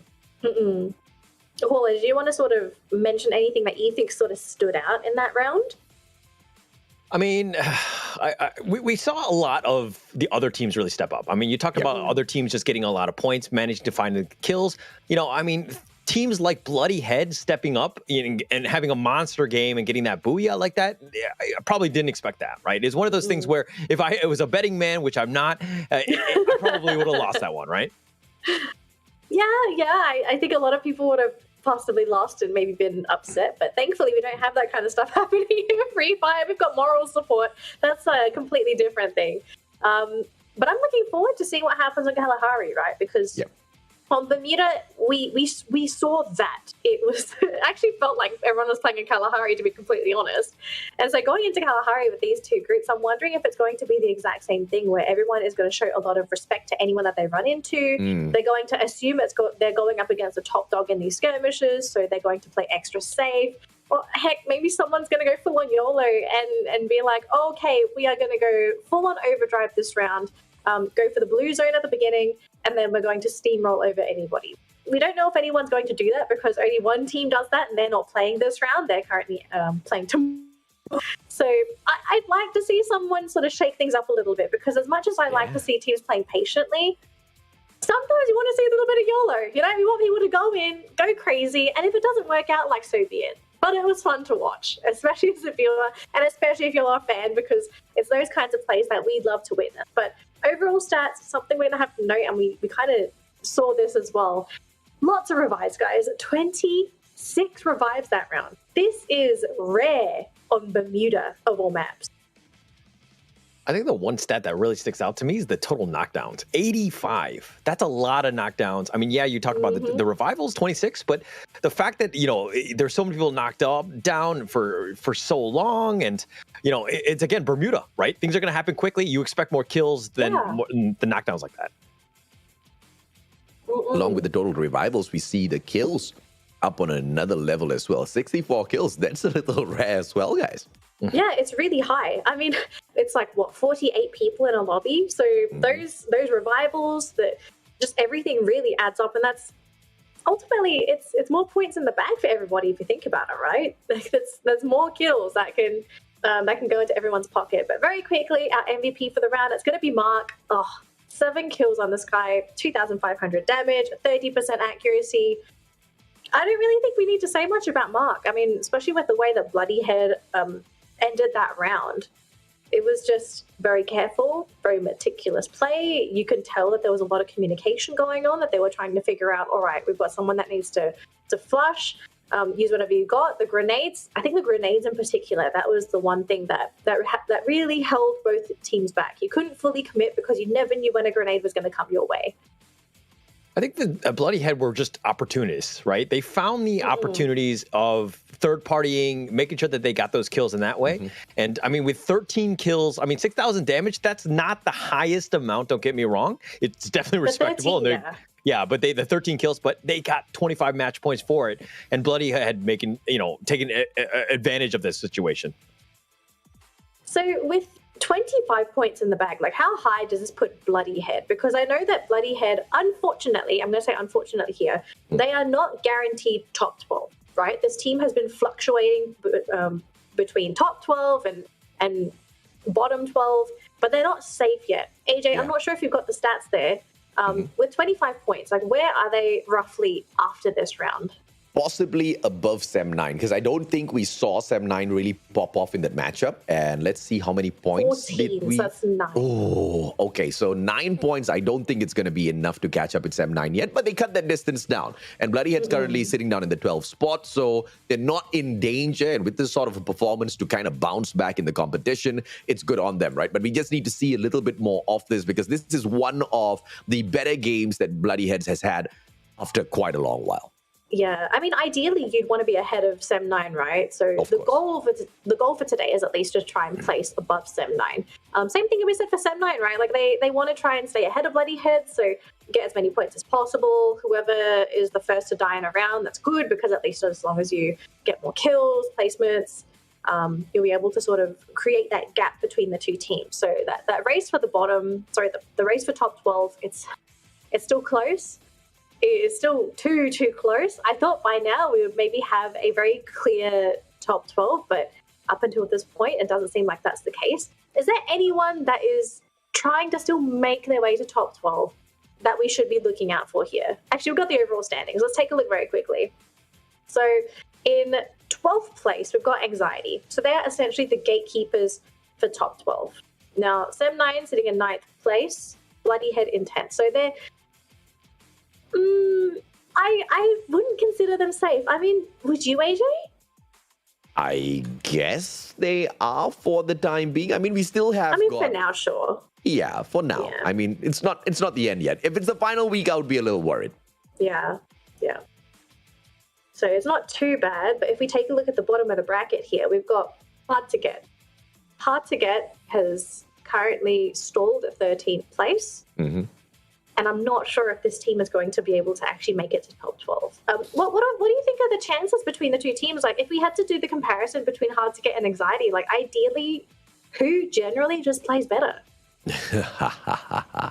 I think it's going to be anxiety because for me, it's going to be kills over placement points because placement points are easier to pick up and kills obviously a little bit harder. So anxiety has got the little bit of an edge here, don't you think, Holla? Definitely agree with that. And I mean, but the thing is that anxiety have just had a rough day today. And another team that's kind of sticking out on that list right there is Todak, right? How have the mighty fallen, right? This is second place in season 3. We were expecting big things out of them. They were, you know, even went to the Free Fire World Series as the runner-up. This is a team that had a lot of potential. But what has happened? Are they not even going to get into top 12? That would be the ultimate travesty. I think it'd be devastating. Anyone that's cheering for Todak, for them to not make top 12, I think that would be a travesty, really. But we'll see. We've still got a couple weeks to go. We've got next week, we've got tomorrow as well. So there's plenty of opportunities to accrue those points. But speaking of points, we're going to jump into our next game of the day. It's A versus C. It's their second game. They've got one more to go. And we're back onto the wonderful red, sandy desert, cold Kalahari. I'm going to pass it over to AJ and Hauler. Gentlemen, take it away for our second game of Group A versus C. Thank you very much, Danny. And now the biggest question here is gonna be if or not we see anybody break the record held in the competition so far. And if there's anybody that's gonna be breaking records today, it's gonna be Expand. What record am I talking about? With the most number of points picked up in a day of play. The record currently stands at 103 points, I believe. This was set by AV Radicals, and they broke the record of 102 points, which was set by themselves, AV Radicals. So let's see if Expand can do something about that and gain a little bit more of respect out there on the battlefield, because, you know, this has been a long time coming. Sem9 and Geek Fam, on the other hand, though, a hot drop against each other. Things are about to get a little spicy, Holla. Yeah, they're starting things strong. I mean, that's what you want to do. It's going to be an early skirmish to kind of start things off. But Oren, to be honest, I don't know if this is a situation I would want to be in. But Yasta going up against Oren right here. Oren's the only one with a gun. Yasta was like, I'm not going to go to that building, but he gets knocked for his troubles. Geek Fam, high ground advantage. Sem9 can't do much with that. Yasta just in the wrong place at the wrong time, and he gets eaten up. Sem9 will quickly take that. The question here is, will Geek Fam try to go in and play this ego challenge, or do they want to get away because they've got that high ground? In fact, they've got the flank around Sem9. They don't really need to engage here. I think you play it safe. This is Kalahari. Go for that late game. Make sure that you actually have a weapon before you go in for this mud. But Apis does get knocked as well. Oren just been this absolute sniper in this watchtower. He'll take the second one as well. And I mean, this is perfect for Sem9. Place of Sem9. Super patient. Oh, here comes the saviors. Icon on the way. But man, he's all alone. Where? He makes a beeline out of there. I'm out. I'm out. Nope. Nope. Not today.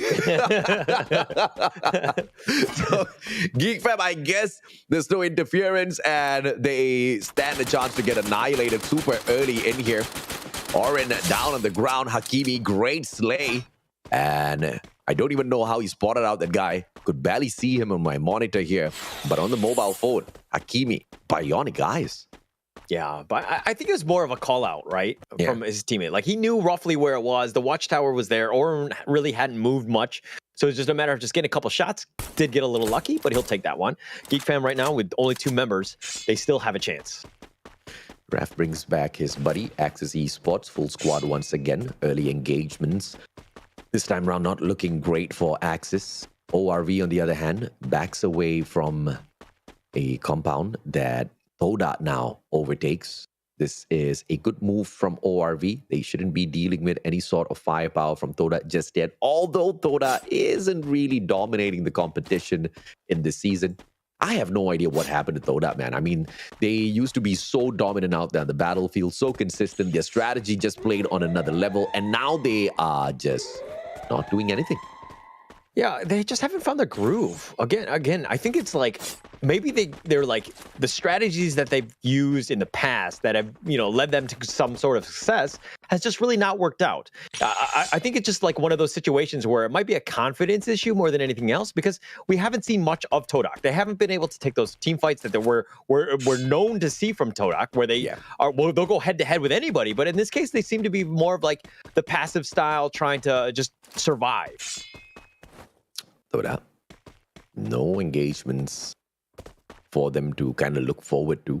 Hakimi, on the other hand, can expect a couple of shots from Fikri and Mano 4. I do believe Fikri has got a rough idea as to where Hakimi is positioned at.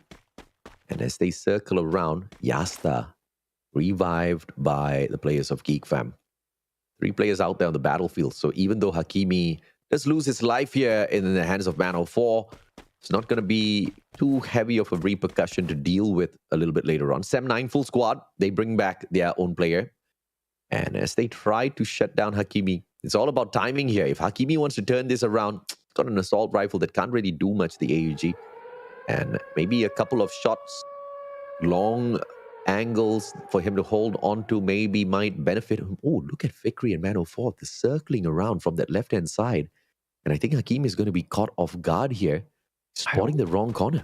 I don't know if they see him. I think Hakimi was just kind of like, it's like this awkward situation where like you can definitely see through this, like the bridge right there, right? And the wood was not providing that much cover. I think Hakimi was just like, hey, the Tyrannosaurus Rex strategy, the counter strategy of if I don't move, they don't see me. And it looks like Hakimi is going to get away. And that's good on him, playing the game of hide and seek, and he manages to hide away quite well. Capped up top, the players of No Escape Revolt slowly approaching the sub that is held on by the players of Icon. No idea exactly what No Escape Revolt wants out of this engagement, but GemQuest just needs to be really careful. SAF put out of the equation by Toda already. That's a little unfortunate for SAF, who are pretty much just trying their very best to find their momentum in the competition, but find absolutely nothing except annihilation time and time again. Every single time they move away, they find a good position in the top 12. They just bomb out of the following round and they just lose their spots once again. So Toda, who are now sitting on the 11th spot, who are about 20 points away from SAF, taking them out of the equation. Maybe if they also get the Booyah this time around, they can replace SAF in that 8th spot.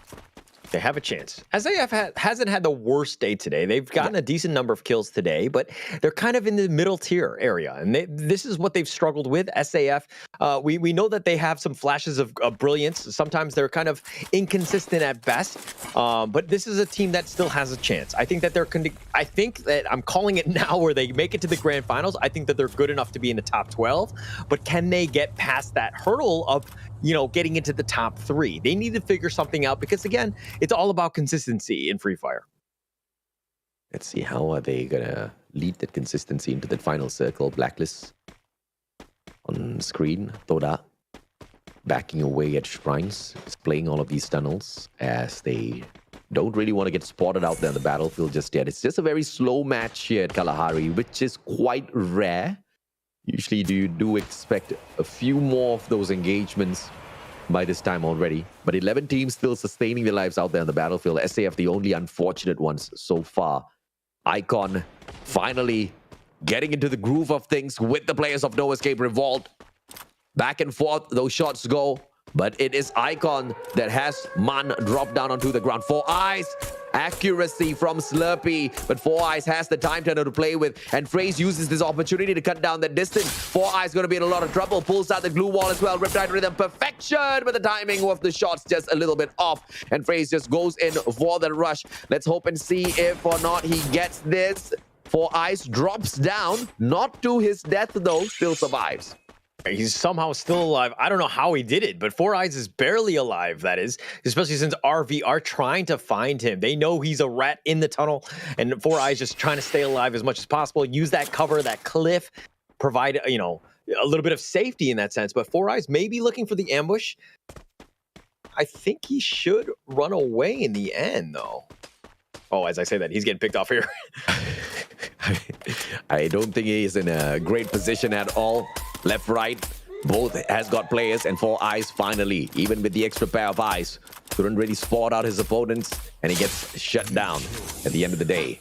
But Icon still alive and kicking. Off screen, Bloody Heads face the wrath of Axel and his snipes as usual. He gets that initial knock, but no trade-up just yet. Bloody Heads usually play very safely, and they have got one of the highest number of pickups out there on the battlefield. So they always know how to back up each other because they do not spread out too thin out there in the battlefield. Initially, Expand used to take that hot drop against the players of Bloody Head at command post. Eddie now dropped down as well. Icon one after the other. They are getting snuffed out by No Escape. But ORV dropping by to say hello to the players of No Escape Revolt. Nice shot there. That was a nice knock. I mean, no kill at the end of the day, but it's something that where they have to waste time picking them back up, getting the heals. So you spent a little bit of time on that sense. But you know, Kalahari, we're almost at the 10-minute mark. 11 teams left. It's been largely slower of a game. I think teams are being very reserved, and they're trying to play things in a very safe manner, making sure that they do survive right now, because you know we haven't seen a whole lot of the killing sprees that previous Kalahari maps have had. But as I say that, Morgana looking for at least just providing cover fire for against Expand there, but that should be the end of that. Good shots. Bloody Head playing it super casually, but they want to turtle down in here first, not wanting to engage with Expand just yet. ORV can just be the bell that saves them from the very aggressive Expand that has really been truly dominant out here on the battlefield today. Expand's not just looking for the booyah. Expand is looking for the booyah as well as an opportunity to break the record set by quite the radical team in the competition so far, AV Radicals. 102 points, and then later 103 points picked up. And I think Expand, with just one solid round, will be able to do exactly that, Holler. Break that record. At the moment, they are on 81 points. All right, records are made to be broken. So the more that we can see it, I mean, the better it is. And to get into and to chip into the lead of not only Farong, but also to get in closer to AV Radicals speaks volume about the team. They've had a rough week 2. They've completely picked up in this reshuffle into week 3. So they're in prime position to make a name for themselves. This is what we wanted to see from Expand. This is a team that had, you know, flashes of almost, you know, inconsistency, but they're back in the saddle right now. But he had such a slow matchup. But things are going to heat up in a little bit. 11 minutes, 11 teams out there on the battlefield. It's waiting for 6 more seconds. Wait, it's 11, 11, 11. And we're going to have a sale on Shopee shortly. Geek Fam. Still alive. Is that a sponsored post? Yes, brought back in already. Moving in slowly, but Sem9, it's just a matter of time before this engagement breaks down on the battlefield. Sem9 feels away towards the right-hand side. Geek Fam, as they engage in gunfights, it has to be Axis Esports that vultures on them. Can Axis turn around? The circle gonna force Geek Fam in towards Sem9. Sem9 doesn't need to run away. In fact, they just need to welcome the players of Geek Fam with open arms. And Axis Esports, Shahid, from the left-hand side, just need to turn around, pay a little bit of attention to this action, and take a couple of extra kill points for themselves. Chaos about to break down in a few seconds. No Escape Revolt on the way into this fight as well, but Axis Esports, they go ham against the players of Bloody Head. Back to back, and now Shahid, close quarters combat, gets the snipe, straight on headshot. Cobra drops ORV's fires. All of these engagements breaking out on the battlefield. Like we talked about, chaos finally ensues. Yeah, Axis Esports on the lower ground, though, they need to find a way to get up top. The glue walls are there, and I don't know if this is a commitment you want to actually go up there. They've thrown out quite a lot of utility in grenades, but they haven't really been able to draw a beat on anybody. And Bloody Head will just happily take this one. They'll just kind of play it safe. They've taken very little to no damage. They do get the grenade at least onto one gentleman there. I couldn't see the name, but he does go down. But Axis still alive here. Now the fight happens. Fight all the way through, and the players of Bloody Heads on the brink of annihilation. One more kill, I believe. Voidface goes down. Axis shuts down Bloody Head. And that's just a little unfortunate for the team that picked up the Booyah in the previous round. But Expand still alive and kicking. They back away from Bloody Heads, allowing the rest of the teams to get the job done. And they prey on the players of No Escape Revolt, not allowing them to escape at all. X-Roy from outside. Fantastic approach with the M1887 double barrel shotgun through the window. And they managed to pick up kill number 8. And now players of Expand circling in. They don't need to rush. Command Post is still their home for the time being. Geek Fam are the ones who are taking the initiative to cut down the distance between themselves as well as Expand, and this battle has to start now. It's actually massive right now. Expand there with that 8 kills is going to put them in great position here. And you talked about breaking the record. They might do it. They have another game after this one as well. But Geek Fam here, they only have 3 members. Expand looking to get the flank on the APs. Blank, beautiful. One ice grenade forces X-Roy to reposition. That is illegal, X-Roy! He takes the damage from the ice grenade and still manages to find a knock. Backstabbed by Yasta. Has got the double vector. Yasta final survivor. Expand Cobra this time round. Jumps on out to beat Yasta halfway through. 99 HP on the side of Yasta. And I feel like this is just hasta la vista, Geek Fam. Expand snuffs them out. Wow, Expand, but looks at Axis is here, Todocker within as well, so they're going to look to fight this one, but Axis has got 5 kills, Chill goes down, they got a nice play on the Flame, with Flame that is. He's going to look to just try to wrap around, reload, heal himself back to full. Pydro wants to just jump him in the window. He doesn't do it, but he does get him on the other side, the nice flank. Thought he was going one way, he went the other. Pydro on the run, Todak now been eliminated, Axis Esports come out on top. Yeah, 1v2 Axis Esports will take that any day. Hard to get. I mean, phenomenal performance on the side of Hard to Get to play the game of survival, and now the gods of RNG wants Hard to get this circle as well. But right behind them, the players of Blacklist International, at the same time, they both get dropped, and Blacklist get eliminated by Hard to Get. Batman and Jay-Z. Now, they can hold on to that high ground advantage, all thanks to this circle that they've been gifted by the gods of RNG. ORV with the initiative here. Jasly, this might just be the biggest mistake that he makes, trying to approach Batman and Jay-Z. But Batman needs to find a way to jump up on top of the roof so that he can have that bird's eye advantage, that bird's eye view to snipe out the players from across as they will be traveling into the circle. Expand is not going to be touched at all. They will have a clear movement in, but they are trying to vulture, prey on the players of Axis who are trying to get into the safer side of this circle. Sends out the drone as well to get that extra bit of information. Grenade launched in, tags up nobody. What a chaotic final circle we are about to witness. Yeah, Expand here with 4 members, though, and they're going to look to just go up against Axis here. They're kind of spread out, which I don't really like. They should be focusing on one team and one team alone,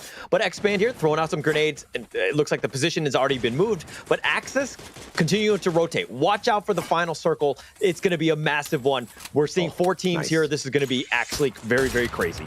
And this is what I was asking for the players of Hard to Get onto the roof, because they both are amazing snipers in the game. But X-Roy from the back has got the Groza, teases Jay-Z just a little bit. And Jay-Z does not reposition, instead pulls out the time turner. ORV snuffed out by X-Roy. So much being done with this guy and his charge buster. Very little HP left. And now up top on the roof, the players of Expand trying to take out Batman as well as Jay-Z. All 4 players on the side of Expand focusing on Hard to Get. Hard to Get needs to just turn around, erect those glue walls, and snuff out Axis Esports. Now Axis, they are going to be the lifeline here for Hard to Get. But they jump onto the roof and they want to eat up Hard to Get as well. Jay-Z trades out 1. Jay-Z trades out 2. Neptune final survivor. He says, I'm out of here. Yeah, he's going to stay alive for now, but it's going to be close right here. Expand is on the high ground. They've got all 4 members. Axis Esports has been eliminated. Down to the final 2, and there you go. Booyah. And here we go with Expand. I am mind blown. Expand with the quality. Back to back to back to back performance out of this team. Phenomenal in terms of them just stepping up and showing us exactly what we can expect from a team like them. They do not secure the back-to-back booyah, but what they do is secure those back-to-back solid performance in terms of rounds. And Expand, 17 points earlier, they got so close to the booyah, they got denied. It was snatched away by the players of Bloody Head, but not this time. They snuff out Axis. access, they snuff out any of the danger in front of them, and they secure that Boya confidently in Kalahari. Bermuda and Kalahari, these two maps is where you usually see expand their territory a little bit more, and you just absolutely have to love how they are so consistent here, Natalie. Well, while Danny just recovers from that one, maybe she's a little too shell-shocked on that one, because I don't think anyone expected Expand to really step that one back up. But Danny, what are your thoughts on that game? Gosh, so I was just saying that they're basically gorging on points today, right? They don't know what's going to happen tomorrow. They cannot guarantee that they're going to be able to get as many points. So it just makes sense for them to just do as much as they can today. But if I was Expand as well, I would be thanking the high heavens to Axis, because I think if it wasn't for Axis, it might have been a more difficult situation for the team to get up onto the roof, right? Because you had Hard to get already up there, and Axis basically forced Hard to get to turn around. And in that moment, they were focused on Axis, and they turned around again, and they're like, oh, wait, hang on. There's Expand up here as well. And if you could see, the team was panicking. They were cornered between two teams. They really didn't know what to do. And of course, you have the numbers advantage. You've got 2 versus 4. We kind of know what happens in the in that situation. And then Expand. I think it was a much easier booyah, just because Axis did try to invade that rooftop. Props to Axis. It was a ballsy play that they tried to confront them head on, but after getting those 2 immediate knocks, I think Neptune, he probably did the best thing that he could in that situation. Like, he tried to get out, but the circle moved in, had to re-engage. I mean, he got 3rd place for the team, which is fine, but it was a very messy final circle for all of those teams. But I mean, Expand, at the end of the day, biggest winner. They got so many kills after that. I think they ended the round with 18 kills almost? Somewhere around there. It was a lot of kills. I mean, if they did get 18 kills, they might have broken the record already. Because I was looking for just 20 points from them, and then I was expecting them to break the record in round 8. So not only are they going to break the record, they are going to set a brand new record for all of the other teams to kind of match up against. And I think it's tough, man. I mean, you see even AV Radicals holds no candle to the performance of Expand, because AV Radicals is mental. They're psycho, right? One of those rounds, they just go boom, berserk, and they get close to 20 plus kills, close to 30 kills. And you don't see Expand doing that. What Expand does, on the other hand, is just maintain consistency. But what's so painful about Expand is the fact that the dominance that they show on Bermuda and Kalahari is not being shown on Purgatory as well as Alpine. And I believe tomorrow is going to be a day where they'll be truly tested, whether or not they are improving some of their plays. Because if tomorrow they bomb out again, if they don't really find solid points for themselves, then, I mean, it's great doing well, but, you're one of the big teams that I'm expecting a lot out of. So we want to see you shine on each and every single one of these maps, right? Mechanical capability, Expand obviously has it under their belt already, but it's just the strategy on the other 2 maps that I'm a little concerned about. Yeah, I think especially going into a grand final, we have all the maps appearing in the grand final. We're not just going to have a couple maps. And for them to be one-hit wonders, I guess that's probably the best way to describe the team, on 2 maps, but then to bomb out on the other 2, you're not going to be feeling very confident going into the grand final. So hopefully we do see them recover in tomorrow's games, but let's not talk about tomorrow, because we still have one more game to go, right? We've got one more game for them to potentially gorge on even more points, or for someone else to step in and take those points away from them. Because the games so far, they've been very, very spread out. We haven't seen just a couple of teams. Maybe Expanders up there all the time, but we've seen Hard to Get. We've seen Bloody Head. We've seen Axis. We're seeing a whole bunch of teams managing to make top 3, top 4 in this A versus C matchup. So I'm wondering what's going to happen in this final game. We're going to see another new name topping the charts here, further distributing all these points. What a turn of events, right? I don't think anyone expected Expand to just turn it up like this one. Getting the record of the entire league. I mean, Season 4, just completely turning everything on its head. With AV Radicals' huge lead, I think Expand just chipping into that one might have AV Radicals a little bit worried. I think that they're still fine in their ivory tower at this stage, but it's one of those situations where, wow, this team is really making, a whole bunch of headway. It's making a bunch of kills. This is a completely different team from Expand. Do we need to fear this one going in? Yeah, I think everyone's sort of sizing up the competition as well. For the teams that are currently top 12, I think they're also trying to figure out who are their threats, who are the teams that are walking into their path zones, who are going to drop around your drop zones at the beginning of the game. So the league stage, some people just think that, oh, the teams are competing just for points, they're just competing for top 12. It's more than that. You know, this is the best time to collect information on your opponents for the people that you are going to go up against in that grand final. And some teams are starting to show trends, and I think it's really showing because teams are taking advantage of those trends, of their comfort zone. And that's also why some of these other teams are experimenting different stuff, right? Like, you don't want to play the exact same way because people are going to pick up on your style and be like, okay, this team does this, we are going to do this so that they don't run into us. We're going to drop on top of them because we know they only drop in this area. There's a lot of things that go on in the league stage, aside from just playing, just collecting points. Like, these guys have to go through a lot. But very quickly, MVP for the round is going to be the Axel on the side of Expand. This guy's managed to pick up 5 kills on his own with 2,746 damage and an accuracy of 41.5%. Almost a 50-50 every time he pulls the trigger. And the MVP team, once again, Expand picks up the title for themselves. And this is a no-brainer, right? They've done so much out there on the battlefield. 29 points picked up this time around through the 17 kills. They went berserk on all of the rest, and they've broken the record. They have successfully gotten the job done. 102 points picked up by AB Radicals on day 2. 103 points picked up by AB Radicals again on day 3. And on day 4, we did not see anyone breaking those records. But day 5, Expand gets it done with one more game in hand, which is just phenomenal in terms of what they can do to catch up now with the players of AB Radicals themselves. We'll have to see if they jinx themselves first, though, because, of course, like, they've got to be feeling very good.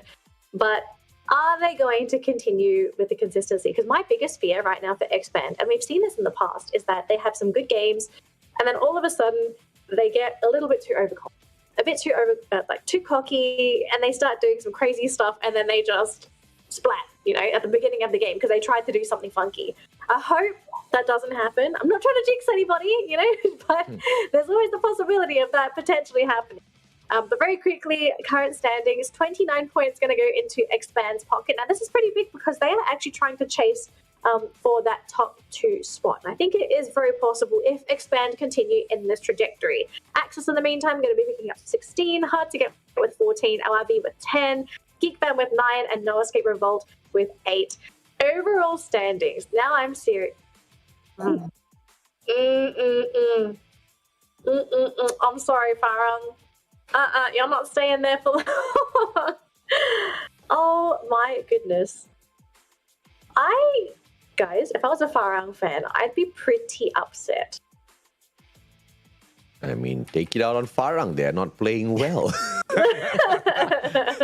I mean, So you just gotta respect the supremacy of Expand in here on day number 5, as well as their consistency. And they now have equaled up with AB Radicals and their radical play in terms of the number of booyahs picked up, as well as the total rank points. What Expand has not matched up with AB Radicals is the kills on the battlefield, which I do not expect them to catch up with anytime soon, because once again, AB Radicals, they are mental when it comes to the mechanical plays. But 1 point for placements, like, that is very, very interesting. Yeah. So we can kind of already see how the teams generally play, right? So you've got Expand, who I want to say is pretty even in terms of kills and placements. They don't only emphasize on one, whereas AB Radicals, we saw this team being explosive. They have amazing games, and then they have sort of like games.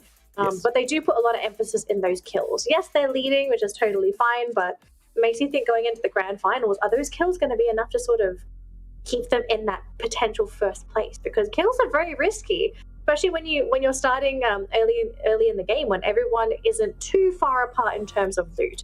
But of course, we're going to have that discussion another day as we jump into our last game of the day. It's Group A versus C. Is Expand going to go off again? We'll find out in 30 seconds, but we're going to pass it over here to AJ and Hauler. Gentlemen, take it away for our last game of the day. Thank you very much, Danny. 110 points.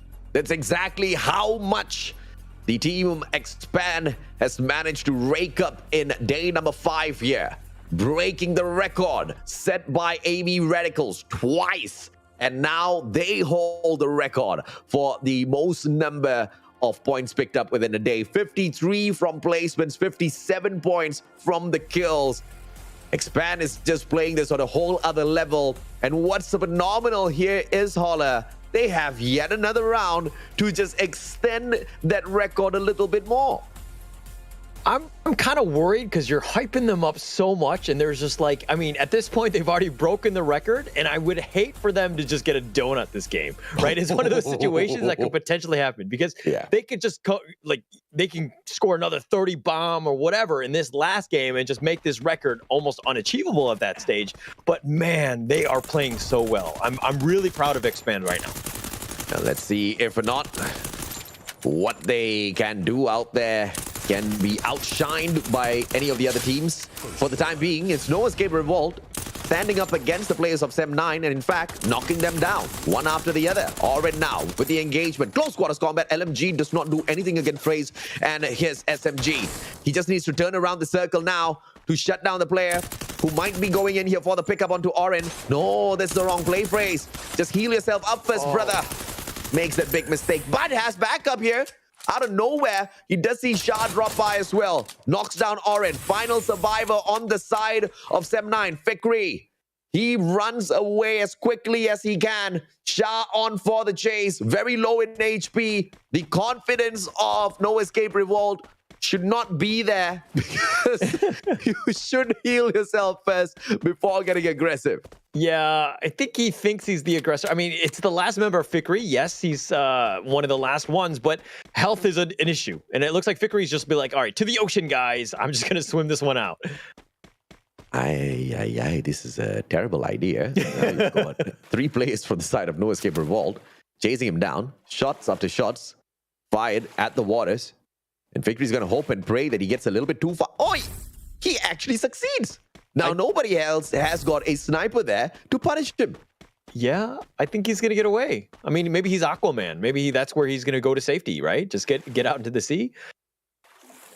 Under the sea. No escape. Manages to allow somebody to escape. They brought dishonor to their own names. Look at Neptune. Again on the roof. Finds SAF, but he's the last lone survivor. So this could be a problem here as he gets eliminated. You knew that was coming, right? Eliminated 12th. I think, Axis Esports deserves that because this is not the first time they're hot dropping SAF in the same compound. It happened last week. It happened again this week. And Axis has lost a majority of all of those engagements against SAF here. So I don't know, man. If I was Axis, I would stop ego challenging SAF and just try to loot up a empty spot because it's time for Axis to just move on with life and find a different hotspot for themselves when they drop into this matchup. Definitely. Like, it's one of those things where, we messed up this time. We'll try to go at it again next time. But, SAF has got your number. You got to figure out another route, figure something out. You got to change things up because it's not working for you. But Todak, Icon Esports, and again, it looks like a lot of the teams are just really loving the roofs of things. The elevation that's provided, and you can kind of hear footsteps below. So you do have that slight advantage. Pedro.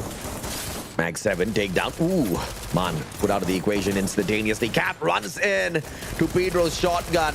Gets himself taken down. Icons, 4 eyes, has got the exact same gun to work with, but not a lot of HP. Gets caught out by a player downstairs. And that's about the end of the run for Icon in this matchup. Taken out in the 11th spot. Icon there didn't really get much going today. I think they're going to have a lot to go over in terms of the replay. Yeah. But, this is a team that didn't get a whole lot of kills, wasn't really in terms of placement as well. So, again, just a lot to learn from this today. But Geek Fam, going against Blacklist International, how many times have we seen this today? A little too many times. Icon overall only picked up 11 points in here today. And you gotta be upset if you're Icon, man. I mean, so many opportunities, and yet you just make mistakes after mistakes after mistakes, getting into early engagements just to be punished, thinking that if you try to get into yet another early engagement, something's gonna be different. But nothing's different. Everything's exactly the same. They bomb out. And I believe the most number of points they picked up is actually in round number 3, where they got 6 points, which is a little sad. Very sad. I mean, it's almost as sad as these grenades, which have no chance of hitting Yasta. What is going on here? I mean, Yasta is just hiding behind this glue wall. It's the side of it one here.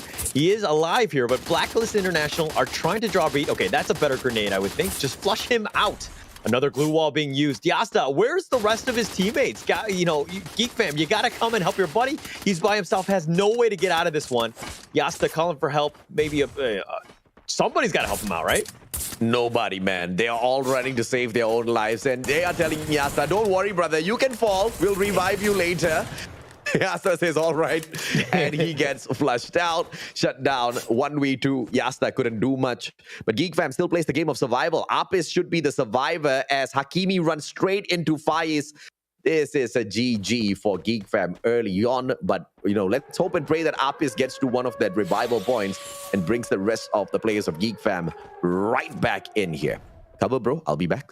Yeah. And look, I mean, if you look at what Hakim is doing, he's by himself. I don't know if it was like we're going to Delta split and then whoever survives just, res up the rest of the team. But Hakimi's all by himself. He's been running around. He's been spotted out here. Faiz is making a run on him. The glue wall keeping him to safety, at least for now. Hakimi, though, is going to get knocked in the end. No real chance. The numbers are too many. Blacklist International will feast on this like a bunch of vultures. They'll take that one out. But on the other side of the map, SAF going up against Todak here. These are two teams that really need the points. They need to figure something out. Todak have already got 5 kills. This is actually pretty massive for them, but SAF have 4 to their name as well. So they're in a pretty good spot as well, but who's going to come out on top? Yadope is running around. Pedro is on the other end. He's stuck in the storm. He's taking minimal damage. Yes, it's a bit early at this stage, but who's going to make the first move into the circle? This is one of those things where, yeah, you could go in, but you're going to get caught out in the open. Yeah. And Todak here are going to play it safe a little bit. Todak outside of the circle. SAF got them surrounded already. But what's the play here by SAF? They only have 3 men on their side. One more shot should shake down that glue wall, but it's a double glue wall pulled out by Pedro. And he disengages. Aims drop down by Let's Go. 1 by 1. Like the towers that are built up, the players of Todak see them fall. Hopefully it's not a domino effect. Chill taking the fight up aggressively against SAF. Spots Let's Go trying to flank around from the left-hand side. And has got a little bit of backup here. Both of them, Chill as well as the one and only Pedro, running around together. Trying to spot out Let's Go. Let's Go gets caught out. And the backstab by the double barrel. Just a little too spicy, and Yado should have just stuck in together with the team and took that gunfight because they make an unfortunate mistake of running away, and the game of numbers acts against them. Yeah, and as right there, that was a situation where some people were running, some people were fighting, and then they just got caught out. It was one of those situations where they were not on the same page, really didn't know what to do. But look at Expand here. Roy already already killed at this stage, but they're going to kind of fight with Blacklist International. This is probably not where they want to be, considering Blacklist International have 4 strong. This is a situation that they might get caught out in, and it looks like it's happening. Let's see if they do manage to recover from this. Expand out in the open. SAF eliminated already. Axel taken out of the equation. The rest of Team Expand backs away. They don't want early engagements. They just want that final circle first. But if they are in an advantageous position, yes, they will fight back. But at the moment, they're just all scrambled across the battlefield. Cobra, game of survival, manages to do exactly that. The crosshairs of Fire is just a little too much to deal with. Thankfully, Cobra has got those double glue walls to sustain his life with. ORV kind of dropping by to say hello and distract the players of Blacklist International. How lucky can Expand get? That was so awkward. That was like the ice cream truck just driving by, be like, hey, we're selling ice cream, don't shoot at me. But they're just going to continue on their merry way. But Geek Fam, Blacklist International, Bloody Heads, all so close. It's starting to get to that crunch moment where all the teams are starting to collide. Space is becoming an issue. Who's going to just be able to bunker down, play this one safe? Who can fortify the next area? Bloody Head right now with 0 kills. They need some points. They need to find something. They're sticking around. They're not able to draw a beat on Blacklist International, who are in the next building. Morgana in the place of Bloody Head, staying as quiet as possible, trying to hope and pray that Blacklist does not come attacking. But you know Blacklist is hungry. Blacklist wants more. So far, Blacklist International picking up 68 points in the day of play today. And they want more for themselves, because this has been one of the best days of plays for Blacklist International. And they want to make the best use of all of that adrenaline built up. Bloody Head still want to play possum, and therefore Blacklist International takes advantage, and they will also show a little bit of initiative here to go in for those engagements, but still slowly peeking out little by little. Toda, on the other hand, do not have much time to respond as the circle comes looking for them, but thankfully just stops at the front door. JimQuest backs away, double barrel, turns around, but it is Praise that catches Spark. JimQuest still can give him that backup shot, drop down onto the ground. JimQuest finally shows up, but Freeze is the one with that shot, manages to get dropped here. JimQuest, who manages to shut down Chill. This is just back and forth between the two teams, but it's a game of survival now. JimQuest in for the pickup. Final survivor as he sees Shah go down as well. JimQuest survives and shuts down the final play of Toda and allows No Escape Revolt to survive another battle. Well played battle right there. JimQuest with the shotgun. I mean, this guy's a monster with this thing. This is his playstyle. He wants to be up close and personal. He's going to res up Slurpee here, and No Escape Revolt coming out on top. 8 kills. Pretty massive. This is the game that they really needed to get going for themselves. Sem9, full squad revived in here. And as they circle around, 8 more teams left out there on the battlefield. Final battle of the day. Who's got the better take on this? Who's got the better chance to play this game of survival, expand, spread out there on the battlefield with almost no way to make it into this next circle?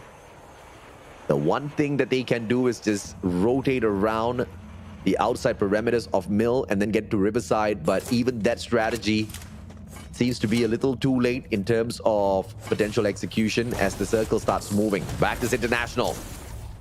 Finally, the move is made to take out the players of Bloody Head. Time Turner combined with the glue walls coming through as well. Morgana has got the grenade launcher.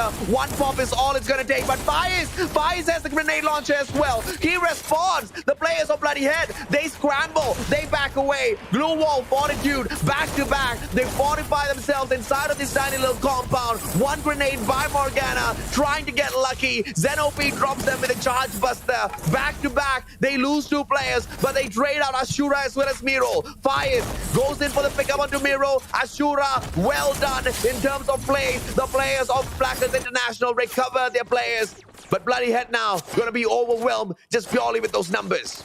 Yeah, they've got a 2-man advantage at this point. Blacklist International are trying to find the last 2. Mark and Caldy just trying to stay alive, just doing what they can, but nobody's really dying. This has been a long, drawn-out fight. Caldy has finally been knocked, and it's now down to Mark. What are they going to do? Blacklist International look to go for the entire flank. The glue wall has been used. Mark is going to heal up his buddy, but the other people have come. Sem9, they're looking to just feast on these like a bunch of Balters. They smell blood in the waters, and they want it. They're trying to go in. Picker, they found Mark, and Mark is looking to outduel this one. No, Ficker, they're both going at it again. The Time Turner keeping him alive, at least for now. Ficker back in, back outside, and Mark trying to draw a beat on him, not able to do so, and this has been ongoing. Mark must be at least, trying to figure out something, because everybody's going back in. Blacklist International are back, and they want this, and they finally get him. Bloody Head has now been eliminated 7th.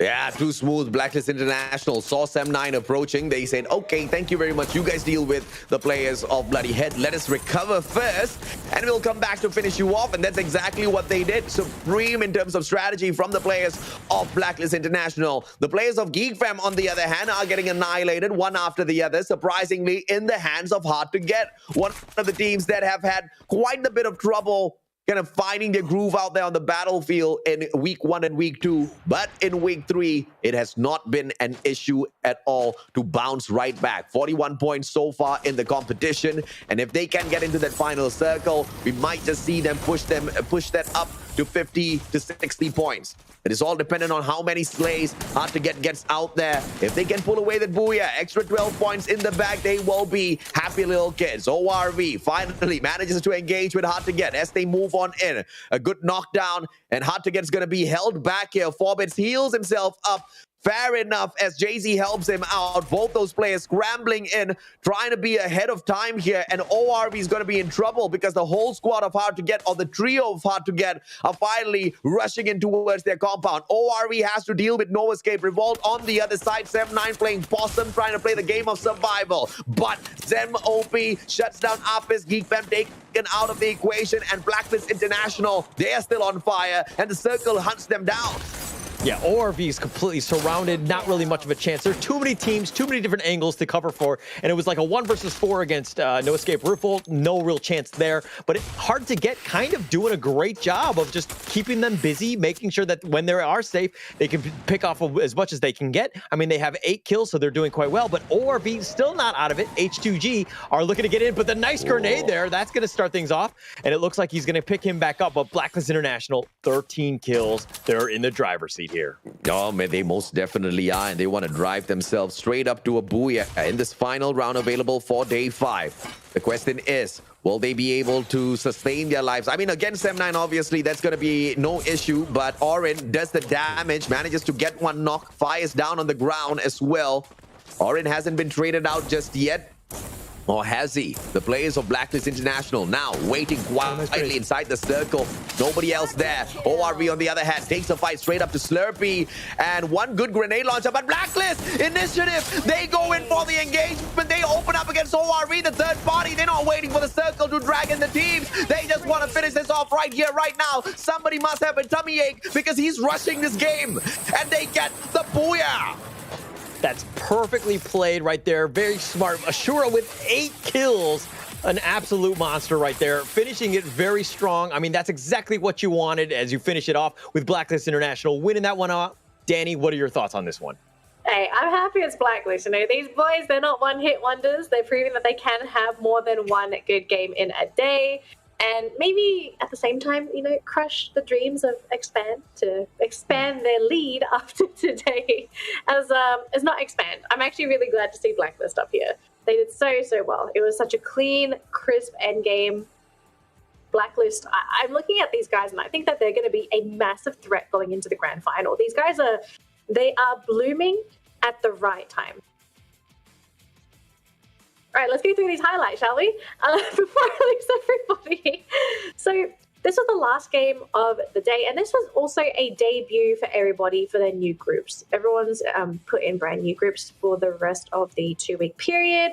How do you feel like, how are we feeling after seeing these groups in action? Because originally we all thought it was going to be all Group B. Mind you, we've only seen the teams play on 2 maps today. Going into 2 more maps tomorrow, do you think we're going to see much of a change, or do you feel like these groups have more or less said enough to be like, okay, how we play on these 2 maps, this is roughly what's going to happen on the next two maps tomorrow?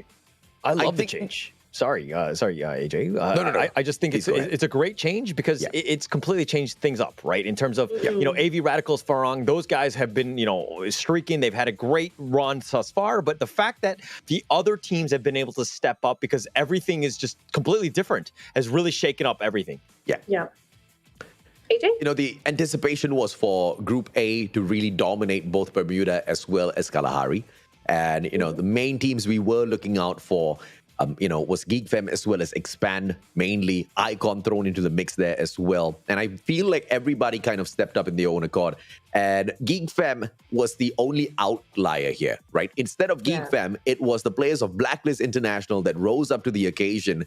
And, you know, but yet again, still from that Group A. And this has now become the group of death, guys. Group A is now the group of death. Oof. I mean, it's great. I love seeing Group A in action. They just... Actually, I don't know. Should I be having fun watching somebody demolish another group? I probably shouldn't, should I? I should be diplomatic. Maybe I'm not a very good viewer. I'm not a good representation of the people that are watching the broadcast. But I mean, if you're the other two groups and you're going up against Group A, and it's inevitable, you will have to play against this group whether you like it or not. Yeah. Is there like any kind of weakness that we're seeing in Group A? Is there something that Group A does that a particular play style might be able to punish? It's really like a weakness. I think it's more of the teams that are really starting to step up again, right? You know, Geek Fam, Blacklist International, X-Man, these just, you know, in an isolation, these are very strong teams. They were never really able to shine because AV Radicals has just taken everything. But these are the teams that have been able to just figure things out. They've been able to get kills, which is, you know, very different compared to what AV Radicals has allowed, which have hoarded almost all of the kills in the entire league.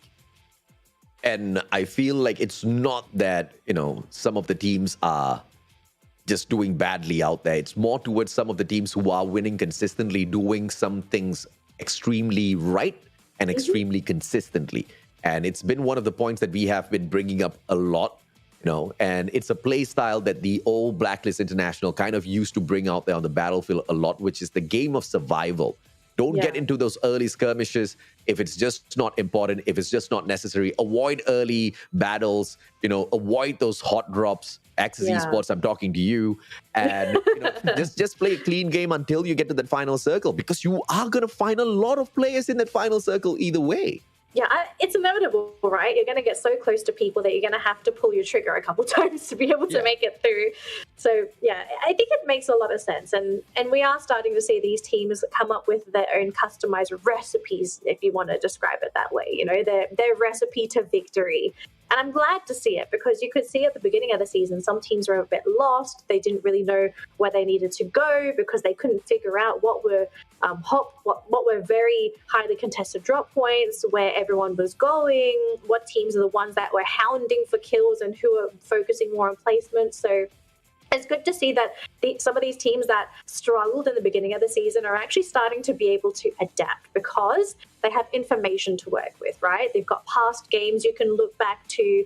There's stats you can look at as well. So I'm happy to see that we're starting to see some adaptation. But are there any teams that we are going to have to look at and say, okay, they're starting to adapt, but it seems like it's a little bit too late already for these teams? I think Hard to Get might just be that team, you know. I think they... Really? Yeah, they ramped up and they did pretty decently, but the question is it going to be enough to carry them all the way? I think it's going to be tough, because they're going up against, you know, other teams like Sem9, Icon, and Anxiety has a huge probability of stepping their gameplay up tomorrow when we get into Purgatory, as well as Alpine. So Hard to Get might just be the team that is at risk here. But if they can keep this up, then maybe they don't have to worry about that. Paula, what are you thinking? Go a different direction. I think it's Todak. I think that, you know, I had high expectations going in. I thought that they were just having like a bad couple of days. But from what I've seen today, Todak has just not really lived up to the Todak name. It's a completely different team. Something seems to be really shaken with these guys. Yeah, I think a lot of people watching the broadcast probably have the same sentiment as well. And I mean, even we did too, coming into the tournament, where we had a list of teams that we were looking forward to. Todak was on that list, and we thought that they were going to be one of the top teams to look out for. Top 6, I mean, AJ, what were you expecting from Todak to begin with? Did you think top 6, or did you actually think higher for that team? I wasn't expecting top 6. I know exactly what the strategy is here for Toda, and they're just keeping their heads down. It's just that they are playing it very riskily. They don't want to seem to be a threat until the grand finals, because once again, you're talking about, you know, more than $50,000 US, specific $53,000 US out of 70,000 available in the overall prize pool awaiting you at the grand finals. You shouldn't be allowing everybody to read your strats very easily. And you can see consistency out of Toda. They don't want to be in the top half. They don't want to be in the final circle. They're just keeping themselves alive to make sure nobody tries to see them as a threat and read into their strategy all that too much. Everybody's going to be reading into the strategy of Expand, but, you know, there's no if, buts, or maybes here for Expand, because it's a team that's making a comeback after a long, long time. You really need to go ham against the other teams and see if you can keep up the consistency. But Toda is the kind of team that can ramp it up whenever they want, and I feel like they are intentionally not ramping it up just yet. So you kind of think that they're keeping in the shadows. They don't want people to assume that Todak's going to be an issue. Don't hot drop us. Don't focus us. We're not a threat. Just leave us alone. Could that act as a double-edged sword though? Because I think that when you're playing as well during the league stage, you have to also find something that would work. And speaking of work, we haven't really seen Todak have their moments of glory. You would assume maybe have one or two, so that, okay, we figured out something that's going to work for us. We've got our recipe to victory. Now we're going to shift back into the shadows. We're going to be non-existent, so that when it comes to grand final, we're going to go back to that recipe that worked for us. For me, it's look at what's happening right now. I mean, the fact that the Todak have fallen, Sem9 are kind of making their way back into this one. It's a bit of a rat race to the 12th spot right now. Everybody's so close. But another thing is that let's talk again about Axis Esports. I'm only bringing them up because they have not done well. This is a team that was top four, going into today. They've dropped down to the 6th place. They had a terrible day. Very off the radar. Eliminated early. It seemed like they wanted to go home. Things were not really working for them. They were not able to get into their strategy. I mean, I think they deserved it, because when you continuously ego challenge a team and you try to, just prove that it is you who belongs in a certain drop spot, even after you have been punished week after week at that exact same hot drop, I'm like, why would you try it again? So I'm all for Axis bombing out and going lower down on the leaderboard this time around, because those are decisions that they could have made for themselves to play a little bit better. But they just wanted to bash their heads against the wall to get to the other side. They could have just opened the door. But no, they wanted to go through the wall. And hitting your head against the wall bumps you down a couple of rolls. I mean, they could be one of those teams that you kind of have to do things a couple times to be sure that it's a bad idea. And I'm very sure after today, Axis may have learned their lesson. We'll have to find out, because we're still going to watch a lot more Axis tomorrow. But that means, unfortunately, ladies and gentlemen, that we have concluded our first day of week 3. Thank you to everyone that tuned into the broadcast. Thank you to Hola for joining us this weekend. We're going to have you again tomorrow. We've got lots of exciting stuff to do. And of course, AJ. AJ's always here. But gentlemen, thank you so much for casting the games. You are phenomenal. Looking forward to your broadcasts tomorrow. And again, to all of our viewers, thank you for tuning into the broadcast. If you haven't already, please like and share our streams. If you're watching on Facebook, or if you are on YouTube, make sure you subscribe to the channel so that you get notifications for the stream that's going to pop up tomorrow. Because yes, we still have one more play day, and that is going to be tomorrow. We're going to be having a lot of fun on Purgatory and Alpine. And that's going to be it for us. Is that AJ? Yes, that's AJ. That's Hola. I'm Danalee. We'll see you all tomorrow.